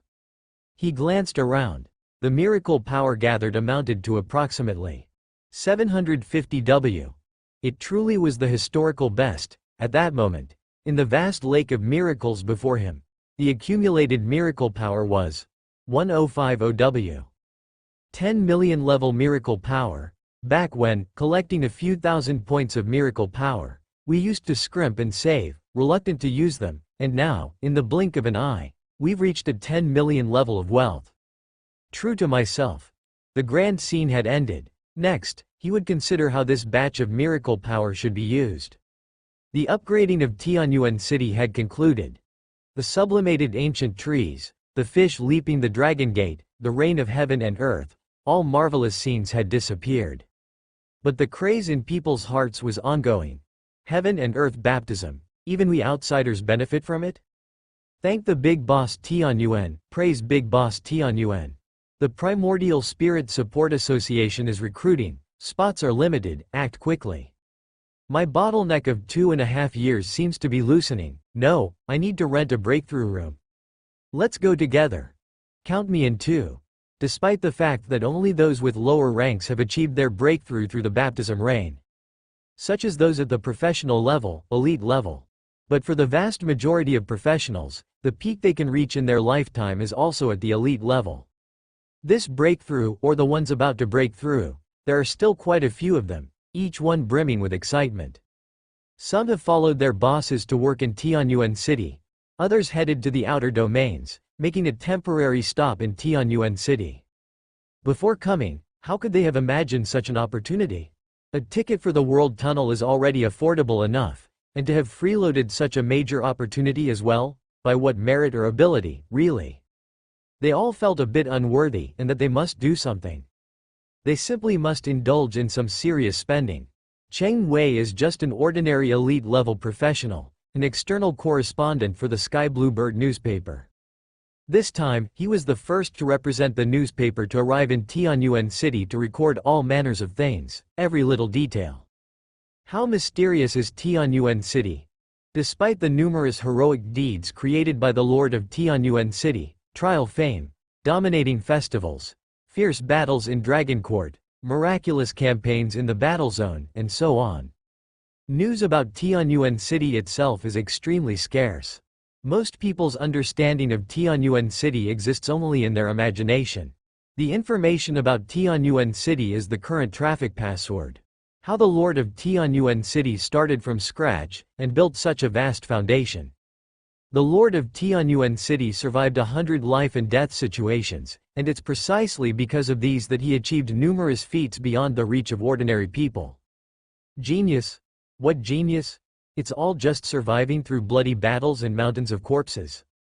Analyzing why the Lord of Tianyuan City is great from the 49 destructive battles that took place in Tianyuan City. Truth and fiction are mixed. Many newspaper readers don't care how true this information is. They feel that as long as it meets their expectations, it's enough. People are eager to know about the legendary experiences of the Lord of Tianyuan City, even if it's made up. Cheng Wei had arrived in Tianyuan City on the very first day the World Tunnel opened, and he naturally also sent back many reports. The articles he wrote were not bad, but they were similar in type and content to those written by reporters from a dozen other second- and third-rate newspapers. Nothing more than 2 parts truth mixed with 8 parts imagination, and 90% narrative writing. Before the disaster on Langsing, he used to be an online writer, so making something out of nothing in his writing was his forte. However, I feel that articles I write like this won't have a unique competitive edge. Besides, the Lord of Tianyuan City has granted us a great opportunity, and I feel like I should do something, and that I could do something. Perhaps, I should take a different angle in thinking, not to write about the legendary experiences of the Lord of Tianyuan City that many reporters are focusing on now. After all, we can't interview this legendary Lord. I should tell the magnitude of the Lord of Tianyuan City's vision, the dedication, and narrate why the city Lord is so great. Has the baptism reign really benefited a large number of professionals? Has the World Tunnel truly brought advantages to all of Taizan's citizens? Has the Lord of Tianyuan City not saved many cities time and time again? Thinking of this, reporter Cheng Wei found inspiration flooding in, his writing flowing as if divinely assisted. Why the Lord of Tianyuan City is great. Before discussing that question, I need to first tell about. If the news of the World Tunnel's emergence at first only spread within the circle of well-informed professionals, and gradually propagated from there, then the major event that happened in Tianyuan City today was like a rocket after the event ended. The news spread quickly to all domains, cities, newspapers, and readers. The World Tunnel connects all the great domains. Tianyuan City's news is the current traffic password. Every major newspaper wants a taste of the hot soup. The Kenglin domain, just an ordinary official city. Zhang San is just an ordinary, or rather weak, apprentice-level professional. People like him usually can only do odd jobs within the city, incapable of earning even from manual labor when compared to official professionals. Zhang San hasn't left the city for the better half of a year. In this era without cell phones or computers, other than chatting in taverns, His daily entertainment is limited to reading the news on various newspapers or serialized stories published on them, adding a little emotional energy to his mundane life. Extra. Extra. Major event in Tianyuan City. On the 7th day after the opening of the World Tunnel, the Lord of Tianyuan City did such a thing, truly shocking. Hearing the newsboys' cries, Zhang San couldn't resist buying that issue of the newspaper. He originally wanted to buy the one with serialized stories in it. But catching a glimpse of the novel like Legendary Deeds of the Lord of Tianyuan City wasn't a bad choice either. Why the Lord of Tianyuan City is great, before discussing that question. In recent days, he had read some newspapers about the Lord of Tianyuan City. Those thrilling stories, the descriptions of battles where death was narrowly escaped, really did send one on an emotional roller coaster, and were extremely admirable. If he were put in the same situation as the Lord of Tianyuan City, he would have died countless times over. Of course, he's just a small fry, and naturally can't be compared with legendary figures like the Lord of Tianyuan City. Not to mention himself, even many of the elites he looks up to are nothing compared to this legendary figure. But what he didn't expect was that the article he was reading wasn't about the legendary experiences of the Lord of Tianyuan City or what kind of miracles had been created. When he saw the baptism rain falling over Tianyuan City, he couldn't help but feel intense envy. When he saw the analysis of why the writer was great, his feelings were no longer just envy or simple admiration for the Lord of Tianyuan City. He began to think, guided by the article. Pattern, dedication, experience. Yes, it's not because of the experience that one becomes great, but rather, the path trodden by the great ones constitutes the extraordinary experiences. When the Lord of Tianyuan City was still weak, he already eradicated nests of corruption with a fearless spirit, saving many towns. When the Lord of Tianyuan City became strong, he still did not forget us, the weak and ordinary people. What kind of pattern is this? This is the true source of the Lord of Tianyuan City's strength. Zhang San muttered to himself. He was one of the countless ordinary former inhabitants of Langsing Profound Country. After the integration of the two realms, without any cultivation talent, he could only shrink within the city, living his days in a haze. But was he truly incapable of doing anything? Did a one-star job rank mean he had no future? Of course not, none of that. The eternal world was full of miracles, possessing infinite possibilities. He didn't dare to hope for high achievements, but at the very least, he could change his miserable and decadent self. He could. If such a formidable person as the Lord of Tianyuan City still works so hard, what excuse do I have to be decadent? Zhang San clutched the newspaper tightly in his hands, creasing it with his grip. His eyes still wide open, meticulous and deliberate, he read every word of the article. A light seemed to gradually emerge in his murky eyes, and in his previously stagnant chest, a fighting spirit began to boil. He took a breath and made up his mind. At the least, he would strive, become stronger, save money, and then, head to Tianyuan City. That holy city. Many ordinary people like Zhang San also lacked talent, or had not recovered from the catastrophe of Langsing, still unable to adapt to the current environment. They had their moments of confusion, they also once had dreams. The wind swept by, rustling the leaves. With it, sailing up to the sky, seemed to be the reignition of people's dreams. Tianyuan territory had been promoted to a large city-level domain of level 7. Its territorial radius had already spread to over 20 kilometers, enveloping the core town where the World Tunnel's entrance was located. The promotion phase had ended, but there were many matters to be attended to after a domain's promotion, such as upgrading the main buildings, or making some new plans for the buildings, mineral deposits, and defensive lines within the domain's territory. Mu Yuan didn't need to worry too much, as he had capable division generals to handle these matters. He opened the panel, scrolled to the division generals and troops section, and looked at the other gains from the domain's promotion.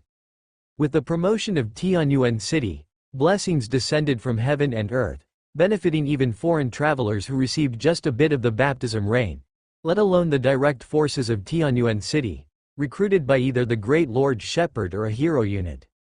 Deep within the 4 semi-mystic realms, many troops that merely served as evolution points producers rose in levels rapidly during the evolutionary baptism, breaking through to the high segments of apprentice level, or even directly entering the professional level. These were the most ordinary troops, never considered even as candidate soldiers, having never undergone cultivation or developed intelligence. Most of them were only level 1 of zero order. A few, like the little skeletons, benefited from the special nourishment of the skeleton cemetery, reaching mid to high levels of zero order without cultivation, and were now breaking through continuously. If not for the lack of enough breakthrough facilities in Tianyuan City, if not for these troops being too low in rank, constantly failing and rebounding in their breakthrough attempts, they wouldn't just have achieved these modest rank advancements. However, even so, after this wave of heaven and earth baptism, the weakest troops of Tianyuan City's own were at the high segments of apprentice level. Little Goblin, Little Skeleton, Little Slime, these types of legendary low-quality troops, were all at high segments. Mu Yuan still remembered seeing wild little goblins in the wilderness in his early years, where level 4 of apprentice level was considered skilled. The ones who benefited most were the troops in Tianyuan City with a main formation, official formation, and candidate formation. Even the candidate troops had undergone the evolution baptism. The least reached the rare 3-star rank and sprouting intelligence. The weakest among them gradually broke through from the professional level to the elite level. But similarly, since Tianyuan City could not provide 10 or 20,000 or even more breakthrough sites, candidate soldiers could only rely on their own abilities to overcome the barriers, thereby wasting a lot of baptism energies, with some failing to break through. This could only be described as blissful troubles. If it weren't for such a grand and even exaggerated heaven and earth baptism, to cultivate 10 or 20,000 elite-level soldiers would cost a fortune. Owning dozens of large-scale mines and having the world tunnel, a money tree, even the great Lord Shepherd might wince. The stronger among the candidate soldiers, before this luxurious baptism, had each received breakthrough props suitable for themselves. However, they couldn't get slots in the real breakthrough buildings and had to break through either deep in the 4 semi-mystic realms or the World Vine secret realm. These areas had denser heaven-earth elemental forces and were equipped with large-scale auxiliary breaking arrays. While the effect could not match that of genuine breakthrough buildings, it could satisfy a large number of users at once. Candidate troop species continued to make breakthroughs, entering the third-order warlord level. They could thus join the formal military corps. In Tianyuan City. A junior third-order warlord was not considered elite, ineligible for the main military corps, but could only hold official positions in the garrison's patrol troops, the ordinary city defense military corps, or serve under the transport military corps of the exploration department. Warriors of the official military corps, for the most part, still couldn't engage in close combat with monsters in the wild. Even if a part of the transport military corps, they usually only transported materials in safer areas behind the front lines, or were responsible for cleaning up the battlefield after fights. In a common territory, a third-order warlord strongman was sufficient to serve as a side general or even the main general of a military corps. However, in Tianyuan City, well, they could only serve as a small patrol soldier on the city walls, not even qualified to stand guard at the city gates. That was a job for the main forces. Like the guards standing at the South City Gate, every single one of them was a fourth-order peak strongman, and the captain of the guards was of the legendary realm. A batch of candidate troop species broke through, another batch of formal troop species improved. Most of the formal troop species, Mu Yuan evolved them only to the Excellence 3-star stage. Troops of this stage have a significant chance to enter the 4th-order leader level, even advancing to the Letting Realm peak. However, it wasn't as simple as eating or drinking for an epic life to make a realm breakthrough. It was more common than not for failure to break through from the 3rd order to the 4th order. Even so, the heaven and earth baptism this time still resulted in the birth of a large number of 4th-order leader-level elites, who were qualified to enter Tianyuan City's main military corps. They could either serve as guards in critical areas, or delve into the wilderness, hunting monsters, and collecting treasures. Mu Yuan glanced at the panel statistics. Now, the entire Tianyuan City already had more than 2,000 4th-order leader strongmen. Over 2,000. This figure, if announced, would probably shake the entire Tai Zon. The requirement for a level 7 territory to be promoted was merely 34th order leaders. A senior lord able to have 1, 2, or 3 4th order leader grand generals would be enough to become a person of the moment. Just like back in the day, people like the Lord of Guangdao City, Lord Kanglang, who were treated as honored guests by the town chief of Shillingtown. Lord Guangdao had the qualifications to take the temporary command of a frontline fortress in times of war. Unwittingly, I have also become a lord who commands over 2,000 great general level strongmen. However, among these more than 2,000 4th order leaders, only a mere 700 are epic lives, too few. He had always focused the use of miracle power on the evolution of legendary lives. There was certainly nothing wrong with doing so. The focus of future evolution would still be on making top strongmen even stronger.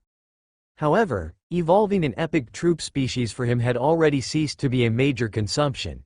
Even if evolving 1,000 epics, it would only require it would need 500 W miracle power, which was still quite a lot. Mu Yuan wiped sweat from his brow. The task of evolving epic lives still remained an arduous long journey. First, let's assemble 1,000 epics. The main combatants of the various military corps also improved during this heaven and earth baptism. However, most of the main forces had already practiced to higher segments of 4th order peak, so the improvement wasn't so noticeable this time.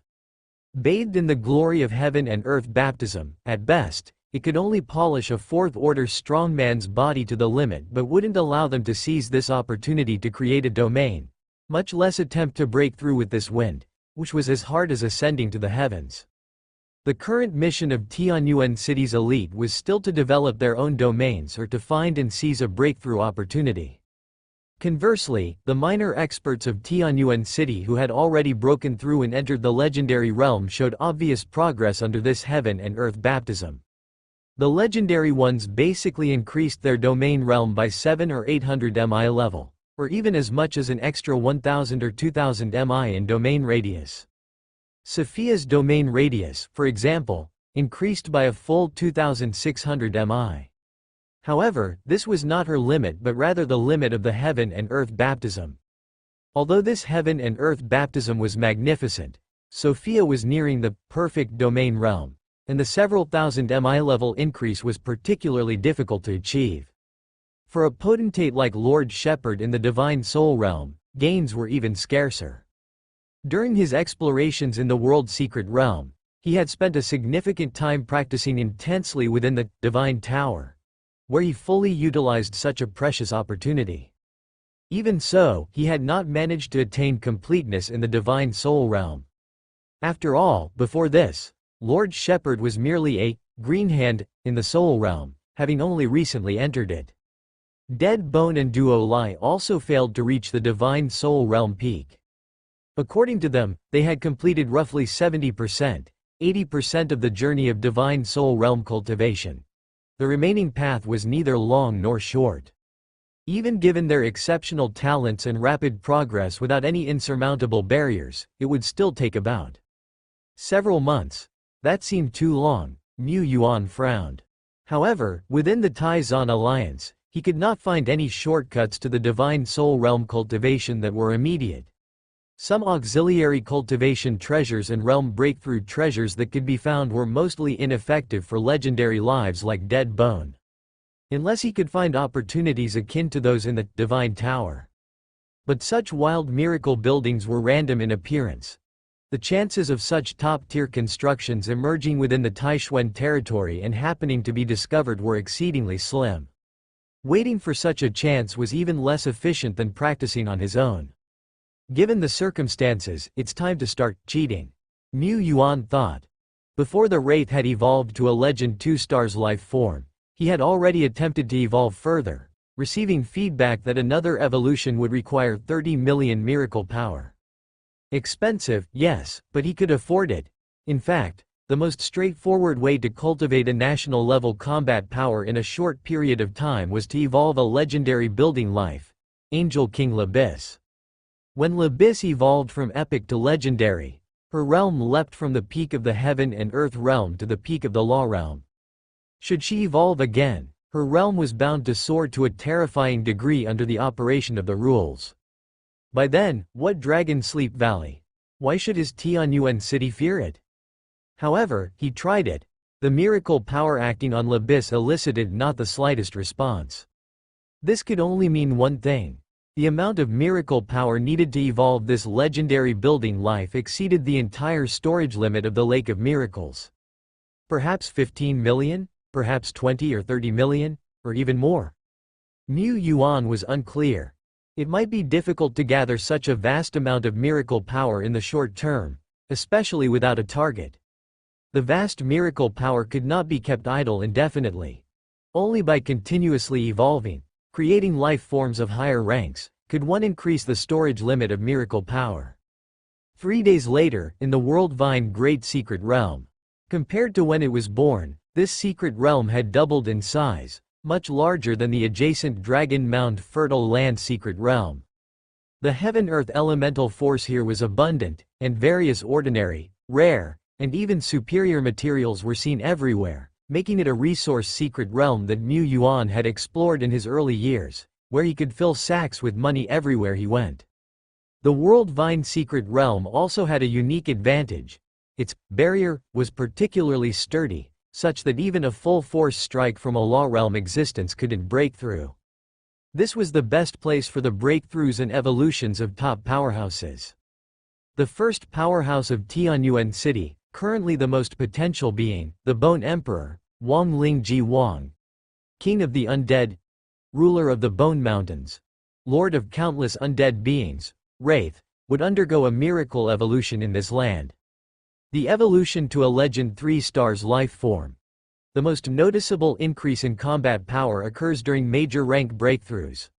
By comparison, evolving from an Epic 2 stars to Epic 3 stars, from a Legend 2 stars to Legend 3 stars, might not result in such an exaggerated increase in combat power.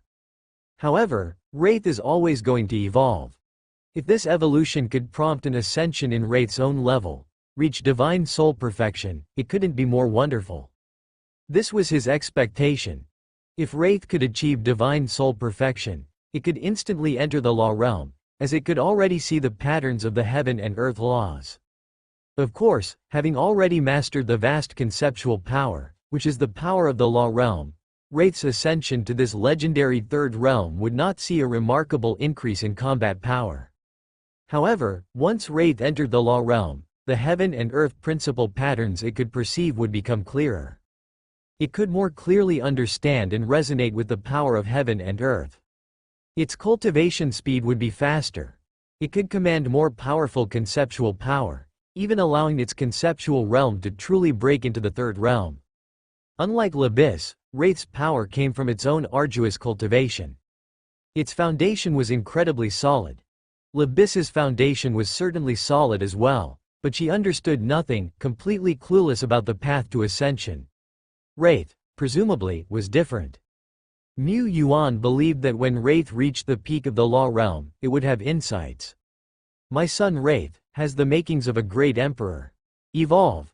Evolve. Miracle power 30 million. The vast miracle power, like the great force that descended during the heaven and earth baptism. A white light blossomed, and Wraith's form was once again enveloped in the boundless white light. A brilliant golden light shone through the encroaching gloom. White, gold, black, 3 colors filled the entire vast secret realm, yet they did not clash at all. The miracle power consumed in the Legend 3 stars evolution was immense, yet the time taken for evolution was not as lengthy as that for breaking into a legendary rank. Soon, the blazing light of evolution began to slowly recede, and the sound of a cosmic notification echoed in Mu Yuan's ears. Ding! Notification. Your hero, Wraith, has been bathed in the miracle light and evolved to a Legend 3 stars rank. The evolution was nearing its end. Far away, in the Death Domain, the Wraith's sacred mountain expanded. The waters of the Lake of Death below surged. The undead beings above the holy mountain broke through in an instant, as though the soldiers of Tianyuan City had received a heaven and earth baptism. Wraith's three main epic skills also underwent transformations to varying degrees. However, Wraith's conceptual power did not increase in this evolution. Neither did Wraith's divine soul power. Although this was also within expectations, Mu Yuan couldn't help but sigh slightly, knowing that these superficial improvements were just the tip of the iceberg. The actual upgrades in skills and potential best showcased the grandeur of evolutionary miracles. Ding! Notification. Hero, Wraith's life rank has increased, now promoted to Perfect Legendary Life. Notification. Wraith has received the favor of the Eternal World. Notification. Tianyuan territory has received the favor of the Eternal World. Notification. Mu Yuan. What does Perfect Legendary Life mean? Lord Great Shepherd had heard the term for the first time. There was no other way. Legendary life was something that only existed in the rumors, and most people's understanding of legendary life came from those stories devoid of any truthfulness. Mu Yuan considered himself the greatest expert on legendary life within all of Taizan. No one understood the legends more than he did. His own Tianyuan city already housed a total of 10 legendary lives. Some not so old complete legendary lives might never encounter 10 others in their lifetimes. Mu Yuan had never heard the term, perfect legendary life, before, thus, he couldn't find any information about it anywhere. He doubted that even those ancient legendary great power bearers would understand the concept of a perfect legend. Perfect legend? Does that mean the previous legendary lives were not perfect? Is that reasonable? Mu Yuan murmured.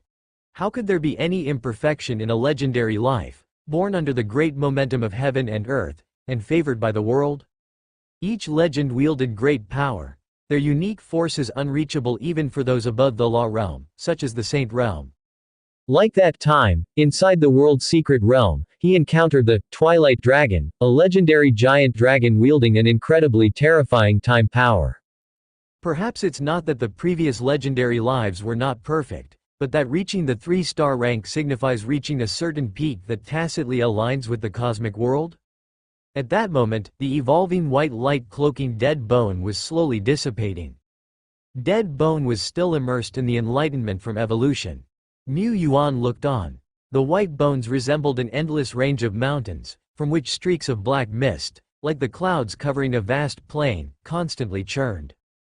There were 10,000-meter-tall dead trees standing on the vast land, broken walls and ruins stretching for miles, emanating an aura that was ancient, decrepit, and desolate. Bone, mist, clouds, dead trees, ruins. Desolation, decline, silence, death. All these vast concepts, like threads in a huge net, spread out. The mysterious patterns of heaven and earth rotated continuously in his vision like a kaleidoscope. A chaotic and jumbled stream of information, intensely profound yet overwhelming, suddenly rushed into his mind. Shadow Slash, Sorrow of Skeleton, Bonewing. 9981 Decline Skills. Mu Yuan learned these skills in the blink of an eye. He breathed out, wiping the sweat from his forehead and turned his gaze away. Is this what defines a perfect legendary life? Does it equate to part of the patterns of heaven and earth, containing endless profound knowledge, and by simply observing, one can gain understanding? But, he shook his head, this is not the same as a skill stele or principle tablet. This vast and profound knowledge is harmless in itself, but it's too overwhelming and chaotic. A typical professional afflicted by such an information strike would turn into a fool. Upon glimpsing such mysterious patterns, people can't help but immerse themselves until their souls break. After all, this is knowledge that lets one learn high-order skills directly. It isn't just a flow of information, it also contains profoundly mysterious energy. And these, perhaps, are just a minor spillage of power from a perfect legendary life form. Compared to these spillages, the first characteristic of a perfect legendary life is world favor. Mu Yuan stroked his chin. Legendary life is nurtured by heaven and earth, and postnatal legends are not inferior to innate ones. Both cherished by the world.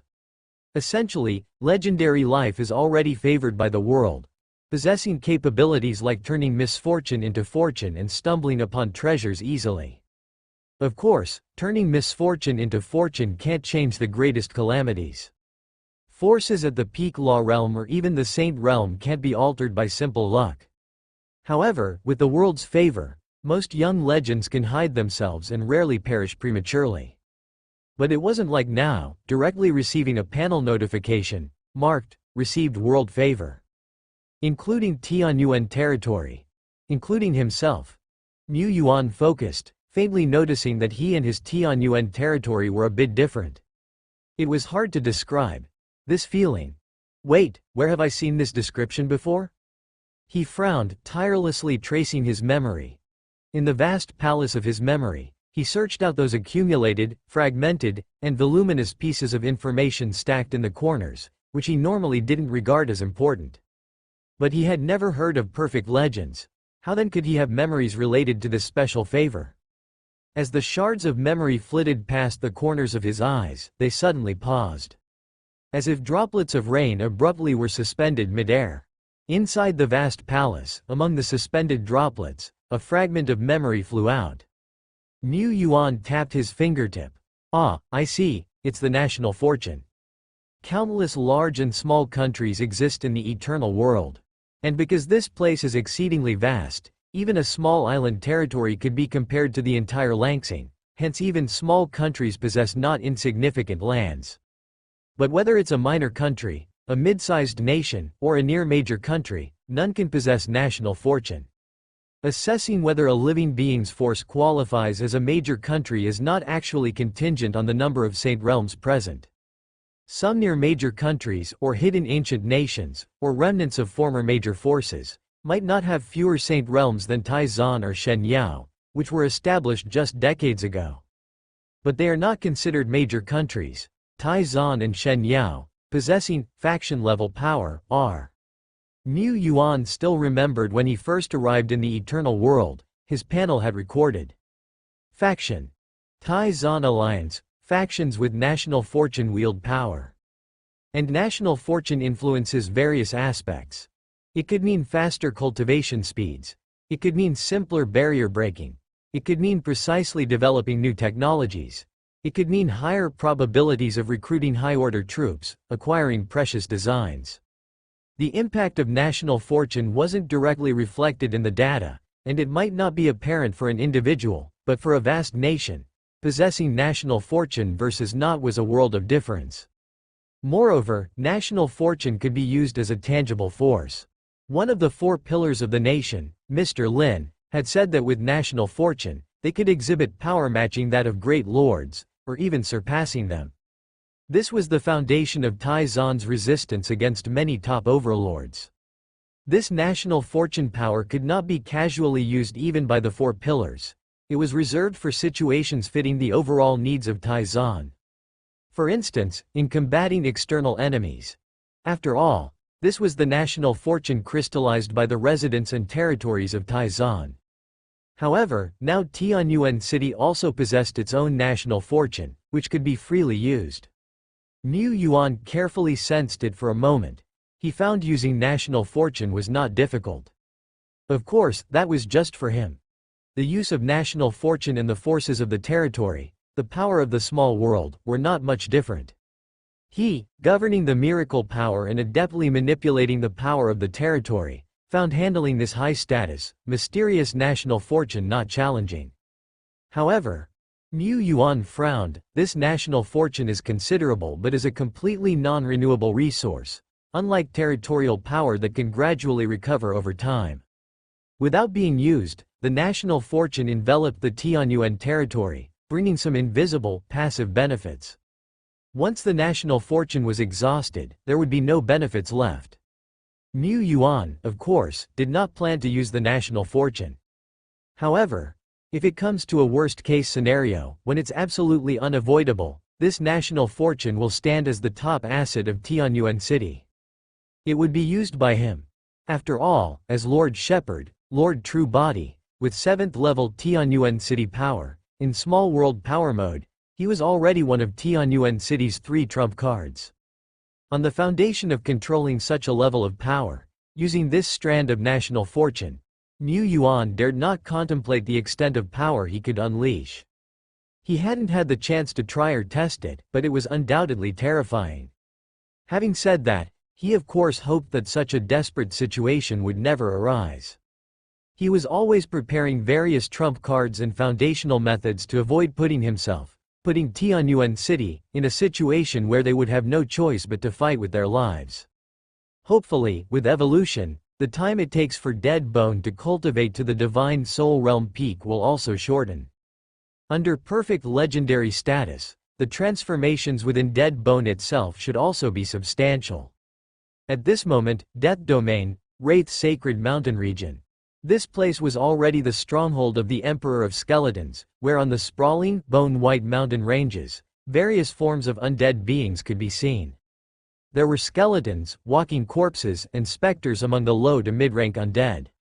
There were also abominations, vampires, death knights, and bone dragons among the high-rank undead. Among these undead, many had sprouted intelligence and even some had awakened consciousness. Most transformed through Wang Ling Zai Shi, though a few were the native undead of the Death Domain. These originally solitary wandering or group-warming lesser undead almost irresistibly joined such an undead paradise. Around this vast area, there were no such large undead forces. The undead might be waning, but finally, they were welcoming a rebirth. A series of hills, lively with undead beings, guarded the exceptionally towering silver-white holy mountain at the center. Wraith Sacred Mountain. A supremely colossal being, whose wings, when spread, could darken the skies, whose pupils were as moons, whose breath could freeze half an island, was quietly coiled beside the holy mountain. This terrifying entity managing the area was the Law Realm Venerable, a giant dragon harboring the concepts of ice and decay, Ice Burial Giant Dragon. Suddenly, the Ice Burial Giant Dragon slightly lifted its head, its clear eyes, still unclouded by much knowledge, gazing into the azure sky. An invisible great force descended. The little Ice Burial did not notice this force but acutely sensed some changes around the holy mountain. Dark mist surged. Outside Wraith Sacred Mountain, on the countless mountain ranges filled with bones and death, affected by the mountain's power, ripples of space rippled out, as if giant canopies were enveloping the bone mountains. The dark mist thickened, and the aura of death continuously emerged. One by one, wells of death sprouted from the ground, gushing out dense death elemental power. The undead cheered. When ripples no longer ebbed in this domain, as the Ice Burial Giant Dragon gazed into the distance, its vision seemed veiled by a black gauze. Not so clear, it seemed, no longer in the same dimension as the real world. Praise the boss. Praise that great lord, Dane. Notice. Dead Bone Core Epic Ability, Wraith Sacred Mountain upgraded to Earthly Netherworld, forming an independent domain, and an entrance to the Netherworld can be opened around Dead Bone at any time. Creating an independent domain was probably the most desired ability by Steady Bone. The capability to directly open Netherworld entrances and even invoke Earthly Netherworld was also quite remarkable. Dead Bone's one of the signature moves was the Tide of Death. However, when facing off against the Ice Burial Duke, Dead Bone still spent some time before the Holy Mountain projection could be fully descended. For that reason, Dead Bone had no choice but to engage the Ice Burial Duke for dozens of rounds with the skeletal giant and briefly fell into a disadvantage. Ding! Notice. Dead Bone, having undergone a miraculous baptism and evolved on his own, has conceived a new understanding of resurrection. The resurrection concept controlled by Dead Bone has stepped into the second realm of concept. Notice. Due to Dead Bone's mastery over the profound and vast resurrection concept, the special skill, Undead Resurrection, has undergone a transformation, now capable of reviving life beyond the undead, and without turning the resurrected into undead beings. Mu Yuan. This still counts as undead resurrection? This is clearly a resurrection for all living beings. Even the angels most skilled in resurrection will cry themselves faint in the bathroom. Undead can be resurrected, and non-undead can be resurrected. Is this reasonable? In the eyes of the vast majority, even to most within the legendary realm, this is unreasonable. But Mu Yuan was no longer a mere greenhand, but a quasi-peak strongman about to stand at the pinnacle of Taizan. Of course, He understood that resurrection was not such an inconvenient thing. Including the resurrection of angels. The resurrection techniques of the epic angels came with limitations, fixed cool-down times, restricted numbers of resurrections, but those restrictions exist simply because the angels are not skilled enough in their art. Dead Bone always felt that death and new life were corresponding to each other. Especially when it resurrected a large number of undead. Isn't their birth a kind of new life? It believed that this path was the true path to heaven. Merely death alone is not enough. Therefore, Dead Bone decided long ago to focus its conceptual power chiefly on death and new life. However, it was the king of skeleton. The growth of its resurrection concept was not slow, yet it was far from matching the pace of advancement in the death concept. When evolving into a legend 2 stars position and acquiring the death mark, the concept realm of death left resurrection far behind. It was helpless to that. But Dead Bone couldn't just abandon the path of death and let the power of the death concept stagnate. That was its primary offensive method. Now, relying on the high vantage of its concept realm, alongside the opportunity to evolve, the miraculous power, it finally managed to improve the resurrection concept. Life and death are relative. Only then is it eternal. Notice. Dead Bone balancing the powers of death and resurrection has unlocked an extension of legendary power, the power of life and death reincarnation. Power of life and death reincarnation. Explanation. Under Dead Bone's command, when soldiers die in its army, the power of resurrection will emerge. When the undead are resurrected, they will receive death breath. Resurrection and death rotate. Life and death are perpetual and never-ending. At the same time, the power wielded by Dead Bone itself can freely transition between life and death. Using the power of resurrection can swiftly revive fallen soldiers without consuming any of Dead Bone's own power. Death breath is the power of death. Many of Dead Bone's major moves require the power of death as fuel to unleash greater force. Even when the tide of death is harmed, Dead Bone can still consume the power of death to return the fallen undead to existence. Under the power of life and death reincarnation, the tide of death can truly achieve immortality, perpetual and ceaseless. Not to mention trapping a single ice burial duke, even if it was 10, it's likely they could be worn down to death while the entire tide of death itself would barely suffer any loss. Even when facing an existence much stronger than Dead Bone itself, multiplied by many times over, as long as it manages to trap the opponent within the tide of death, it has the capability to wear down such a formidable foe to death. Terrifying, truly terrifying. However, of course, a terrifying legendary power like the tide of death also has its inherent flaws. That is, it isn't fast enough. The speed of the spreading tide is too slow relative to the beings at the peak of the principal realm. Dead Bone and Lapis had sparred. With Lapis on guard, the tide of death couldn't wrap her within it at all, thus couldn't unleash the advantage of the tide's numbers.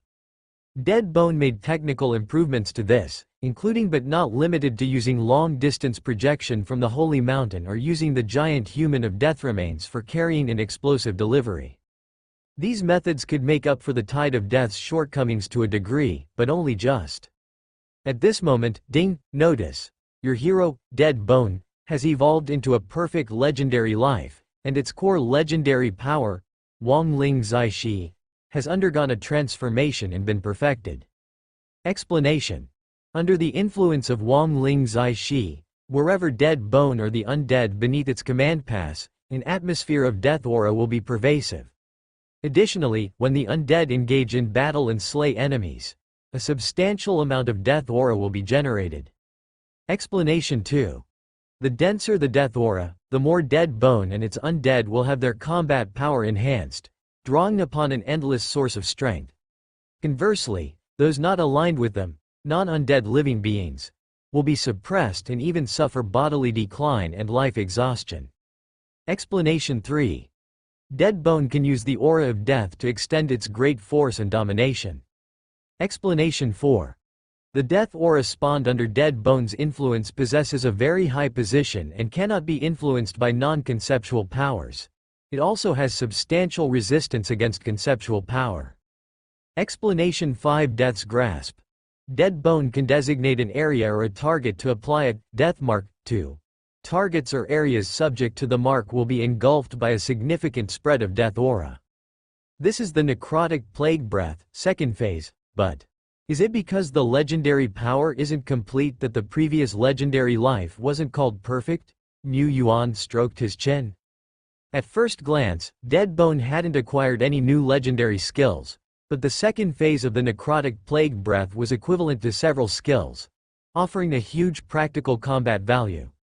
The death aura could amplify his own side and suppress the enemy, bringing the most direct increase in combat power, especially the death aura born from the influence of Dead Bone, which was of a much higher status and couldn't be isolated by ordinary domain or venue skills. There were flaws too.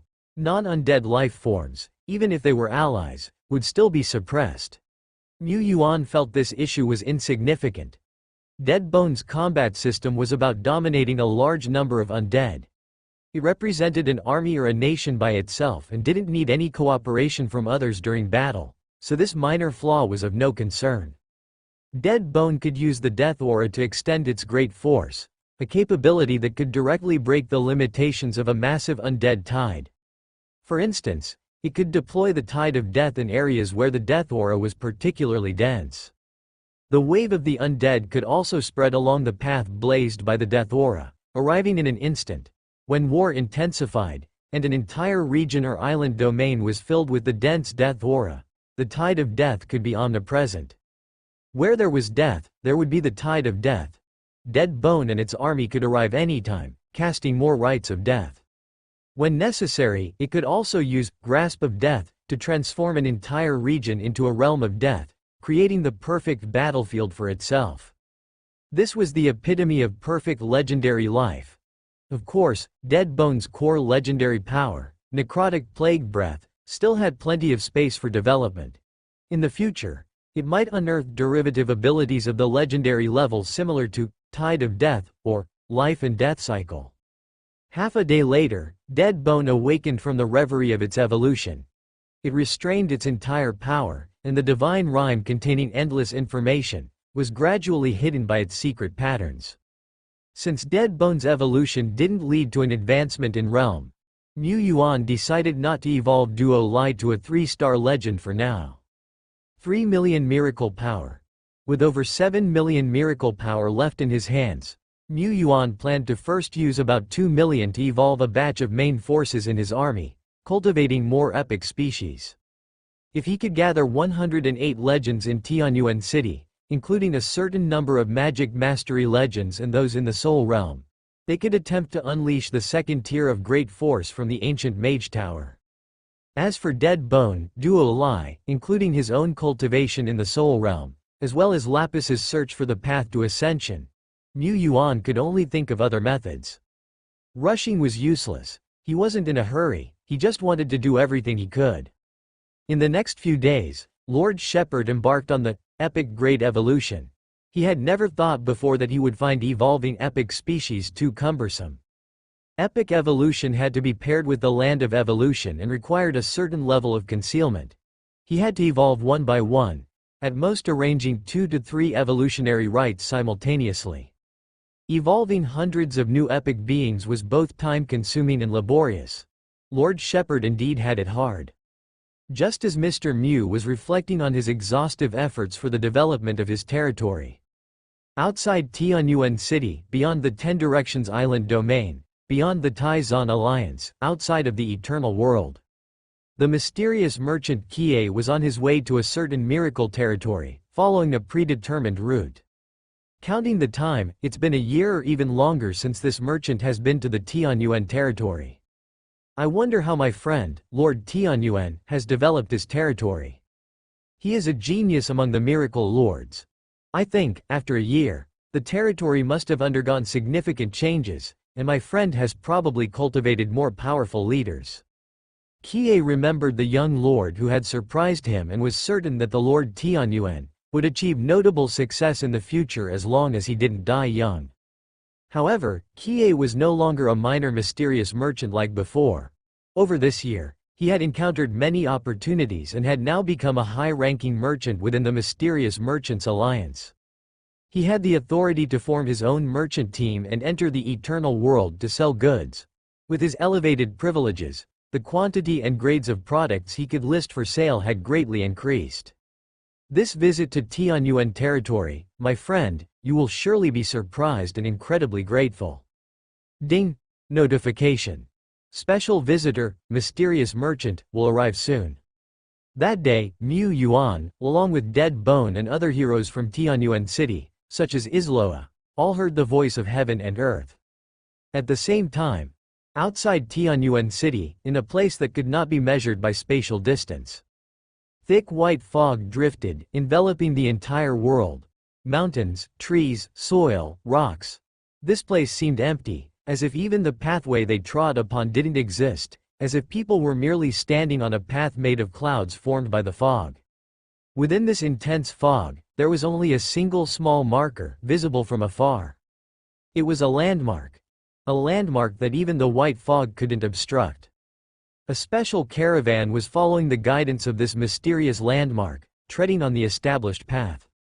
The leader of the caravan was none other than the mysterious merchant, Kie, from those days. He had made quite a change in his attire. His originally slightly bulky figure now appeared noble and mysterious in this loose purple robe. Under Kie's large ears, a diamond-shaped crystal pendant hung, shimmering brilliantly even through the thick fog. Purple robe, crystal pendant. These were the symbols of a high-order mysterious merchant.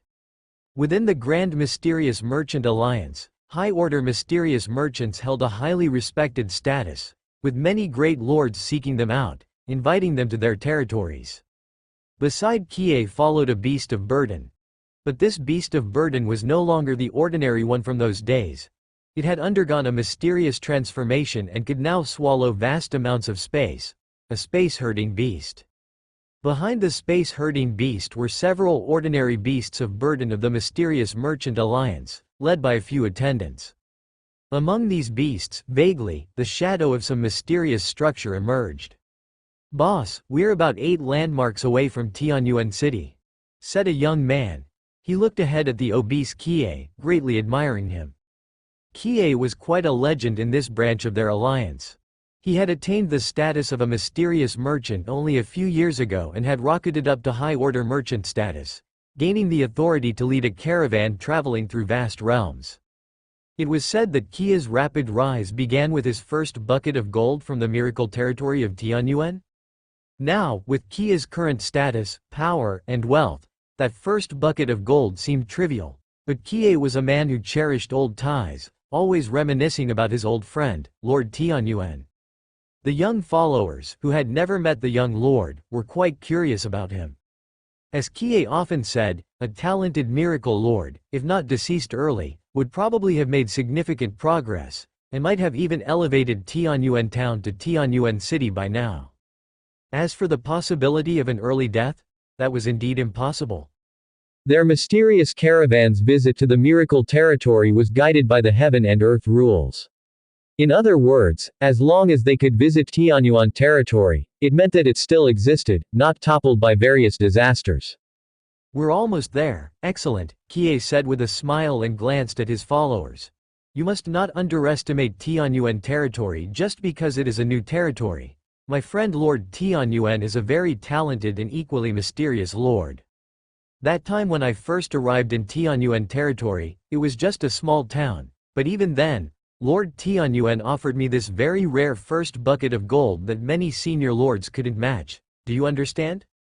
Even now, with my promotion and the formation of a caravan carrying many treasures, I believe my friend also has the financial resources to purchase some rarities." The caravan proceeded slowly through the fog. Under the cover of the dense fog, time and space here seemed to lose count, with only the landmark signals ensuring that travelers wouldn't get lost. The caravan passed one guiding landmark after another. The remaining distance to the destination was counting down. Apparently, as they got closer, the dense fog enveloping the land gradually began to thin. Vaguely, they could now see the outlines of layered mountains in the distance. Step, step, step. The caravan stepped onto solid ground. This was a reality different from walking through the boundless fog. Several followers, who had crossed through the fog and descended into the miracle territory multiple times, of course, understood what this meant. They had arrived. The fog quickly dissipated, and the scene before them suddenly cleared. Kie boss, we've arrived. Is this Tianyuan? Tianyuan territory? The young man looked toward the distance. Surrounded by endless mountains, with his keen eyes, he noticed that these towering mountains were shimmering, clearly rich in valuable minerals. The human city guarded by these mountains appeared even more magnificent and grand. The black city walls, dozens of meters high and resembling a sleeping giant dragon, equipped with various large and formidable war machines. A giant cannon stretched 30 meters in front of the wall, its barrel large enough to fit 2 people, flickering with a terrifying black gleam. Outside the walls, hundreds of arrow towers, multi-shot arrow towers, and some miracle buildings he couldn't identify yet stood tall. Elite soldiers with formidable auras patrolled up and down the city walls. Large majestic birds with wingspans of dozens of meters flew in formation from the distant skies. Tall and magnificent buildings stood one after another inside the city walls, looking exceptionally extraordinary. Above them, a grand ellipsoid structure was suspended in the sky, resembling a heavenly palace. From there, a silvery river of energy poured down from the sky like a massive waterfall. At the city center, mountain peaks soared high, as if plucking the fibers of space with their sharp twin summits. People came and went inside and outside the city. It was lively, bustling, majestic, yet incredibly peaceful. The young man could not spot any trace of monsters. He doubted there was any sign of wild monsters in the hundreds of miles surrounding the city, based on the worn marks on the city walls. Was this the Tianyuan territory? The Tianyuan territory from Boss Kia's mouth? Just a year ago, Tianyuan was still a small town. Progress surely hadn't been this rapid. Unable to hold back, the young man asked, "Boss Kie, is this really the Tianyuan territory? Are you sure you didn't get the signs mixed up?" The arrival of a mysterious merchant. It was rare but not unheard of for signs to be mixed up. How could I mix up the signs? I used special markers in the Tianyuan territory. Get lost? Impossible, that absolutely couldn't happen. But when Kie finished speaking and took a closer look, he too was stunned. This place. Was this truly his friend's Tianyuan territory? Wasn't this change a bit too drastic? There wasn't a single spot that resembled his memory. To not mention the far off, where in the central part of the Tianyuan territory was there such a prominent mountain peak? Could he really have gone the wrong way? Kie doubted his life choices. At that moment, a burly figure flew out from within the city. The approaching man soared through the air, clearly a legendary strongman. In such a majestic city, Kie wasn't surprised to find a legendary strongman presiding. However, this legendary figure looked familiar. It was General Lu Lu, from Lord Tianyuan's retinue. This is really the Tianyuan territory? I knew this merchant wouldn't get lost. Niu Yuan had made arrangements as soon as he got the hint. A visit from a mysterious merchant was a grand opportunity. It was even better if it was his old acquaintance Kie, although, with his current perspective, and the needs of Tianyuan city, the mysterious goods Kie had offered in the past were not as needed now. Still, he would give a warm reception. General Lu Lu personally received the guest from the mysterious merchant alliance. Furthermore, to show the importance Tianyuan city placed on this visit, several young members of the city defense army accompanied General Lu Lu. The West City Gate was opened wide, and elite soldiers lined up in formation. General Lu Lu personally led a few legendary realm soldiers, flying towards a distant area. He spotted them, a group of people about a few kilometers away, likely the mysterious merchants. Mysterious merchant Kie also saw several powerful figures from Tianyuan city accompanying General Lu. 1, 2, 3, 4, 5, 6. Harnessing the power of heaven and earth, soaring in the sky. All of them were legendary realm. Even for mysterious merchant alliance, a legendary realm might not be much. But for a miracle territory, having one legendary strongman was already considered powerful, let alone Tianyuan, which a year ago was just a small town. Had they already nurtured several legendary strongmen? Kie was surprised and felt honored. Truly befitting his friend, the highly regarded Miracle Lord, who personally sent several legendary realms to greet them. Soon, under Lulu's lead, Kie and a group of mysterious merchants entered Tianyuan City. This was New West Gate of Tianyuan City, not as bustling as New South Gate, but one could still see the frequent passers-by and professionals carrying swords and weaponry, shouting as they transported merchandise. People of all shapes and colors could be seen everywhere. Kie looked around in amazement. As a high-order mysterious merchant, he had visited countless large territories, and even those great lords greatly respected him.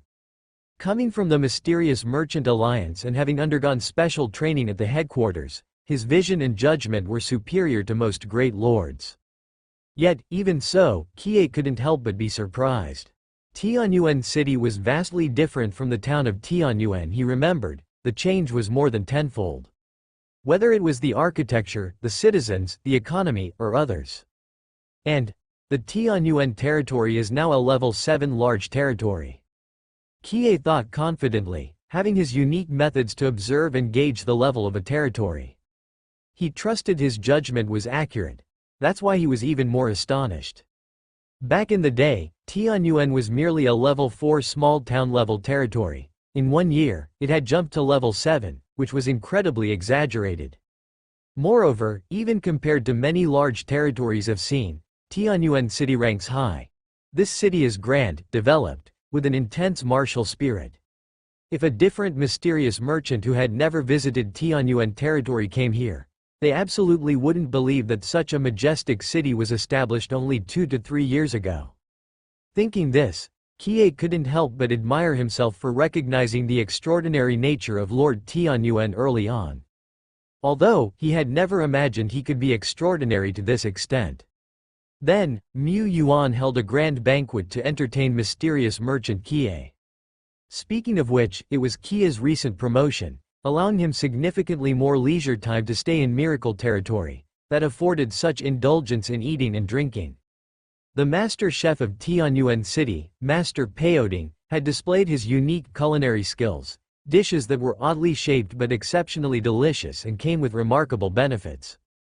Not bad, really not bad. Among the extraordinary delicacies I have tasted, this one can definitely rank in the top 3. Kie praised. Mu Yuan was also surprised that Kie, indeed a mysterious merchant and a high-order mysterious merchant at that, was. His current understanding of mysterious merchants and the Mysterious Merchant Alliance was far from the superficial knowledge he had before, fully aware of what kind of force it was. Born from the Mysterious Merchant Alliance, Kie, well-traveled and well-informed, was not surprised even by the exotic food specially provided by Chef Ding, obviously having seen similar cooking methods before. Indeed, the world is full of talented individuals. After the meal, in the serene Treeman Forest, there was a garden area with various pavilions and towers. The mysterious merchant Kie waved his hand. The goods I've brought this time are definitely a notch above the previous 2 times. My friend, you will be astounded, surprised. At this point, Kie suddenly felt less confident. He had always thought that the goods he brought would amaze the young lord, contributing to the great development and construction of his territory. Of course, he himself would make a considerable profit from this rich and mysterious friend. But the strength of Tianyuan City far exceeded his expectations. Whether the carefully prepared goods could still catch the city lord's eye, he was unsure. He waved his hand. Let's set up our shop. Kie's subordinates immediately sprung into action. They led their beasts of burden to specific positions and stood firm. Then, with a big gulp from Kie's space beast, a tangible space ripple whooshed open, capturing Duo Lai's attention. Clearly, this beast of burden was a gourmet like itself. Beneath the undulating space ripples, amidst the formation of several beasts, a small but lavishly decorated shop suddenly appeared. The shop was only 1 story high, with several shelves inside, each displaying mysterious and alluring goods within a faint aura, which inevitably made one curious to explore. Here are the prop-type goods, here are the equipment-type goods, and here are the blueprint-type goods. Perhaps aware of Mu Yuan's lack of interest in soul remnants, This time Kia's goods included very few, just over a dozen of Zhou San's sole remnants. Mu Yuan's gaze passed over and settled on the shelf with the blueprint-type goods. Dozens of miracle blueprints were neatly displayed there, with a small portion of rare grade and the majority of superior grade. To be able to wholesale superior miracle blueprints, Kie certainly had some capabilities indeed. Go get the materials from our warehouse number 2, Mu Yuan instructed a legendary realm junior officer. Then, his gaze fell on the shelves, meticulously selecting a dozen or so superior blueprints. Most of them were for breakthrough and cultivation architectural drawings. After the recent promotion in baptism, his Tianyuan city's breakthrough buildings were not enough. Now, with a large influx of travelers, adventurers, and merchants, he wanted to earn as much as possible from their pockets, and to do that, the corresponding facilities also needed to keep up. The breakthrough and cultivation buildings were the miracle building types most in demand by professionals daily. Buying from the mysterious merchant was much cheaper than exchanging them on the Taishuan Covenant platform, a real profit without cost deal. Of course, with a better understanding of the mysterious merchant's points system, by now, Mu Yuan would not dream of sweeping all the items in the shop clean. Not worth it. Even for business without cost, it was not truly without expense. The so-called points, in essence, represented the authority or rule wielded by the mysterious merchant alliance. Tianyuan City could not offer an unlimited number of mysterious items. It was best to save some for the next time or the time after when encountering a mysterious merchant, lest desired goods appear and he lacked sufficient points to purchase them. Primarily, it was because there were no blueprints he coveted. There was little necessity to purchase a few defensive architectural drawings. If there had been epic blueprints, he would have bought them without a second thought. Even if he didn't have enough materials for a profitless exchange, he could add more valuable items to the trade. Unfortunately, there were none. Then, Mu Yuan purchased some common treasure beads, props, including but not limited to refugee recruitment order, and concealed pearl, among others. There was also an epic-level material, ancient dragon essence blood, usable for crafting top-tier body tempering potions or for elevating the bloodline of dragon-type troops.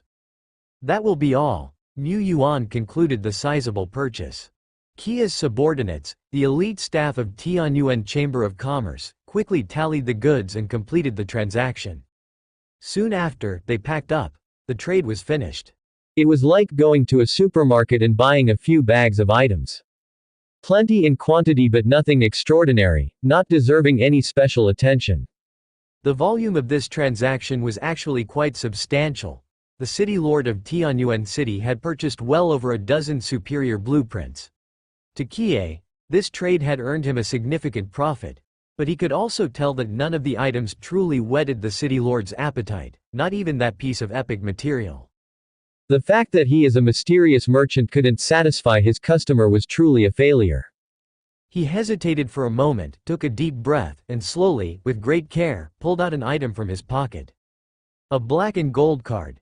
Have you ever learned about what the mysterious merchant alliance is? Kie suddenly asked.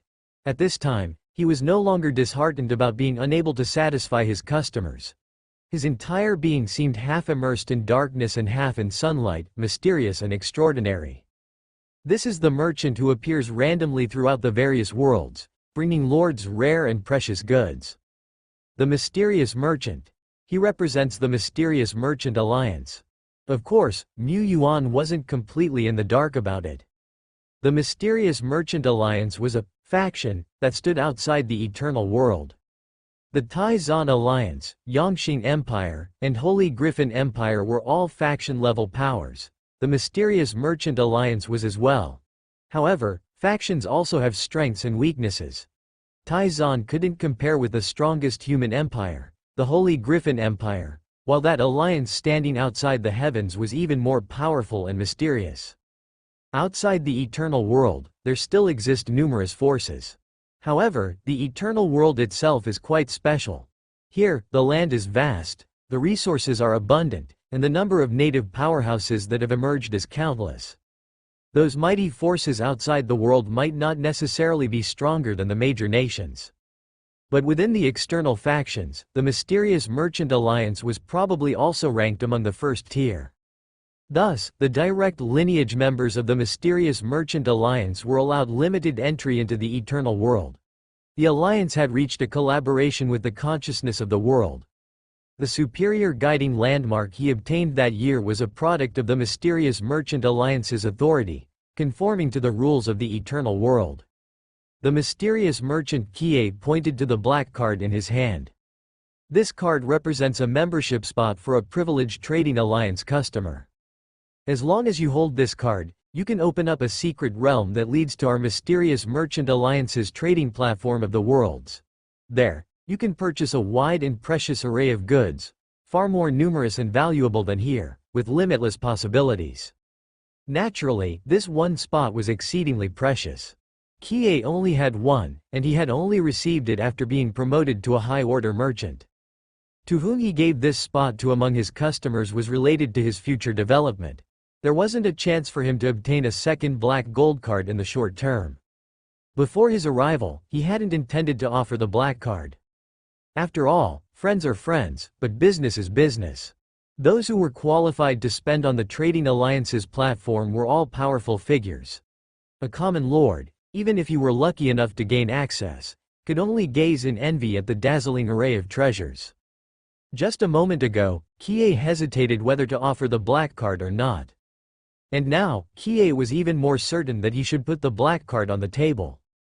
Perhaps the Lord of Tianyuan City wasn't currently the strongest among his clientele, but the young lord's pace of improvement was too swift. He had boundless potential, and he would soon turn wave after wave of that potential into reality. Binding this spot to the Lord of Tianyuan City was the most correct choice. What was he hesitating about?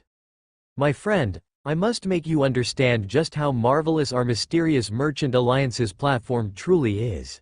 Even the princes and nobility of the Holy Griffin Empire, most of them are not eligible to enter. Do you understand now? At this time, Kie was actually somewhat worried that the Lord of Tianyuan City might refuse to accept. What if he refused? Despite the limitless possibilities of the Trading Alliance platform, Kie couldn't prove it himself. It would take the user personally entering to understand. He was truly overthinking. Mu Yuan had already heard a bit about the mysterious Merchant Alliance and its platform. The reason it was just a bit was that everything related to the mysterious Merchant Alliance was too mysterious, with scant information available. How could he refuse such a great opportunity? Don't worry about it, Kie, my buddy. I will make good use of this black gold card. That's good, you truly are my friend. Kie could only stay for a limited time. He would soon have to leave Tianyuan City. Before leaving, he wondered, was anything amiss? It was he who offered a great opportunity, so why did he feel grateful when the Lord of Tianyuan City accepted it? Forget it, the outcome is the same regardless. The mysterious merchant caravan gradually moved away, disappearing into the mist. That night, the moon was bright, and the stars sparse. Behind the main peak of the Lord of Tianyuan City, in a semi-mystic realm area enclosed within a vast folded space. Before the Lord's altar, Mu Yuan took out the black gold card given to him by the mysterious merchant. He examined it carefully, but could not discern anything special. Only a faint prompt of heaven and earth echoed in his ears. Prompt. Do you want to use the special rankless item, Mysterious Merchant Alliance VIP card? Yes. He thought silently. The black card, engraved with golden patterns, slowly began to burn, gradually disappearing beneath the glowing embers. In its place arose a profoundly mysterious great force, connecting heaven and earth and resonating with the power of the miracle territory. Prompt. Do you wish to establish the Mysterious Merchant Alliance VIP platform, Secret Realm? This realm is of a special rule type, public category. Yes. Thus, the Secret Realm's gate slowly formed above the Lord's altar. The gate, oval-shaped and predominantly black, was not a terrifying black of utter silence but one of unfathomable depth, filled with a thick air of mystery. Surrounding the gate were countless deep blue and light purple star sands flowing, adding an artistic divine rhyme to its profound blackness. Mu Yuan reached out and touched the gate. Promotion. This realm is of a rule type, possessing rules such as cessation of hostilities and absolute fair trade. Also, the realm can only accommodate lords or those with the hero status of the territory. Prompt. If the VIP cardholder is not a lord of a land, they are granted the right to bring no more than 3 companions with them. However, Mu Yuan still knew nothing about what was inside the Trading Alliance realm or how to trade there. Such is the great power that the mysterious Merchant Alliance possesses. All must be shrouded in mystery. Even when information related to it spreads, it becomes blurred and uncertain, unimaginably mysterious. What's certain, however, is that the VIP card of the platform is extremely rare, and the only way to obtain it is through the mysterious merchant. The Lord of Han Yu City, Sword Lord Lu Shi, Lord Qing Xin of Tai Zan's top echelons are all guests of the Alliance. Of course, there are also top-level lords who still do not qualify to enter the mysterious Merchant Alliance VIP platform. This reflects the preciousness of the Black Gold card. It's time to witness the truly vast world, yay! Duo Lai was especially excited. Although Mu Yuan felt that its excitement might be due to the possibility that at the mysterious Merchant Alliance, there could be some extremely mysterious and unique delicacies that it never tasted before. At about the same time, in the eternal world, deep within a great domain, a hidden place. Here, the mountain peaks soared tens of thousands of feet high, like an ancient sword uprightly piercing the earth, surrounded by whirling mist, like a fairyland, dreamlike. A sword-bearing youth walked to the foot of the mountain and looked up at the towering peak, taking in a deep breath. Let's go, our master has summoned us, it's time to go up. The young Wu Ming was the same person who had shown impressive skills in the world's secret realm and now possessed a prominent reputation worldwide. 10,000 Sword Saint legendary life disciple young genius Wu Ming. By young Wu Ming's side stood a robust and muscular elephant man, standing on a rock 9 heads taller than the youth. Legendary disciple, Golden Elephant. Despite Golden Elephant's imposing appearance, he was in fact younger by 2.5 months than Wu Ming, who was only 16. Both were found by their master in the wilds and were among the children he had adopted. Of course, their master adopted many children, but only he and his senior brother Wu Ming were truly accepted as disciples. After all, their master was a legendary figure of great power. Besides the two of them, their master's disciples included another, much older senior brother, whom they had rarely seen. Being recognized by a great legend and chosen as heirs was a source of pride and vanity for Wu Ming and Golden Elephant. Indeed, they had reason to be. They did not always live in seclusion. In the past few years, since they had reached the 4th order peak, their master often took them out to spar with geniuses from the outside world. Without exception, they were undefeated and in most cases, they won with ease. Even fighting high realms with lower realms, they often emerged victorious, defeating countless older powerhouses. Exemplifying the phrase, young genius, to its fullest. Talent, effort, and the luck of becoming a disciple of a legend. That was the capital of their pride. Until, during exploration in the world's secret realm, both were defeated by 2 young powerhouses. Golden Elephant was always weaker than his senior brother and was never so arrogant as to believe he was invincible in the world. His simple and direct defeat at the hands of the slender wolf girl left him feeling frustrated and unreal. Wu Ming, undefeated since his debut, would not consider himself invincible in his realm. The eternal world was vast after all, and while fortunate to be taken by their master, other young geniuses could have similar luck. But the man who defeated him had a domain realm far lower than his own, much lower. At that time, accompanying the wolf girl and that man was a woman shrouded in a black cloak. She seemed to be even stronger, with the wolf girl and the robust man following her lead. Could she be the miracle lord? To have 3 geniuses, not inferior and even stronger than oneself in a single territory, also made Wu Ming question his life. The world is not only big, it's vast, incredibly so. After returning home, Wu Ming couldn't help but ask his own master, is the world really so vast that prodigies emerge endlessly? Is it possible for someone to dominate the current age? Yet he was just an ordinary prodigy who had been dominated. His master smiled, the world is indeed vast, yet it can also be small, Don't dwell too much on a single failure.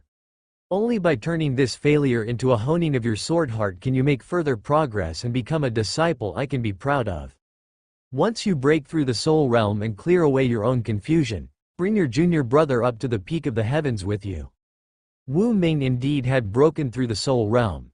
The breakthrough was forged through a perfect divine base crafted by the perfect domain realm. Not only that, he had dispelled the confusion in his heart, further advancing his sword heart. He also took a major step forward on that path, which held the possibility of ascending to legend. His combat power soared tremendously. Wu Ming believed if he were to encounter that robust dragon man again, even if the opponent had also stepped into the soul realm, he would still have the confidence to defeat him. Let's go, the youth said to his junior brother. The two did not harness the power of heaven and earth but instead relied on their physical strength to grasp the protrusions of the cliff face, climbing up step by step. This peak, akin to a divine sword, is itself a marvelous treasure that can only be truly ascended by climbing with one's bodily strength. Moreover, the higher one's realm was, the stronger the suppressive force they would face while climbing the mountain. Thus, even though Wu Ming had first reached the peak years ago when he was still at four-order peak, he still dared not be careless. Every ascent to the peak must be made with all one's effort, or there lies the possibility of failure. But precisely because of this, such climbing was considered a rather good practice for him and his junior brother. Half a day later, huff, huff, when young Wu Ming reached the peak, his whole body was drenched with sweat. He seemed to have been polished from the inside out, and despite being both tired and sleepy, he was brimming with energy. Golden Elephant, whose physical strength had grown even stronger, also looked disheveled. Both gazed into the distance. Master, you've arrived. Yes, we have. Mist curled around in the distance, resembling dragons, phoenixes, turtles, and elephants. A man, appearing human and about 2 meters tall, emerged from the mist. Cloaked in a black grand cape, broad-shouldered, he stood at the very end of the smooth mountain summit platform, facing away from his two disciples with his hands clasped behind his back, exuding the air of one at the extreme peak. He is the unparalleled strong man known as Ancient Sword, a legendary life, a wielder of great power. Respectfully called, Ancient Sword Divine Monarch. The Ancient Sword Divine Monarch turned around. In an instant, the swirling mists vanished, the heavens and earth cleared completely, and not a single cloud could be seen for tens of thousands of miles, as if a sword had just been unsheathed, cleaving through the sky and earth. The sound of a sword's hum seemed to resonate throughout heaven and earth, lingering on and on. Seeing the shocked and admiring expressions of his two disciples, the Ancient Sword Divine Monarch's face remained expressionless, but his heart was content. This was the meaning of taking on disciples. If one who learns swordsmanship doesn't show off, what are they even learning it for? He looked at his two disciples. Before, you thought the world was too small, then you found it too vast. As your master, I've thought it over, and it's time to broaden your horizons and truly experience the vastness of the world. Wu Ming's eyes lit up. Is it that vast world where countless unparalleled prodigies exist? Golden Elephant also bumped his fists, eager to get started. Ancient Sword Divine Monarch. Why do these two idiots always have muscles for brains, always thinking about fighting? He said irritably, I've said before, the eternal world isn't that big, and there aren't that many unparalleled prodigies. To be precise, it's in the same era, within the same age range, that one can hardly find a few people with more talent than you two. After all, both were only in their teens, and in just a few more years at most, they would be stepping into the law realm, and would no longer be competitors in this level of strength. Prodigies as outstanding as they were also advanced rapidly. Even the vast eternal world could not come up with many prodigies who could match these two foolish disciples at the same realm, so, in a way, the eternal world was also small. However, if we extend the timeline, the prodigies in the river of history are countless, like fishes crossing the river. There are those who are not much different from you or even stronger. Only these individuals have either stepped into the saint realm or are at the very peak of principal realm, and of course, some may have fallen throughout the vast expanse of history. Saying that, the Ancient Sword Divine Monarch paused, then turned once more to stand with his back to them. The mist suddenly surged up, shrouding his figure in obscurity, mystical and majestic. He spoke. This time, the place I am taking you to is an extraordinary location that gathers many strong beings, one that will broaden both of your horizons and increase your understanding. Many strong beings? Broadening of horizons? Was there a chance to witness the earth-shaking great force of various powerful entities? The ancient sword divine monarch glanced at the two foolish disciples, aware of what they were thinking, and snorted, "Cultivation is not about fighting and killing, but about connections, opportunities, and talent. You have the talent and you know the methods of cultivation, the way to reach the heavens, but whether you can traverse that path to ascension still depends on whether you have enough opportunities. And this time, the place we are going to is an extraordinary location, not only where you can witness many strong beings, but also where you can obtain various opportunities. The name is Mysterious Land. It is crafted by the top-tier faction in power, Mysterious Merchant Alliance, known as a secret place where there are unlimited possibilities. Of course, there you will also see the true peak of strength and power from all around the world, even the powerful beings from outside the eternal world. After all, those who have the qualifications to enter this mysterious land are no weaklings. With that said, ancient sword god monarch made a sweeping gesture with his hand. A profound vortex-like gate shimmered into view, not far from the zenith, emitting a soft blue and starry purple light. The great gate leads to the special secret realm, the mysterious land. Follow me. Yes. The tall man, wrapped in a large cloak, strode into it. Wu Ming and Golden Elephant, two young men, were stunned for a moment but quickly followed. As they passed through the secret realm's gate, the spectacle before their eyes astounded them. The place was like a vast expanse of the starry sky. Unfathomably high and boundlessly wide. Transparent paths crisscrossed one another, like beams traversing heaven and earth, arrayed throughout. Wu Ming looked into the distance. Figures were advancing along these transparent paths. Were these beings from around the world? From different realms?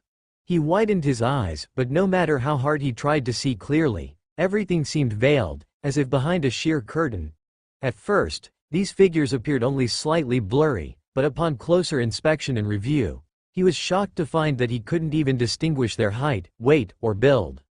One would think that a giant dragon's size compared to a human's should be easily recognizable, even if obscured, even from a distance, right? This is quite normal. Ancient sword god monarch stood with his hands behind his back. What is the mysterious Merchant Alliance? The essence lies in its mystery. The mysterious Merchant Alliance also possesses an extraordinarily powerful mysterious authority here. Unless one reveals their identity, even I cannot see through the veil to grasp who or what lies beneath. So that's how it is. Young Wu Ming was still shocked. He was beginning to understand why this place could vastly broaden their horizons. Just this veil of mystery alone made him respect without full understanding. The two exceptional youths followed their master and hastened forward. The transparent path seemed incredibly long, yet in reality, it was not so distant when they walked on it. In just a few minutes, they had passed through the entrance corridor and truly arrived in the mysterious land. Alert! You have officially entered the mysterious land. Alert! Do you choose to hide your identity? Alert! As this is your first entry into the mysterious land, processing. Wu Ming glanced over. His master did not bother to hide his identity, so he also did not choose to conceal his own. Then he looked around. The place seemed like a separate world, with a silver-white dome suspended high above the azure sky, and in the distance, giant spatial bubbles wrapped around what appeared to be various miniature worlds. Strong beings of different races and appearances were coming and going, some in groups. Some of these strong beings were still veiled in mystery, not clear to see, but many more revealed their true faces. Wu Ming and Golden Elephant grew up on ancient Sword Mountain and had little contact with the outside world. They just felt that each of these powerful individuals looked extraordinary and impressive, but they did not recognize them. Others were different. Especially those who came in with VIP guests or less prominent VIP cardholders, who couldn't help but take a second look and exclaim softly upon spotting some notable figures. That looks like the Holy Griffin Empire's prince, a prince with real authority. I recognize him too. It's His Highness Prince Zhan Guang. This prince once represented the Sacred Empire to visit the Dragon Court. The pageantry back then was enormous, with dozens or hundreds of angels in formation, all to protect the arrival of this prince. Hiss! Look over there, that seems to be the legendary great power, the mighty being who wields molten rock, flames, and earth, the Molten Rock Monarch.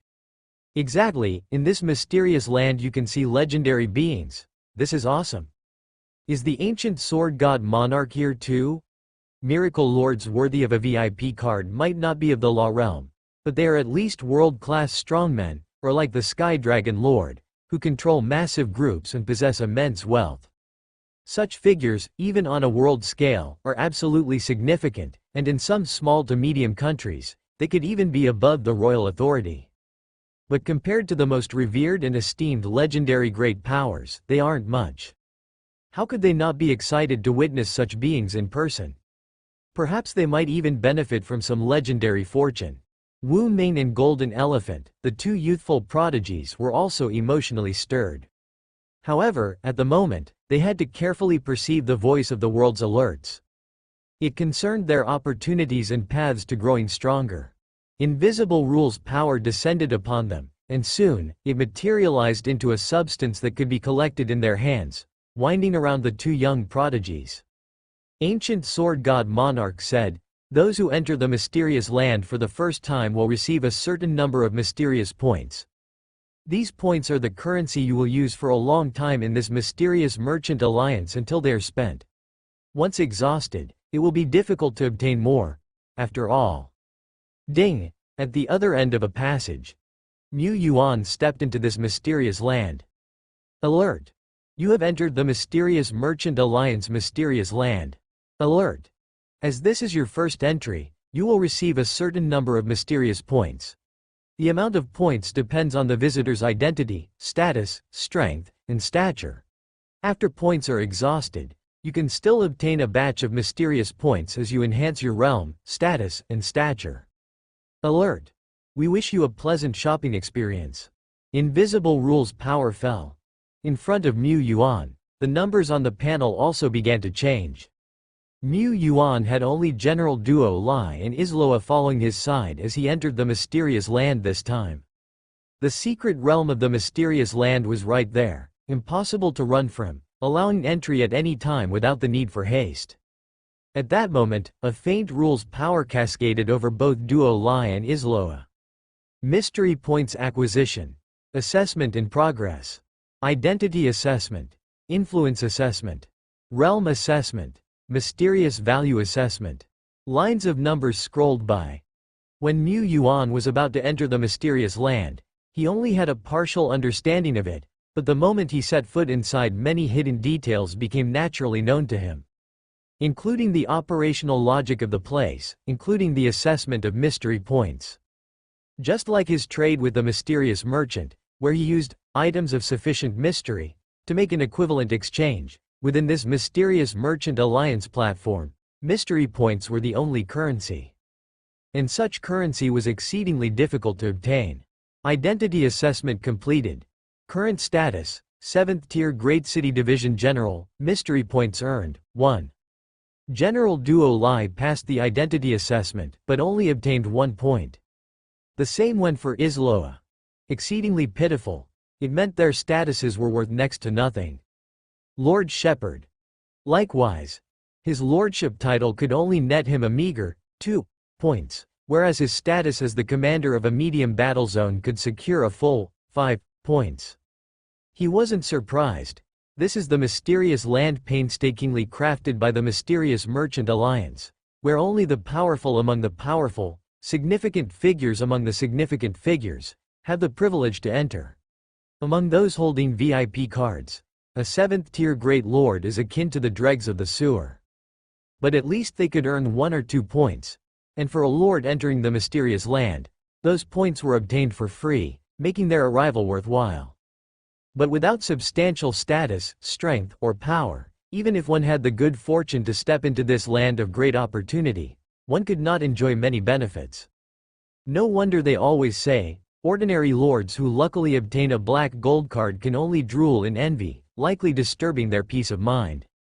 The assessment of mystery points continued. Mu Yuan found the rules of the secret realm not robust enough. For him, Duo Lai and Isloa, the realm assessment simply stated, soul realm, in plain terms. Were they just at the soul realm? In truth, they possessed perfect domains, perfect divine bases, commanded legendary powers, and several core epic abilities. Their combat power was comparable to that of transcendence at the law realm. But still, it was marked as the soul realm. Dane, mystery points acquired, 3. Better than nothing. There were other indicators like influence and mysterious index, and after assessment, Mu Yuan's earned points were either 2, 1, or 0. How miserable indeed. All his assessments combined only rewarded him a scant 15 points. Duo Lai and Isloa fared even worse, with only single-digit points. Despite the value of the mysterious merchant alliance's points, a few points clearly couldn't buy much. At this time, outside the mysterious land, ancient sword god Monarch looked at his disciples. Stay completely focused, imagine yourself facing a formidable enemy, and without any reservations, unleash all your intent, momentum, power, and concepts. The mystery points assessment for the two youthful prodigies was approaching its end. Only the status assessment remained. Generally speaking, status referred to one's life rank. But for an intact legendary life like ancient sword god Monarch, a bit of ability and experience could allow his two disciples to perform and exhibit themselves to their best, so as to obtain higher mystery points. The two youngsters were even more earnest and focused. After all, they had only managed to earn a few mystery points so far, and the bulk of it came from their identity as legendary disciples. Ha! They shouted softly. Here, under the veil of the rules, they could not unleash any power. There was no energy overflow, no surge of might, but power was their foundation, something even the rules could not strip away. To those rooted in power, the power would respond. A large amount of mystery points materialized. Transforming into visible mysterious power, it swirled around the wrists of the two young men. That must be a few dozen mystery points, right? Many VIPs who were watching the Great Lord, a world-level powerhouse in the form of ancient sword god Monarch, could not help but take notice. The powerful beings who had connections with the Divine Monarch congratulated him. Divine Monarch has taken two excellent disciples. Notice. You have earned 150 mystery points through the status assessment. Notice. Your hero, Isloa, has earned 100 mystery points through the assessment. Notice. Your hero, Duo Lai, has earned 300 mystery points through the assessment. 300. Duo Lai licked his lips.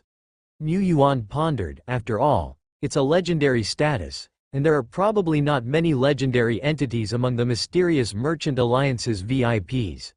Naturally, spending power of 100 mystery points must be quite impressive. He looked around. Within the vast mysterious land, one could see numerous quirky and extraordinary powerful beings.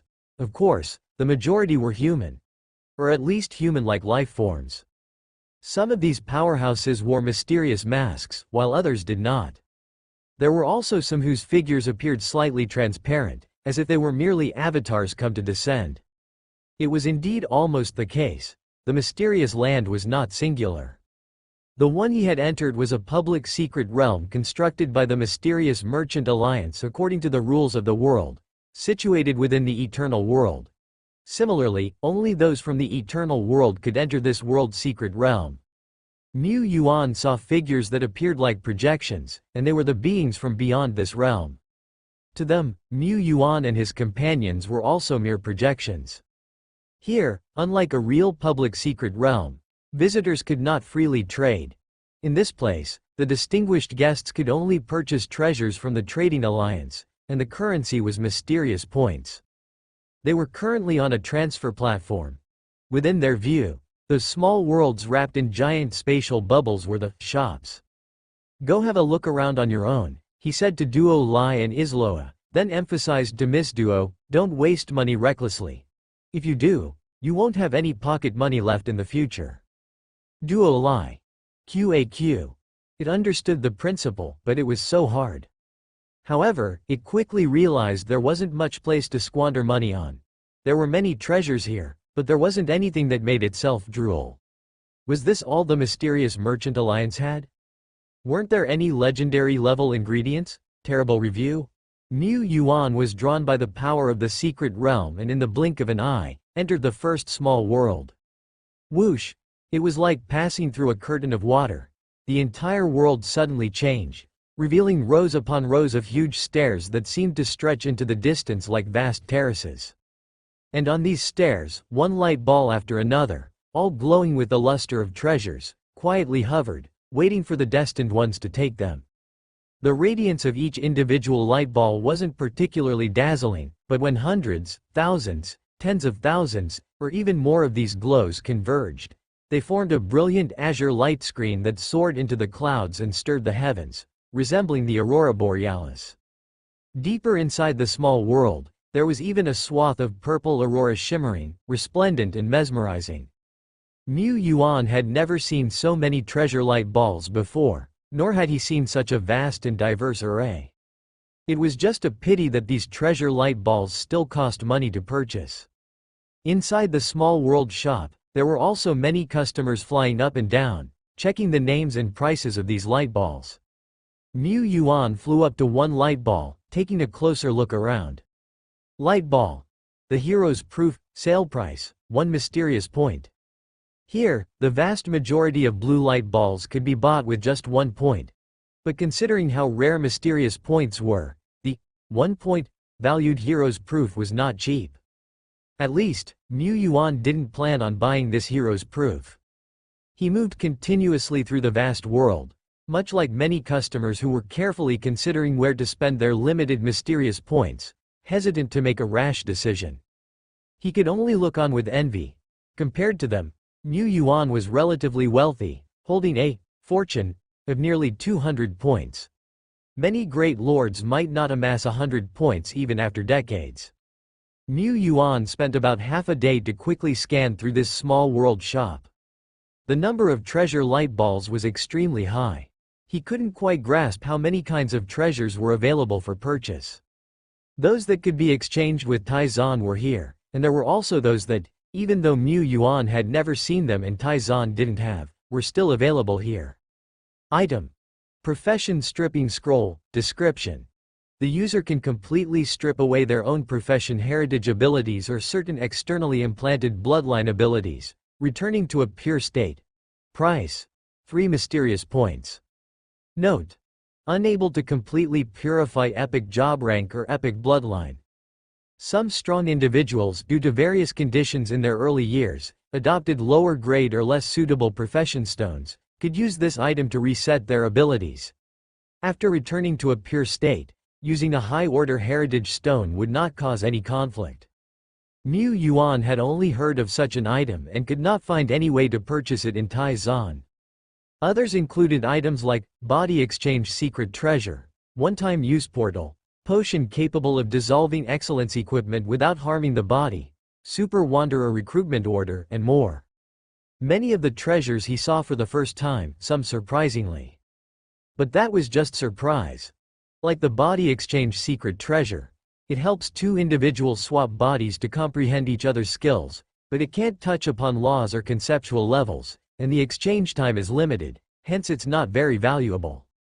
Like the Super Wanderer recruitment order, it seems good at first glance, but if it costs 1 mysterious point to buy, it's completely not worth it. Deeper in the small world, Mu Yuan also briefly passed over many epic treasures. Among them, there indeed were treasures that made him envious. But they were expensive. Epic treasures were much more costly than excellence items, and if he recklessly bought them, he wouldn't get many. Of course, the money in the pockets of Duo Lai and Isloa was also his money. However, Mu Yuan entered the mysterious land to buy treasures, intending to use them for the whole group, so he preferred letting everyone find their own opportunities. Sometimes, affinity with a treasure was essential. Moreover, there are 2 ways to acquire treasures within this mysterious land. One is direct purchase, with clearly marked prices, the drawback being slightly expensive. The other is blind box draws. The blind boxes in the mysterious land were reliable and did not have a possibility of merely thanking customers for participating. Furthermore, the treasures drawn from blind boxes were generally suitable for the drawee, with values varying high and low.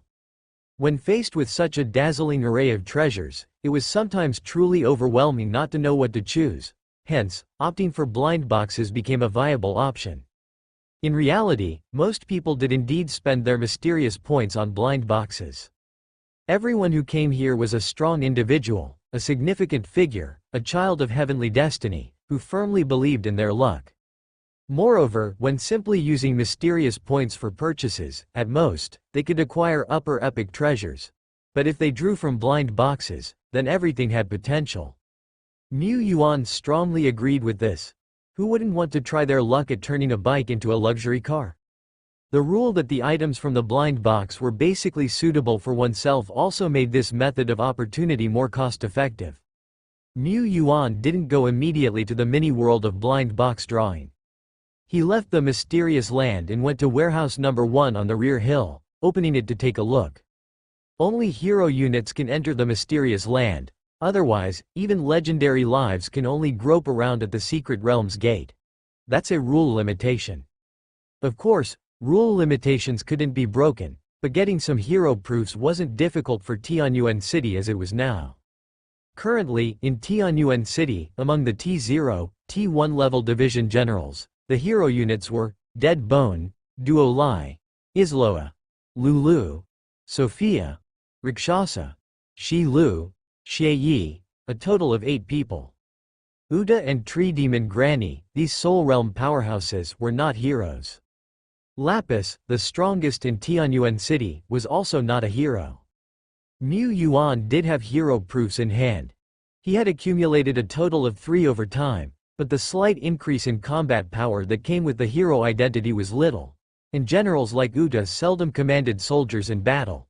Tree Demon Granny didn't need it, as they could synchronize with the forest almost on the same frequency, no need for any hero privileges.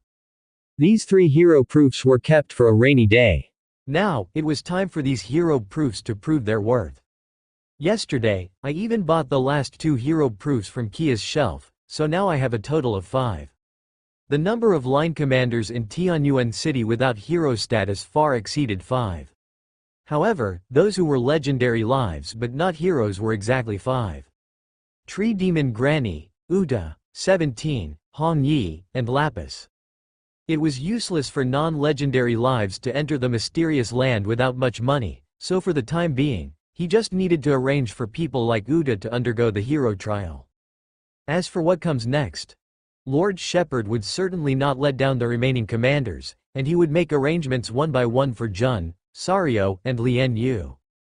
Buy hero proofs from the mysterious land? That's convenient, but it seems unnecessary.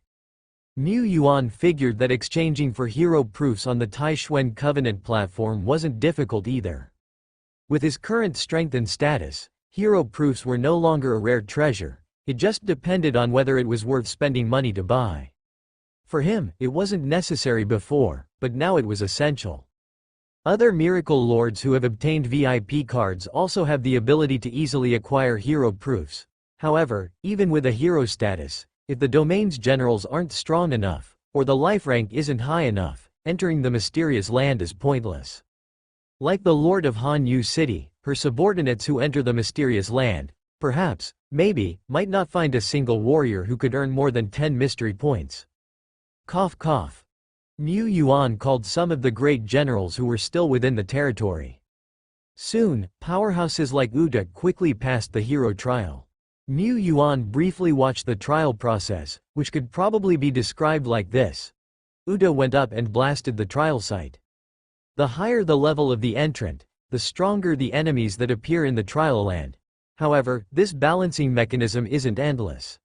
Otherwise, there wouldn't be a notion that higher-level individuals have an easier time passing the trial. During Uda's trial, it seemed there were several or maybe a dozen monster opponents. In any case, they were all the same, blasted with one punch. The few who had obtained the hero status, along with Dead Bone, Lulu, and others who hadn't entered yet, took turns entering the mysterious land. Until Lapis arrived at the secret realm's gate, Niu Yuan couldn't help feeling a bit nervous. Lapis was a life form of architecture, unable to leave the domain. At most she could only move within the bounds of 10 Directions Island domain. So, could she enter the mysterious land? Lapis gave her lord a look, her clear and innocent eyes seemingly asking, "Shall I go in?" "Go ahead." She patted her cheek and strode in. Buzz. Passing through the spatial veil, crossing the spatial corridor, Lapis officially stepped foot into the mysterious land. She was in. It seems that since the secret realm is structured over the territory, it also counts as part of the domain, allowing Lapis free entry and exit. Around the same time, in the depths of the mysterious land, within a massive spatial bubble, Uda, wearing the loose training suit, came here alone. This was the place for blind box drawings, and it only offered high-order blind box drawings. In the mysterious land, there were various specifications of blind box drawings, ones that only required paying 1 mystery point, others needed 3 mystery points. The blind box drawing here required 10 mystery points, and the stakes could continue to rise. Naturally, the treasures and opportunities obtained from such blind box drawings, even the minimum guarantee, was quite substantial. The range of treasures obtainable from the blind box pool was much larger than the previous two. The drawer might obtain treasures or even opportunities that take effect immediately. Even, they could obtain information urgently needed at the moment, or other special items. Everything was possible here. This is the mysterious merchant alliance that can sell any treasure but only to the destined. After drawing the most basic blind box and finding it uninteresting, Uda came directly here. This mini-world was bustling too, with many strong individuals around, but most strong characters were just spectators. Very few actually stepped forward to draw. Occasionally, when a strong character tried to extract treasures, it would attract countless onlookers. Splish splash. In front of the colossal extraction pool, a strong great lord from the Shen Yao Empire made a praying gesture, then reached into the pool to scoop something out. Brilliant. The deep blue light blossomed. Oh, fuck. This was a high-order blind box. No matter how well the extracted treasure suited oneself, a blue-grade treasure just wasn't valuable enough. That was a loss, a huge loss, but he could not afford to draw a second time. Lord Shen Yao sank to his knees, dejected. In the half-day before this, several strong characters had successively fished out treasures from this high-order, mysterious pool. Among them, there were those who had dredged up epic items. However, the splendor of the epic items was not so brilliant. It looked like a break-even situation. Indeed, some strong characters have fished out their true destiny items from this mysterious pool, but many more have sunk to the bottom. It's not that easy to seize a truly transformative opportunity.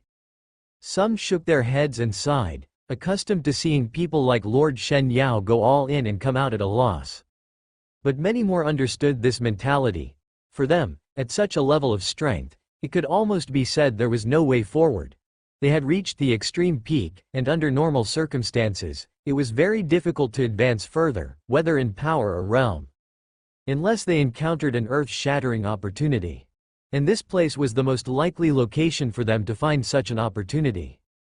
Was it better to buy a few valuable treasures that could not help one break through to the next level, or to go all in for a future that surpassed limits? The vast majority would choose the latter. At this moment, a young swordsman with a sword on his back walked over. This was a new face. Of course, newcomers often had more mysterious points in their pockets and were braver in extraction. The young swordsman stopped in front of the mysterious pool, briefly communicated with the heavens and earth, and expended mysterious points. The next moment, he touched the faintly glowing pool water with 2 fingers joined together. Splish splash. A dazzling purple radiance shot up to the sky. A sword wrapped in thick purple light broke through the water and flew out. The moment the sword appeared, it hummed loudly and flew around the young swordsman, who showed an expression of surprise and delight, clearly very fond of this treasure. Is this epic?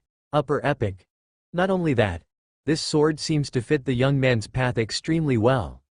Obtaining such a sword will benefit the young man's future breakthroughs and pathfinding immensely. Damn, seeing someone else get something good is even more painful than killing me. However, the onlookers thought the young man, who should have emptied his wallet by now, did not stop but continued to make a dredging motion. He wanted to draw again. Stream after stream of mysterious power flowed out and entered the pool water. One stream represented 1 point. Quickly, 10 streams of mysterious power emerged and still did not desist. The young man was upping the stakes, but where was he getting so many mysterious points from? He's a young prodigy. I actually recognize this young man. He is one of only 3 disciples of the ancient sword god Monarch. That explained it. But when another glow brighter than the last, in fact many times brighter, burst forth, and several shining purple swords flying out, the strong onlookers fell silent once more. After a moment of silence, it's a complete set of epic swords. And look, each sword has a phantom on it, very similar to the shadow appearing behind the young man. This couldn't just be described as fitting, it was explosively fitting. It was the true destiny item. They witnessed a young prodigy receiving his true destiny opportunity. The rumors say the more outstanding the strong character, the more likely they are to fish out their true destiny opportunity from the mysterious pool. It seems to be true. How strong was the young swordsman? People weren't sure. But since he was recognized by the ancient sword god Monarch and taken as a disciple, he must be 1 in a million. That such a future extreme peak strong character could draw out their true destiny item, they were not envious or jealous, as if. The birth of an O Huang often comes with many tears of envy from the unlucky ones. Because the young swordsman had such luck just now, even strong characters who had considered drawing earlier couldn't help but lose their nerve. It wasn't the time to draw, better wait for another day. At that moment, a burly man wearing loose training clothes that couldn't hide his bulging muscles stepped forward decisively. Wu Ming, who was in the midst of bonding with his new sword, seemed to sense something. He looked up and his gaze instantly sharpened. It was him. Uda approached the mysterious pool. He had always been a man of direct action. If that was the case, then go all in. The moment the thought occurred to him, Uda grabbed the mysterious power in his hand and threw it in. Instantly, the calm waters of the mysterious pool began to boil. High-order mysterious pool region. Young Wu Ming no longer caressed his sword, his sharp eyes intently focused on the distant figure striding like a dragon and a tiger. Uda. He hadn't expected to encounter him here, but since I too can enter the mysterious land, it's only natural for this strong man who once defeated me to have a chance to come here. Truly, he is the rival of my lifetime. Although the young sword saint was confident he could defeat Uda, he never underestimated the macho man. Presumably, Uda too could draw from this mysterious pool of precious treasure that suited him. Once he advanced, he really wanted to fight him again. Unfortunately, there were no arenas or the like in the mysterious land. As the young sword saint got lost in his thoughts, drifting further and further away, the onlookers in the distance suddenly widened their eyes. They had just seen this burly man step forward, thinking him a newbie too ignorant to try drawing from the mysterious pool behind O Huang. Such raw, naive newbies. None of the old-timers spoke. Or rather, most of these people, who hardly had any money left and still lingered in the mysterious land, were there for amusement. They were unlikely to want anything other than new entertainment. The wealthy newbies going all in at the high-order mysterious pool and ending up in utter defeat was a common sight, yet they never tired of it. But as the young strongman began to invest his mysterious points, the onlookers couldn't hold back any longer. 10 strands of mysterious power entered the pool. This was just the beginning, far from the end. The strongman was upping the ante. In the blink of an eye, more and more strands of mysterious power surged into the pool like flying fish. A dozen strands? Dozens of strands? Or even more? The strongman was investing so much mysterious power so quickly that it seemed as though these weren't precious mysterious points at all, but merely insignificant loose change. Even just watching, they couldn't help but hold their breath. Wait, a newbie in the mysterious land, managing to wield dozens of strands of divine power? Could it be that he isn't a newbie?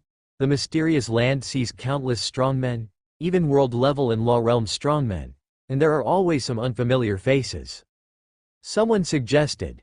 A familiar face immediately objected. Impossible. Absolutely impossible. My eyes have seen countless realms, and I've memorized all the Law Realm's strongmen who have visited the mysterious land. Plus, with my supreme experience and judgment, this man is definitely not at the Law Realm. He's just at the Soul Realm and very young. In the mysterious land, young and wealthy Soul Realm beings were much rarer than Law Realm strongmen. The former had boundless potential. This was potential certified by the mysterious land and the heaven and earth rules of the eternal world. Without a doubt, the burly man who had casually tossed dozens of strands of mysterious power was a young prodigy. They thought this newbie knew nothing, but it seemed the joke was on them. No, the result isn't out yet. A strongman spoke with his arms crossed. Even if it's a young strongman with exceptional potential, it doesn't necessarily mean he can draw the desired treasure. In fact, most genius newbies also fail at the mysterious pool. Otherwise, if every genius could draw their true destined treasure, wouldn't the mysterious land become an ATM? This made some sense. Moreover, the invariable law of O was the supreme rule of the world. A large amount of mysterious points went in. The calm pool surface, merely shimmering faintly, immediately began to boil. This was expected. The more mysterious points invested, the more it stirred the mysterious pool, drawing out treasures buried deeper and more precious. This was the meaning of raising the stakes. But the boiling of the pool became more and more intense, as if the whole pool was about to explode. Something was slightly off. The pool water exploded. A splendid purple radiance soared into the sky. A deep purple light ball flew out from the mysterious pool and swiftly melded into Uda, who was standing in front of the pool. Circles of light patterns spread from his body, extending from the top of his head to the soles of his feet. This is an opportunity light ball. It contains some sort of opportunity, concept, or other intangible power. Someone spoke. The people here had exceptional knowledge. Even such rarely seen or wholly unseen opportunity light ball was instantly recognized by them. Alert! You've obtained a special opportunity, body melding domain, which can greatly enhance your domain level, limited to heaven and earth realm, and bring you rapid enlightenment to reach the body melding domain. The body melding domain, Uda was somewhat familiar with it. It was one of the melee uses of domains. Namely, bridge of heaven and earth, domain transformed into a vessel, body melding domain. He, Uda, was rather slow, previously unable to advance to the second realm, much less the body melding domain, which is the third realm. Such a breakthrough should have pleased him, but I don't have a domain anymore. I'm not at the heaven and earth realm either. Uda was confused, as the opportunity light ball had already merged into his body. Alert! The great force, body universe, allows your body to embody everything, including will, God soul, domain. Alert! You use the body universe to refine yourself, melding the opportunity light ball within. The domain power contained within your body has significantly grown, and you have developed the first kind of peripheral ability of the body universe, body as domain.